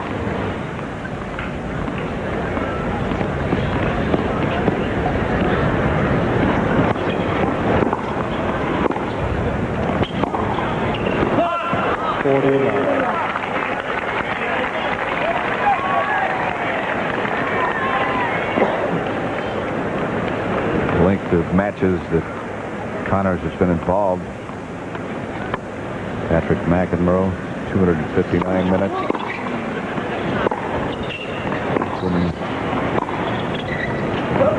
3 hours and a half plus. Game to Krikstein. He leads 3-2 in the fifth. Quiet, please, ladies and gentlemen. On the stadium court at the U.S. Open of 1991. Thank you. Final set, Krikstein and Connors. Jimmy serving with new balls at 2-3 in the fifth.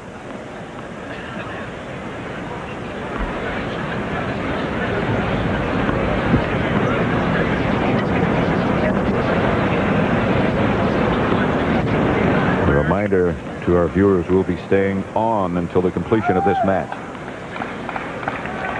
Schedule off time 6 Eastern time, but we'll stay with this until it's over.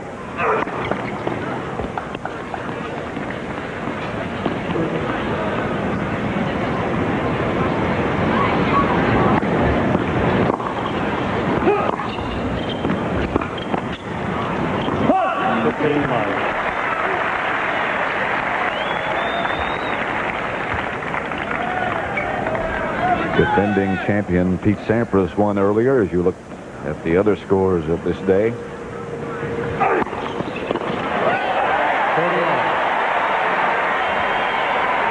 30 love.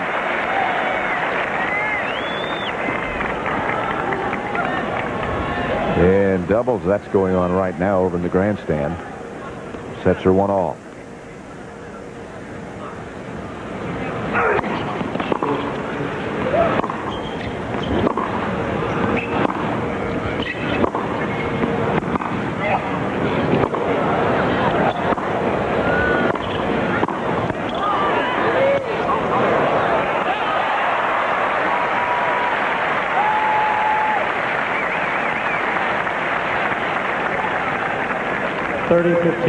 The dreaded topspin lob.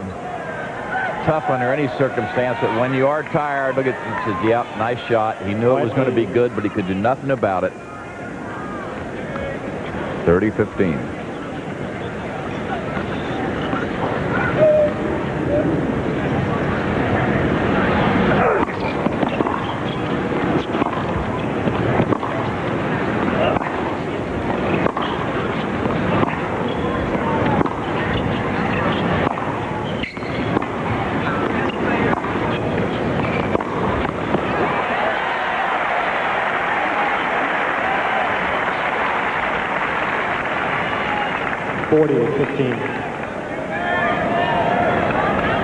Remember that great match Jimmy Connors played against Adriano Panada here in 1978?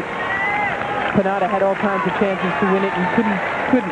And afterwards he came into the press conference and said of Jimmy, he wouldn't die. He wouldn't die.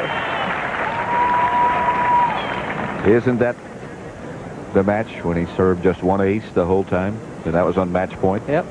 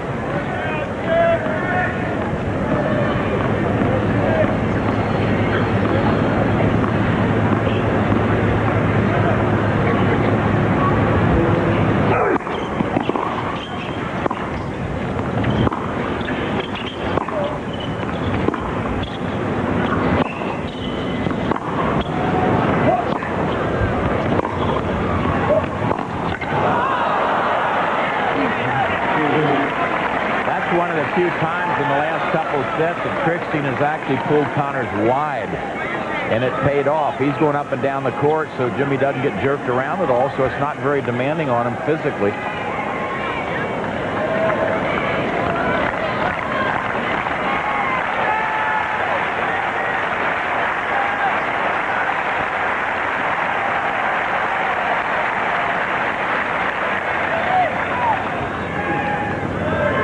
Quiet, please.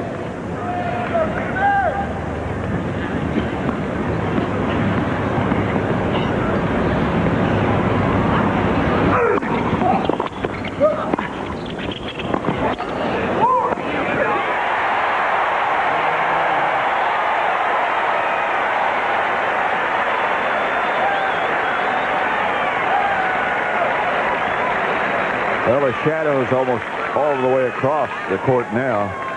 And Jimmy's got one of those rackets that glow in the dark. That's right. Look at the big hook overhead. Thank you. Quiet, please.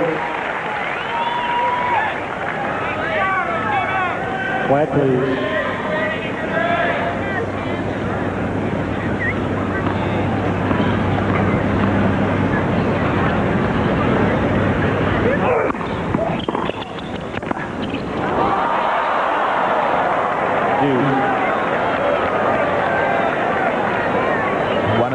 Times that Connors has served and volleyed.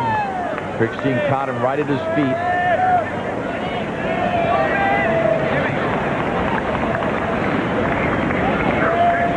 Deuce.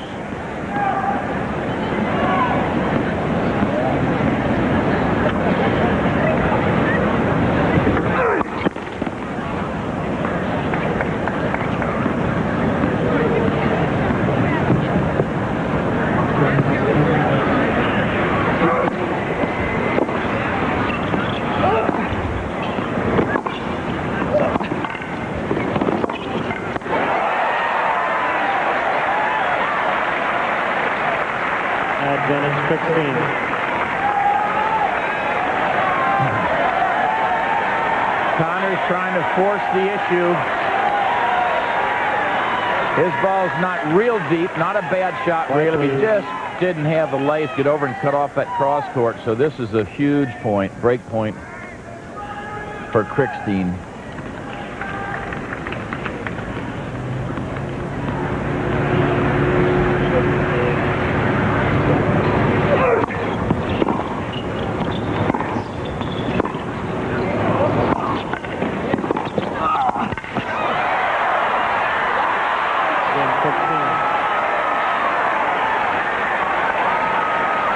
He came up with the goods that game, didn't he? He really did. He knew Connors was going to attack, and he had the answers time and again.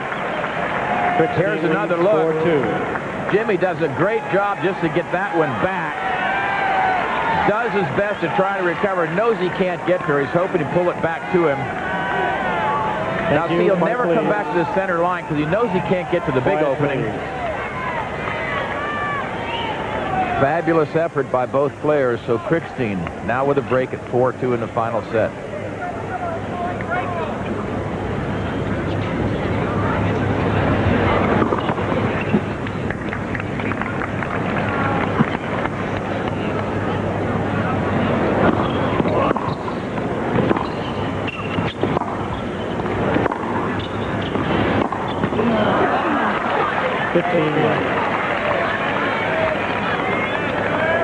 I would suspect there's a little more bounce in the Krikstein legs at the moment. I would imagine 24 years old as opposed to 39 today, Jimmy Connors. With the service break, right?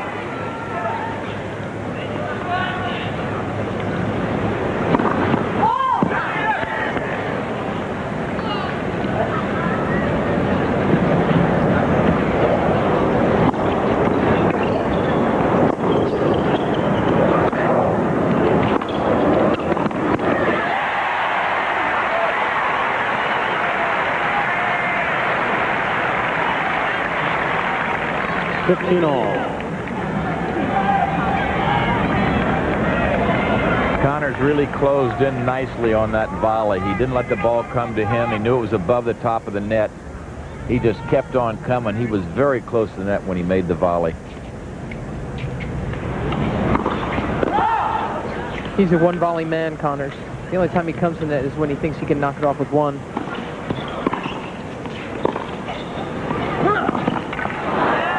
That's why he said he developed that sky hook, because he'll always close so tight to make it a one-volley thing, and then if they can throw a lob over him, that's why he developed that thing, that stretch.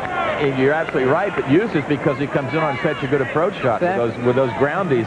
When he comes in, he's paved the way very well. 30-15.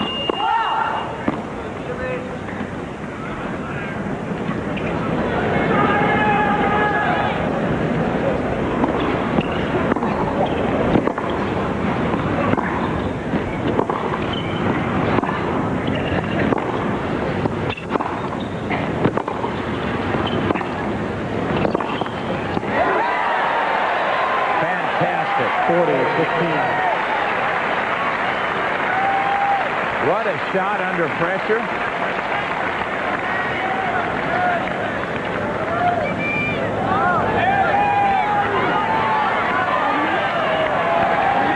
Quiet, please. Thank you.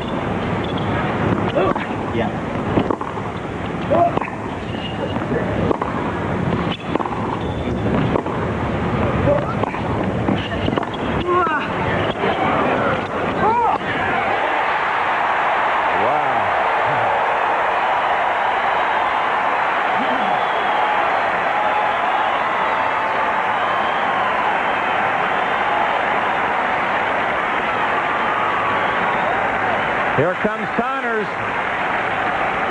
Ball right at him. Now the sky hook. And that's just about total exhaustion. I was just thinking, does that tank ever run out of gas? Boy.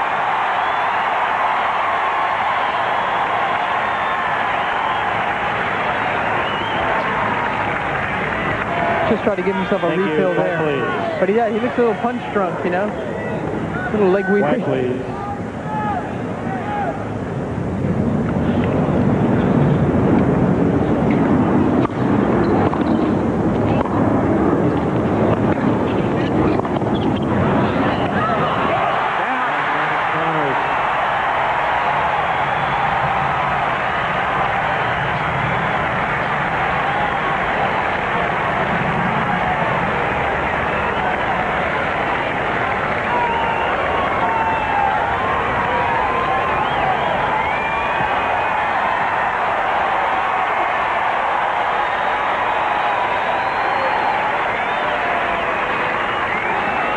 Quiet, please. Thank you.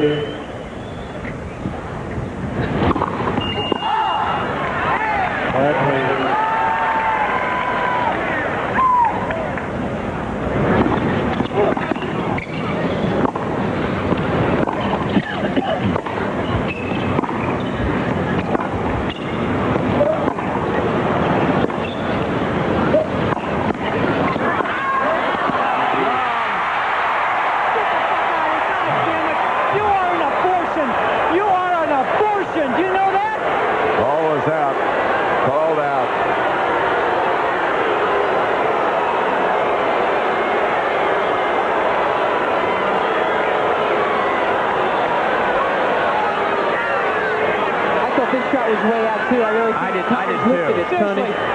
We've been playing for 3 hours and 50 minutes. Don't you think you've got me enough in the book? You know, that angle doesn't show it, but Krikstein knew immediately what the hell are you doing up there? You overruled one time. Now you got to continue. You set the precedent. Or get the hell out of there. Not the first time Jimmy's asked a chair to be removed. In Pat McEnroe's match, he wanted the guy out too. But I think he's all wrong in this case. The umpire cannot overrule unless he sees a clear mistake. David Littlefield.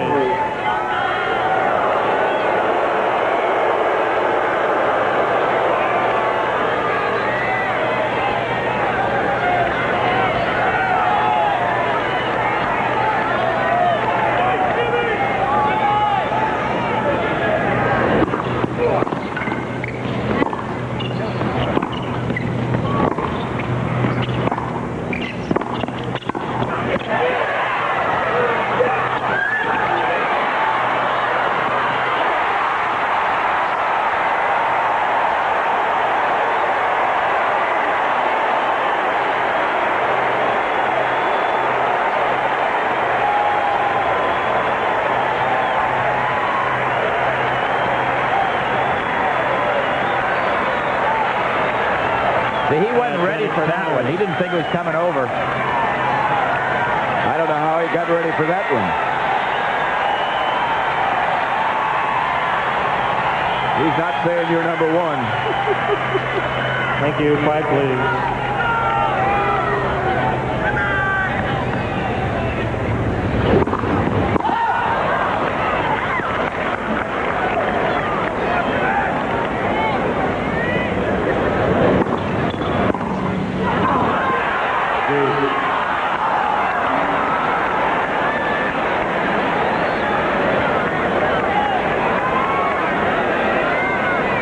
The stadium's still full at the National Tennis Center.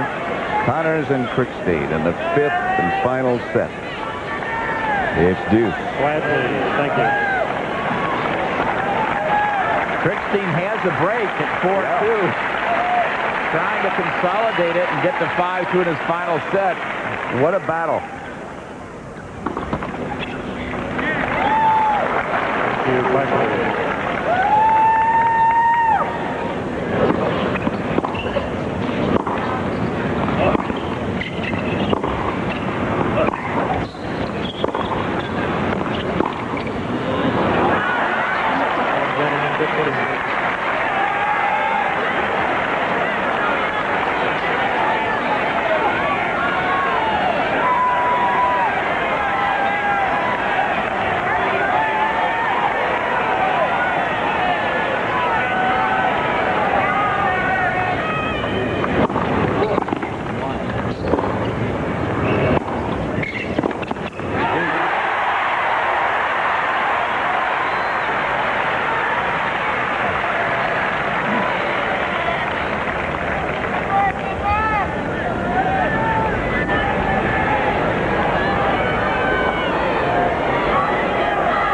here's where Connors is great at orchestrating what goes on. He's taking his time. Krikstein's ready to serve. He wants a little breather, so he just takes a walk, gets the towel. It's within the regulations, 25 seconds between points.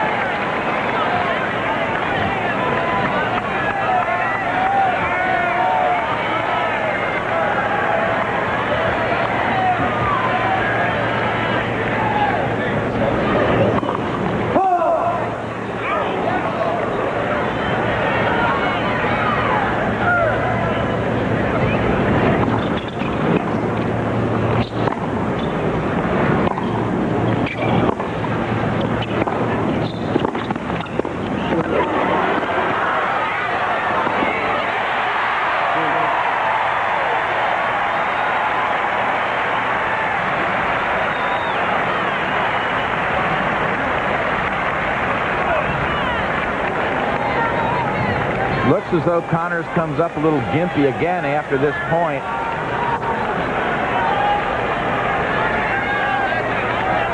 As he walked back, he was sort of hobbling a little bit, Pat. He had to stop rather awkwardly to keep from running into the net. Right. Deuce. Fifth one this game, huh?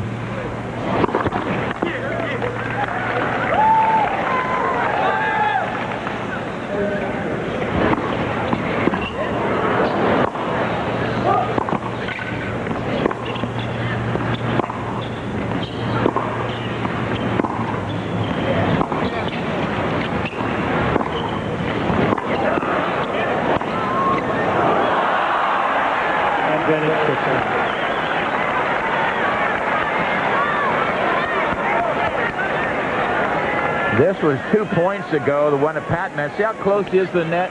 Had he touched that net, he would have lost a point. As long as that ball's in play, you can't touch the net. Krikstein now. Trying to stretch his lead to 5-2, final set.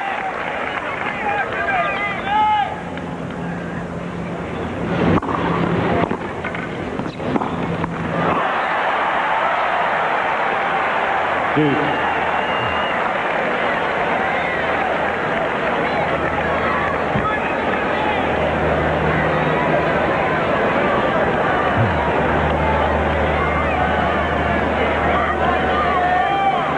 Krikstein has to gather himself together now. Get rid of that frustration that you can plainly see on his face.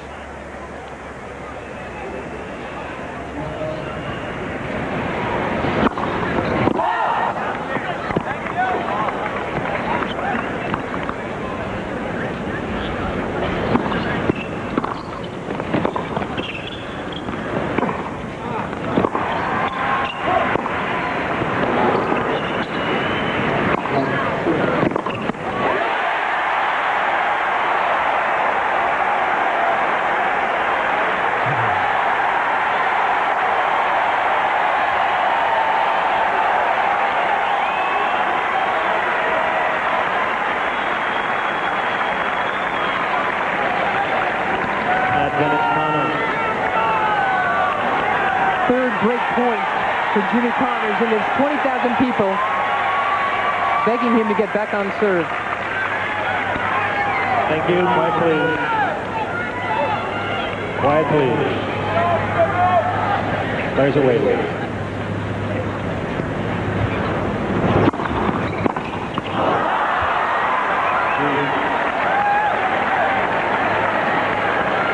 As an observation, when you play tennis like Aaron Krikstein does, which means you're on the baseline almost solely, you can't finish a point quickly. You won't serve involved. You can't change your plan. You've got to play with that one thing, and you end up having to hit all the good shots.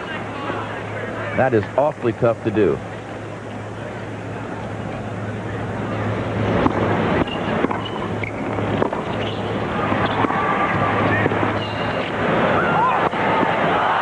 That's long.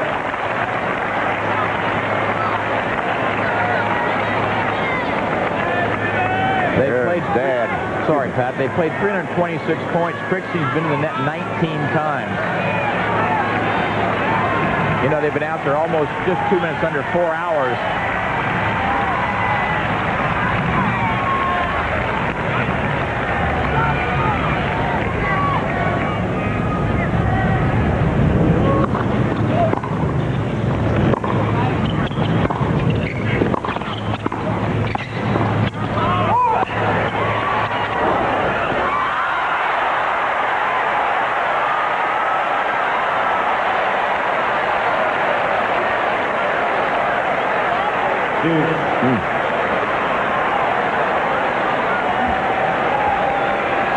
Again, the hook overhead. Just barely over the baseline.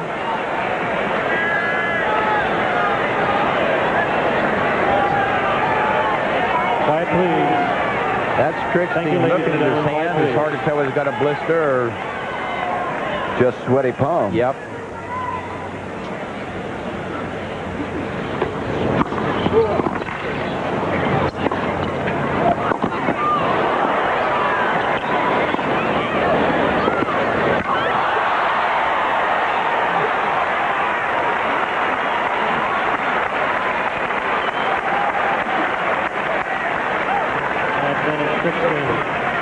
Another look.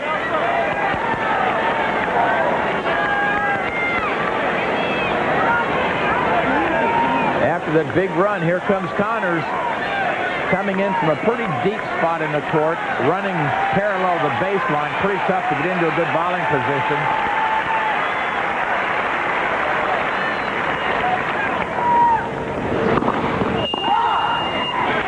This is the 7th game point for Krikstein.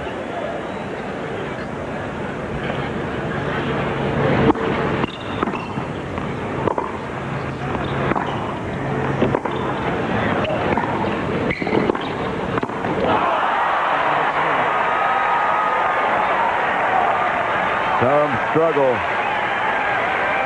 5-2. Krikstein in the 5th. Trainer to the court, please. Ready for play, ladies and gentlemen. Final set of this 4th round match between Aaron Krikstein, Jimmy Connors. Connors serving at 2-5 in the 5th. Players are waiting.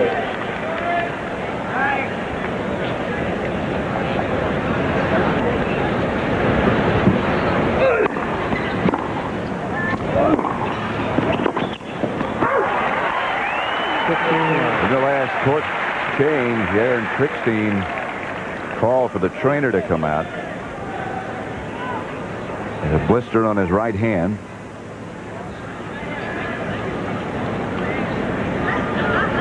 $30-50. 30. I'll get it right in a minute. 30 love. Not yet. Now it is. 30 love.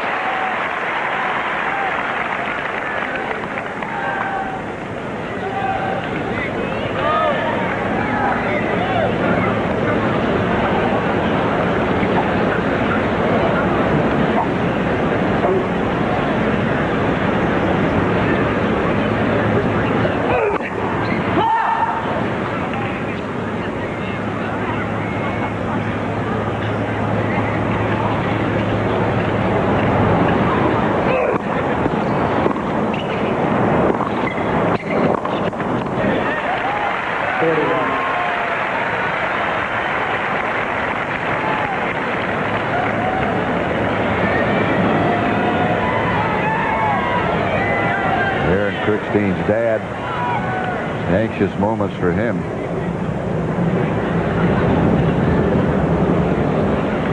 And you question who is more fatigued after this is over.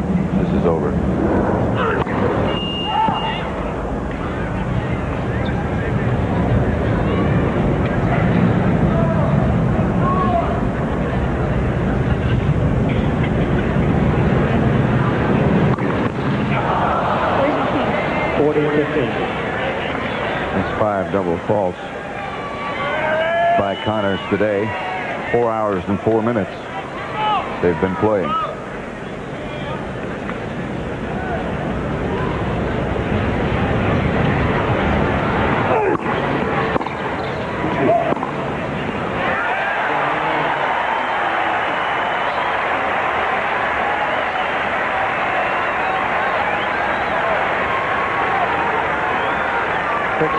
It's 5-3.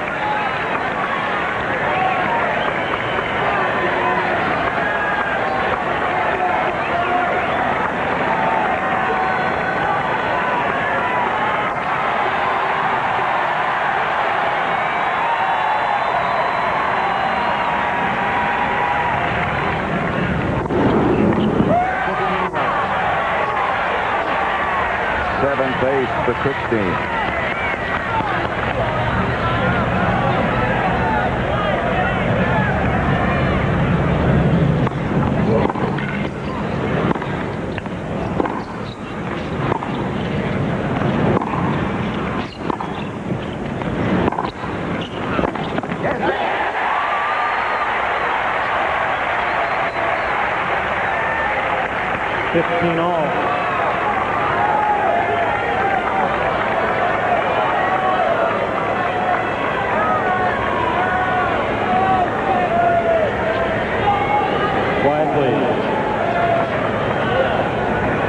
Thank you. Quiet, please.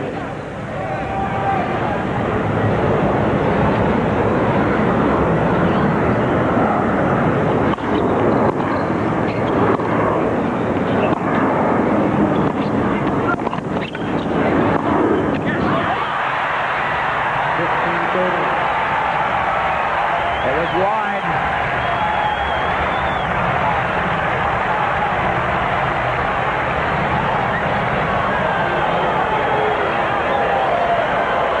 Scoreboard should read 15-30.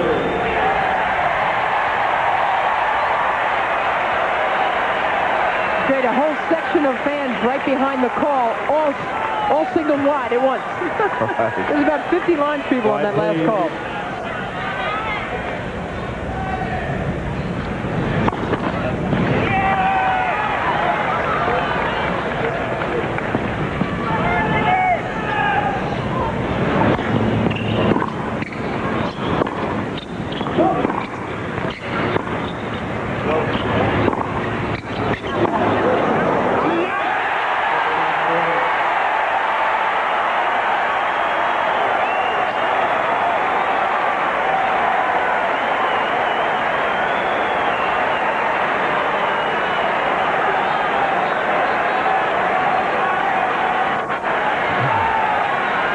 Quiet, please. Thank you. Connors has had 20 break points.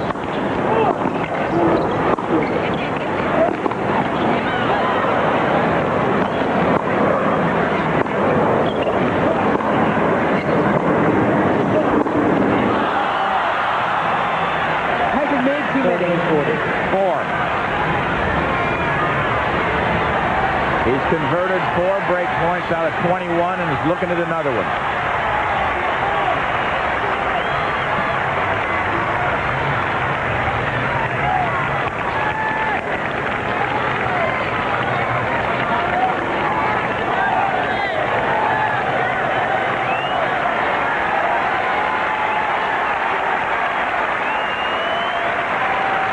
Quiet, please. Thank you.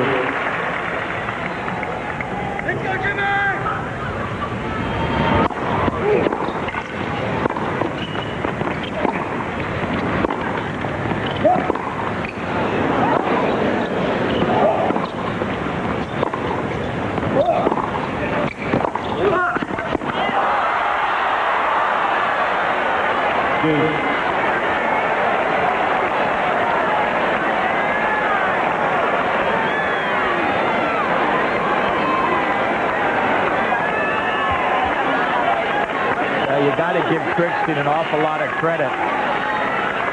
22 break points. He saved 18 of them.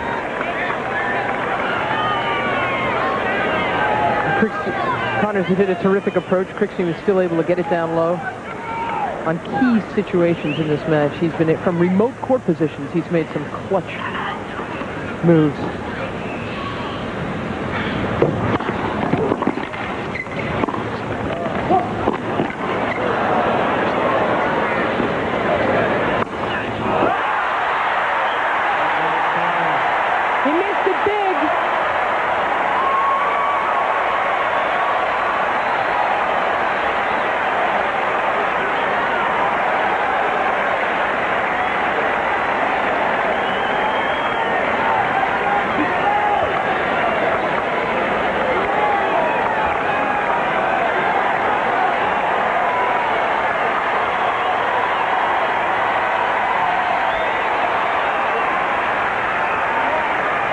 Thank you. Quiet, please.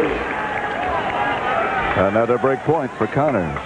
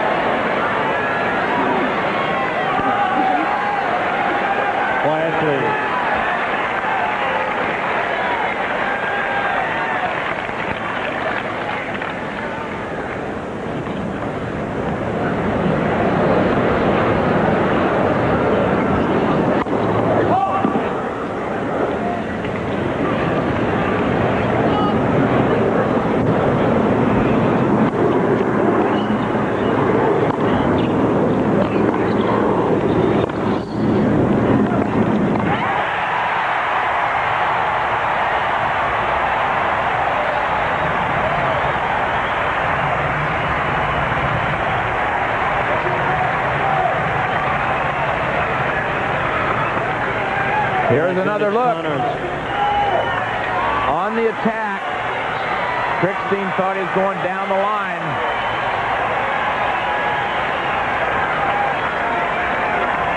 One more, he says. Quiet, please. Thank you. Quiet, please.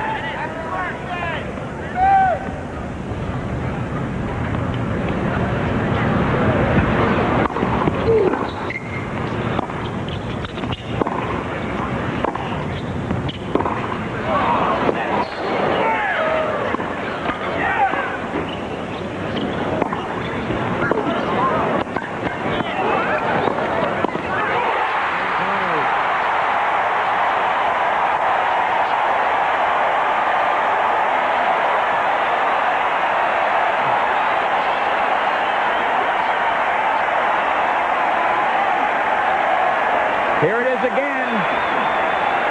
Again, the great anticipation by Connors. He was there early. Connors leads 5.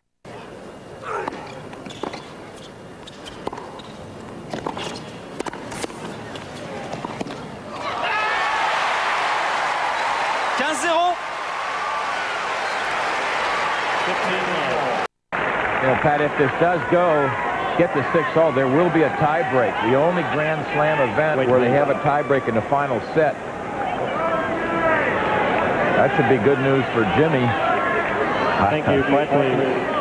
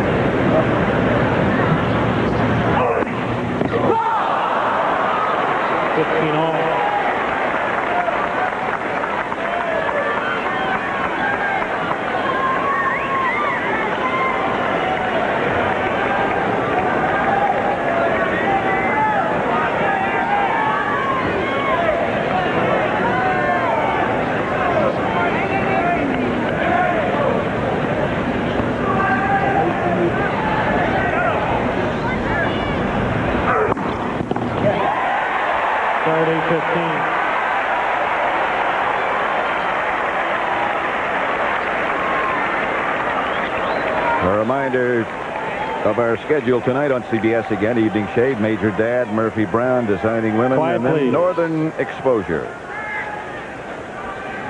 30-15.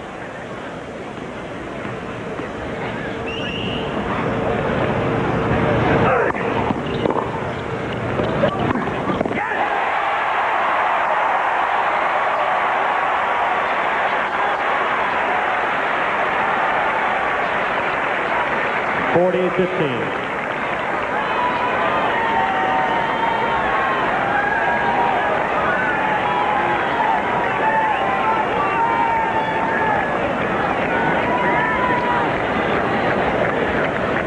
Quiet, please.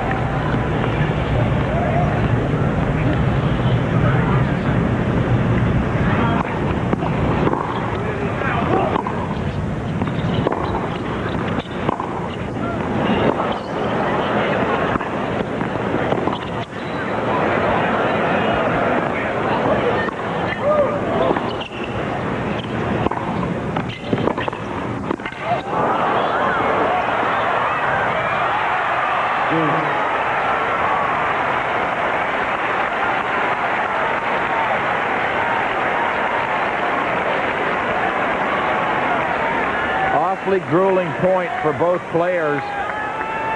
The stretch volley looked like it was going to go wide. It was right on the line. Again, Connors knew he couldn't get to the big gap. He had to just fake and wait there. Thank you. Quiet, please. Krikstein rolled it into the open court. And it's deuce.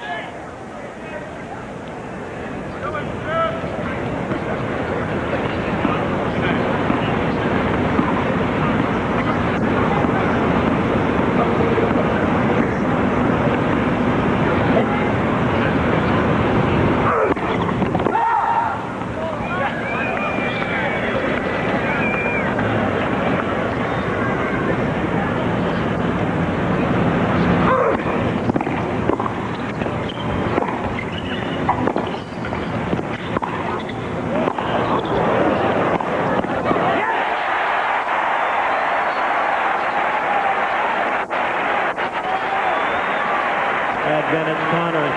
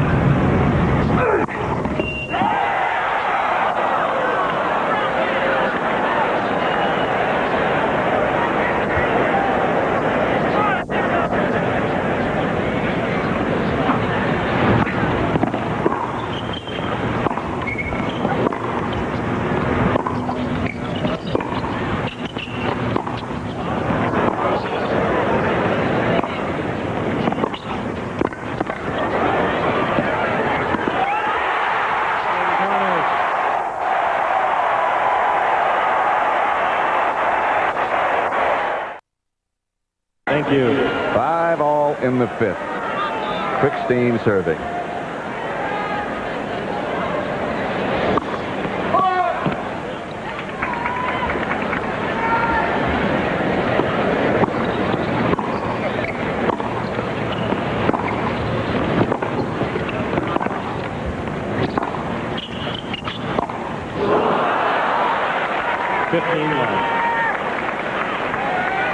Fourth round match. That's the stadium at the USTA National Center, Tennis Center in New York. That's the situation. The U.S. Open of 1991. For those of you who just joined us, it has been an unbelievable match.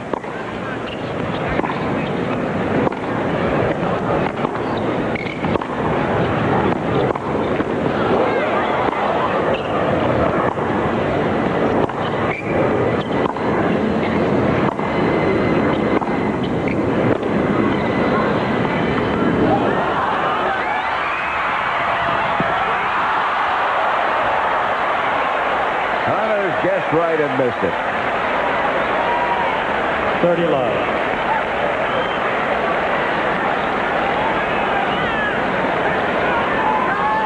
I don't know what possessed Jimmy to try a drop shot. That ball's around his head. That means he's going to bounce higher. And he's there.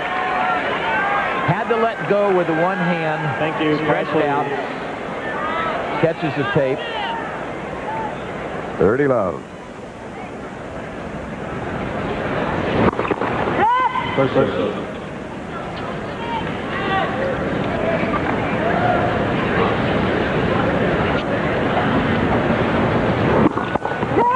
First serve. Ball toss a little bit low at the moment. Krikstein, he's not really stretching all the way up for it.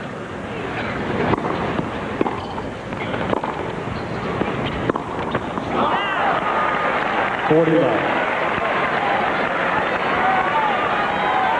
40 love.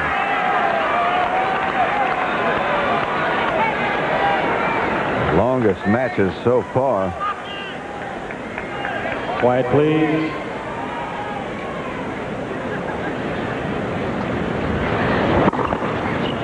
This one's 4 hours, 24 minutes.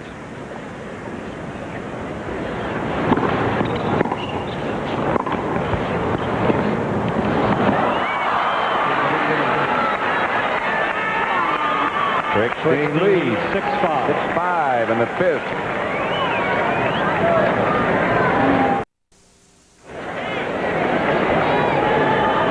Classic match in the U.S. Open of 1991. You look at the stadium, it's Aaron Krikstein against Jimmy Connors.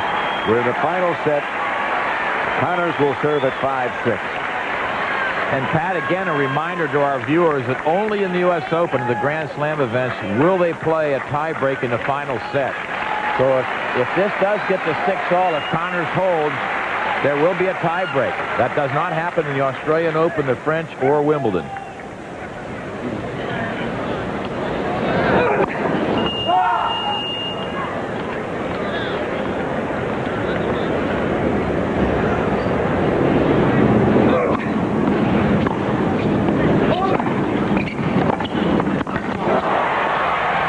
Whether he gets to the tiebreak or not, Jimmy Connors, it's kind of nice every now and then to be reminded of whatever made you like this game in the first place.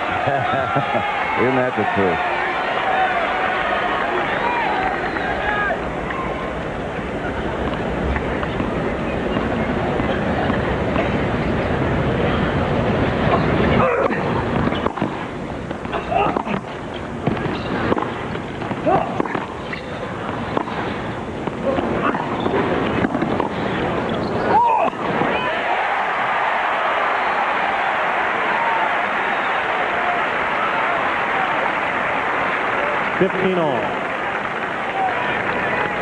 Wonderful depth by Connors on that point. Here he comes on the short ball. And again, the sky hook pulls it cross court for a winner.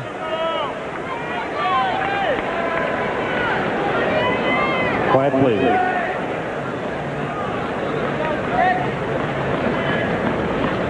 He deserves a massage tonight.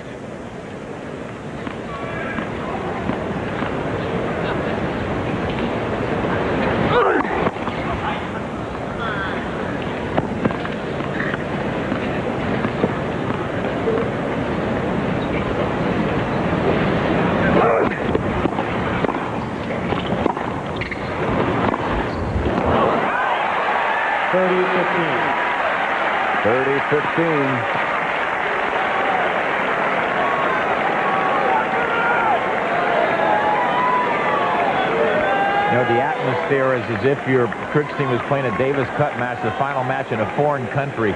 You feel he's got to feel all alone. He knows his dad's here, and that's about it. Quiet, please.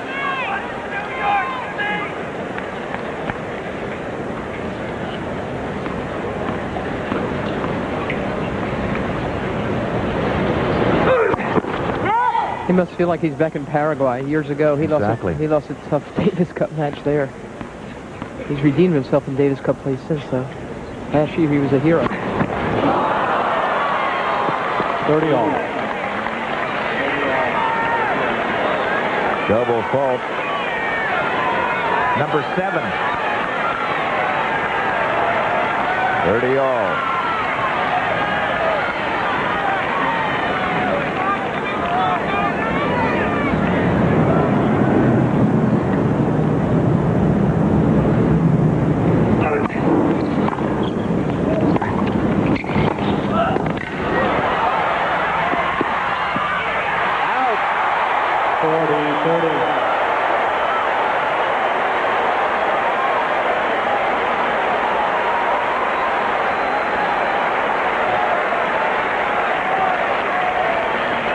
A stab volley. Didn't look like Krikstein would even get to it. He did manage to get to it and knocks it over the baseline.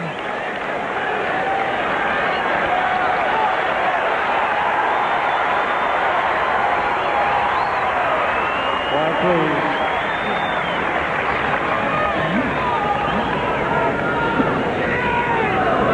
Quiet, please, ladies and gentlemen. Thank you.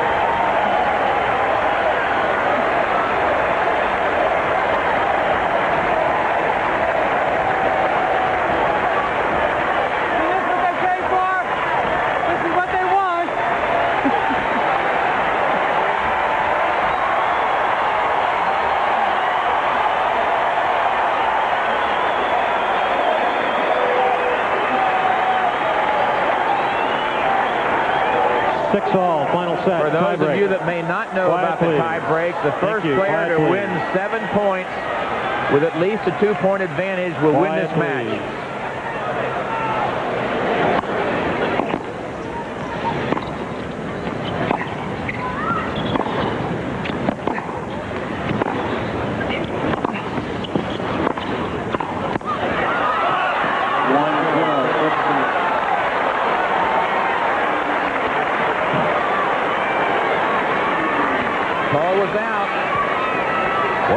Krikstein.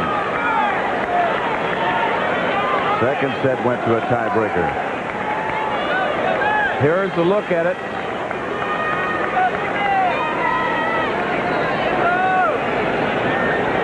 We'll let y'all make your own decision. Quietly.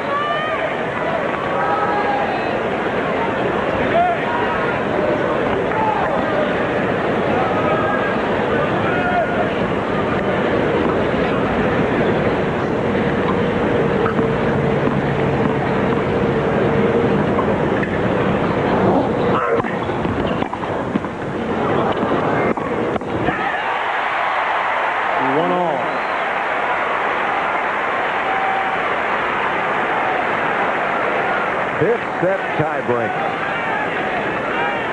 And Pat, you know, Krikstein has played 4 fifth-set tiebreaks and won them all, including 2 up here, one against Edberg in '83 and one against Anacone in '86. Connors is 1-1 in fifth-set tiebreaks. Both of those occurred here at the Open.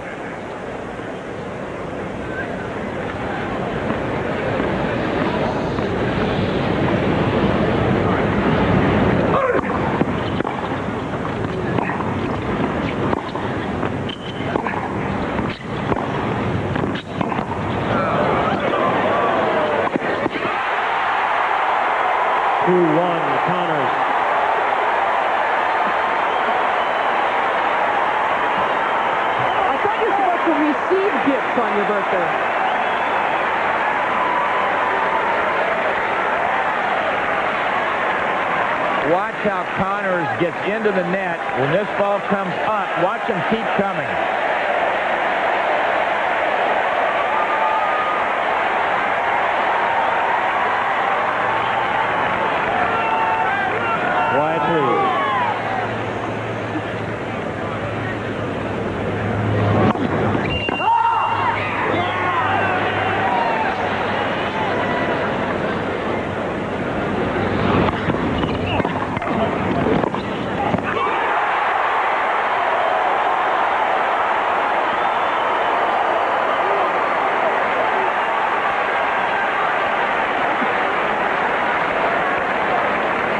3-1 Connors.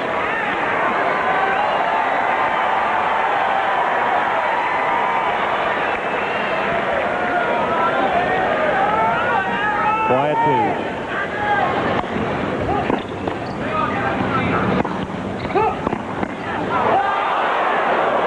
That's right. Connors up 3-2.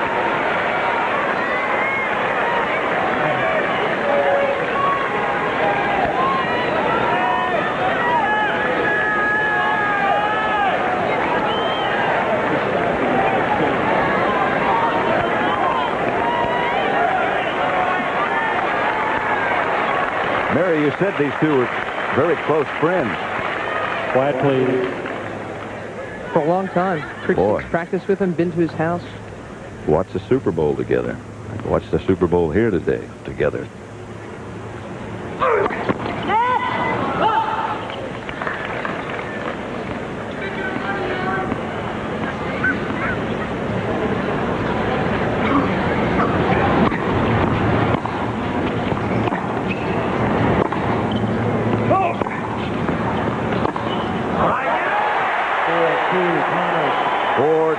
Connors.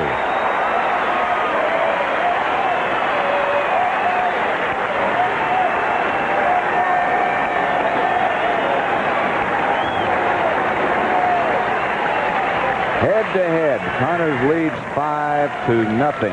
Krikstein has never beaten Jimmy Connors. Here's the draw to get to the quarterfinals. The winner of this match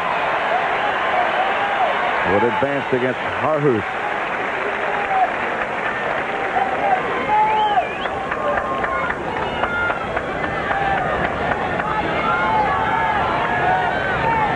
Thank you, ladies and gentlemen. Quiet, please. Quiet, please. Steffi Graf, of course, she's playing next, or scheduled to play next here in the stadium. Been waiting a long time. Thank you. And being entertained.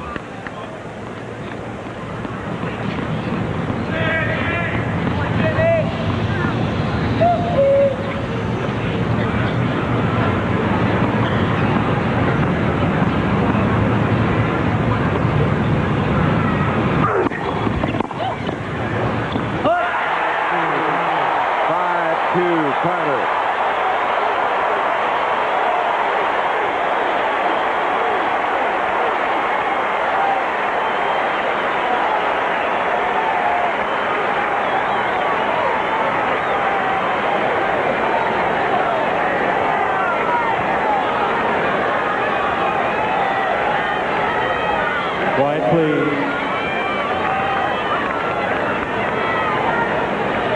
Thank you. Quiet, please.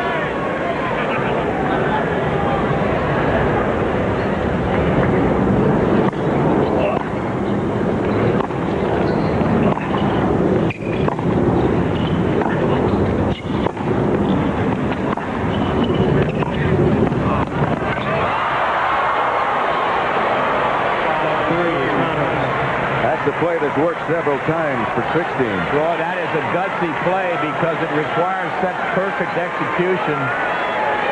You don't make that one perfectly, you're out.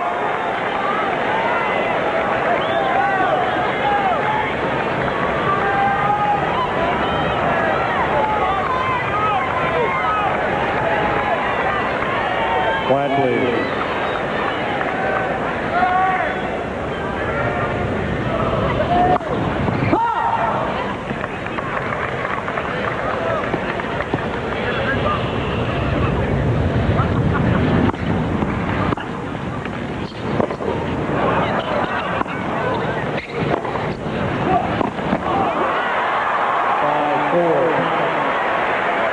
Connors leads 5-4.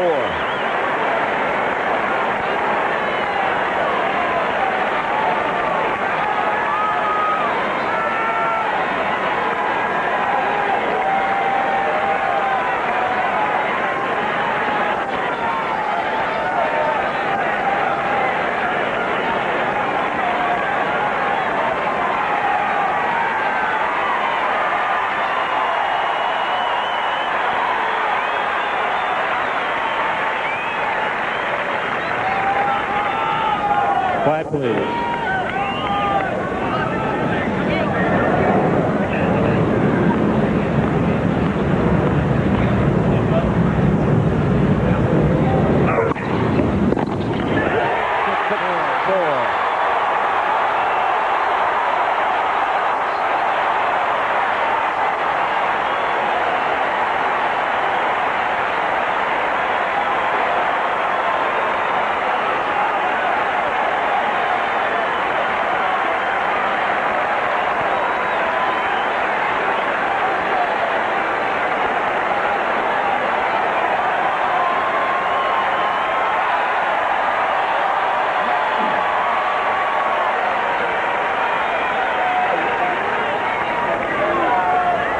Quiet, please. Thank you, ladies and gentlemen.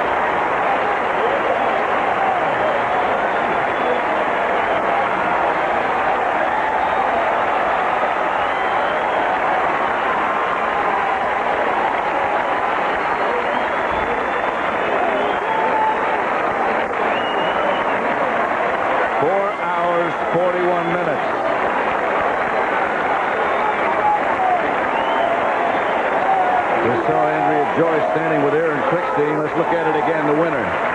Here it is.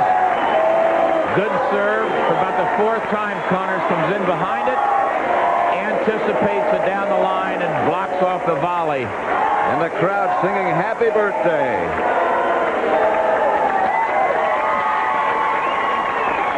Big party. He knows how to throw a party.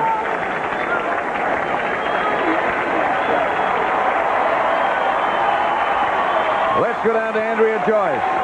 All right, Pat. Aaron, a tough, close match. What did it ultimately come down to? Was it the blister on your hand? Was that a factor?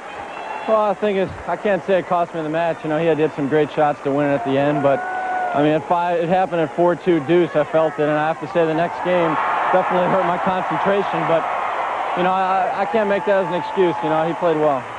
How much extra did you have to bring to this match, knowing that you were playing the guy that had really become the crowd favorite here? Oh, it's a tough situation. You know, I normally get a lot of crowd support in New York, and it's kind of tough. It's like a Davis Cup match. You know, everyone's rooting against you, and you know, even when you miss serve. So it's definitely tough, but I understand that. I mean, Jimmy's a legend, and he's a great player. All right, Aaron, well, I know you have a lot of fans here who appreciate the show you put on this afternoon. Thanks very much. Let's go over to Tim Ryan. Okay, Jimmy, fantastic show. Obviously, another occasion where you took a match that's a third rounder and turned it into a title match. Is it any more satisfying for you to have a match like this than winning an Open? It doesn't seem possible. Well, McEnroe said it. John McEnroe said it when I got lucky against Patrick. You know, this is a Connors miracle right here, and for me to beat Aaron in a match like today, you know, 7-6 in the fifth. I mean, I couldn't have done anything any better than I did, and it was a war, and I was lucky enough to win. But Jimmy, now of course, I mean, you're in the quarter, so there's no more not talking about going the distance. Everybody's going to talk about it. Well, they can talk whatever they want to. I have a couple of days off, and I'm going to rest for a while, and I still have to come out and play the tennis necessary to win. So every day's a new day for me now. I'm a little bit tired, and I'd like to get to the showers. Is this the most fun match you've ever played here, or can you rank it? Well, they've all been fun, starting with Patrick and winning that one, and then the next two, and then this one here. To win a match like this is what I live for, to win a match 7-6 in the fifth, and to still be able to do it's pretty good. Good luck, Jimmy. Get to the showers. Jimmy Connors, a victor here today on the center stage he owns in the city of New York. Let's go to Pat Summerall.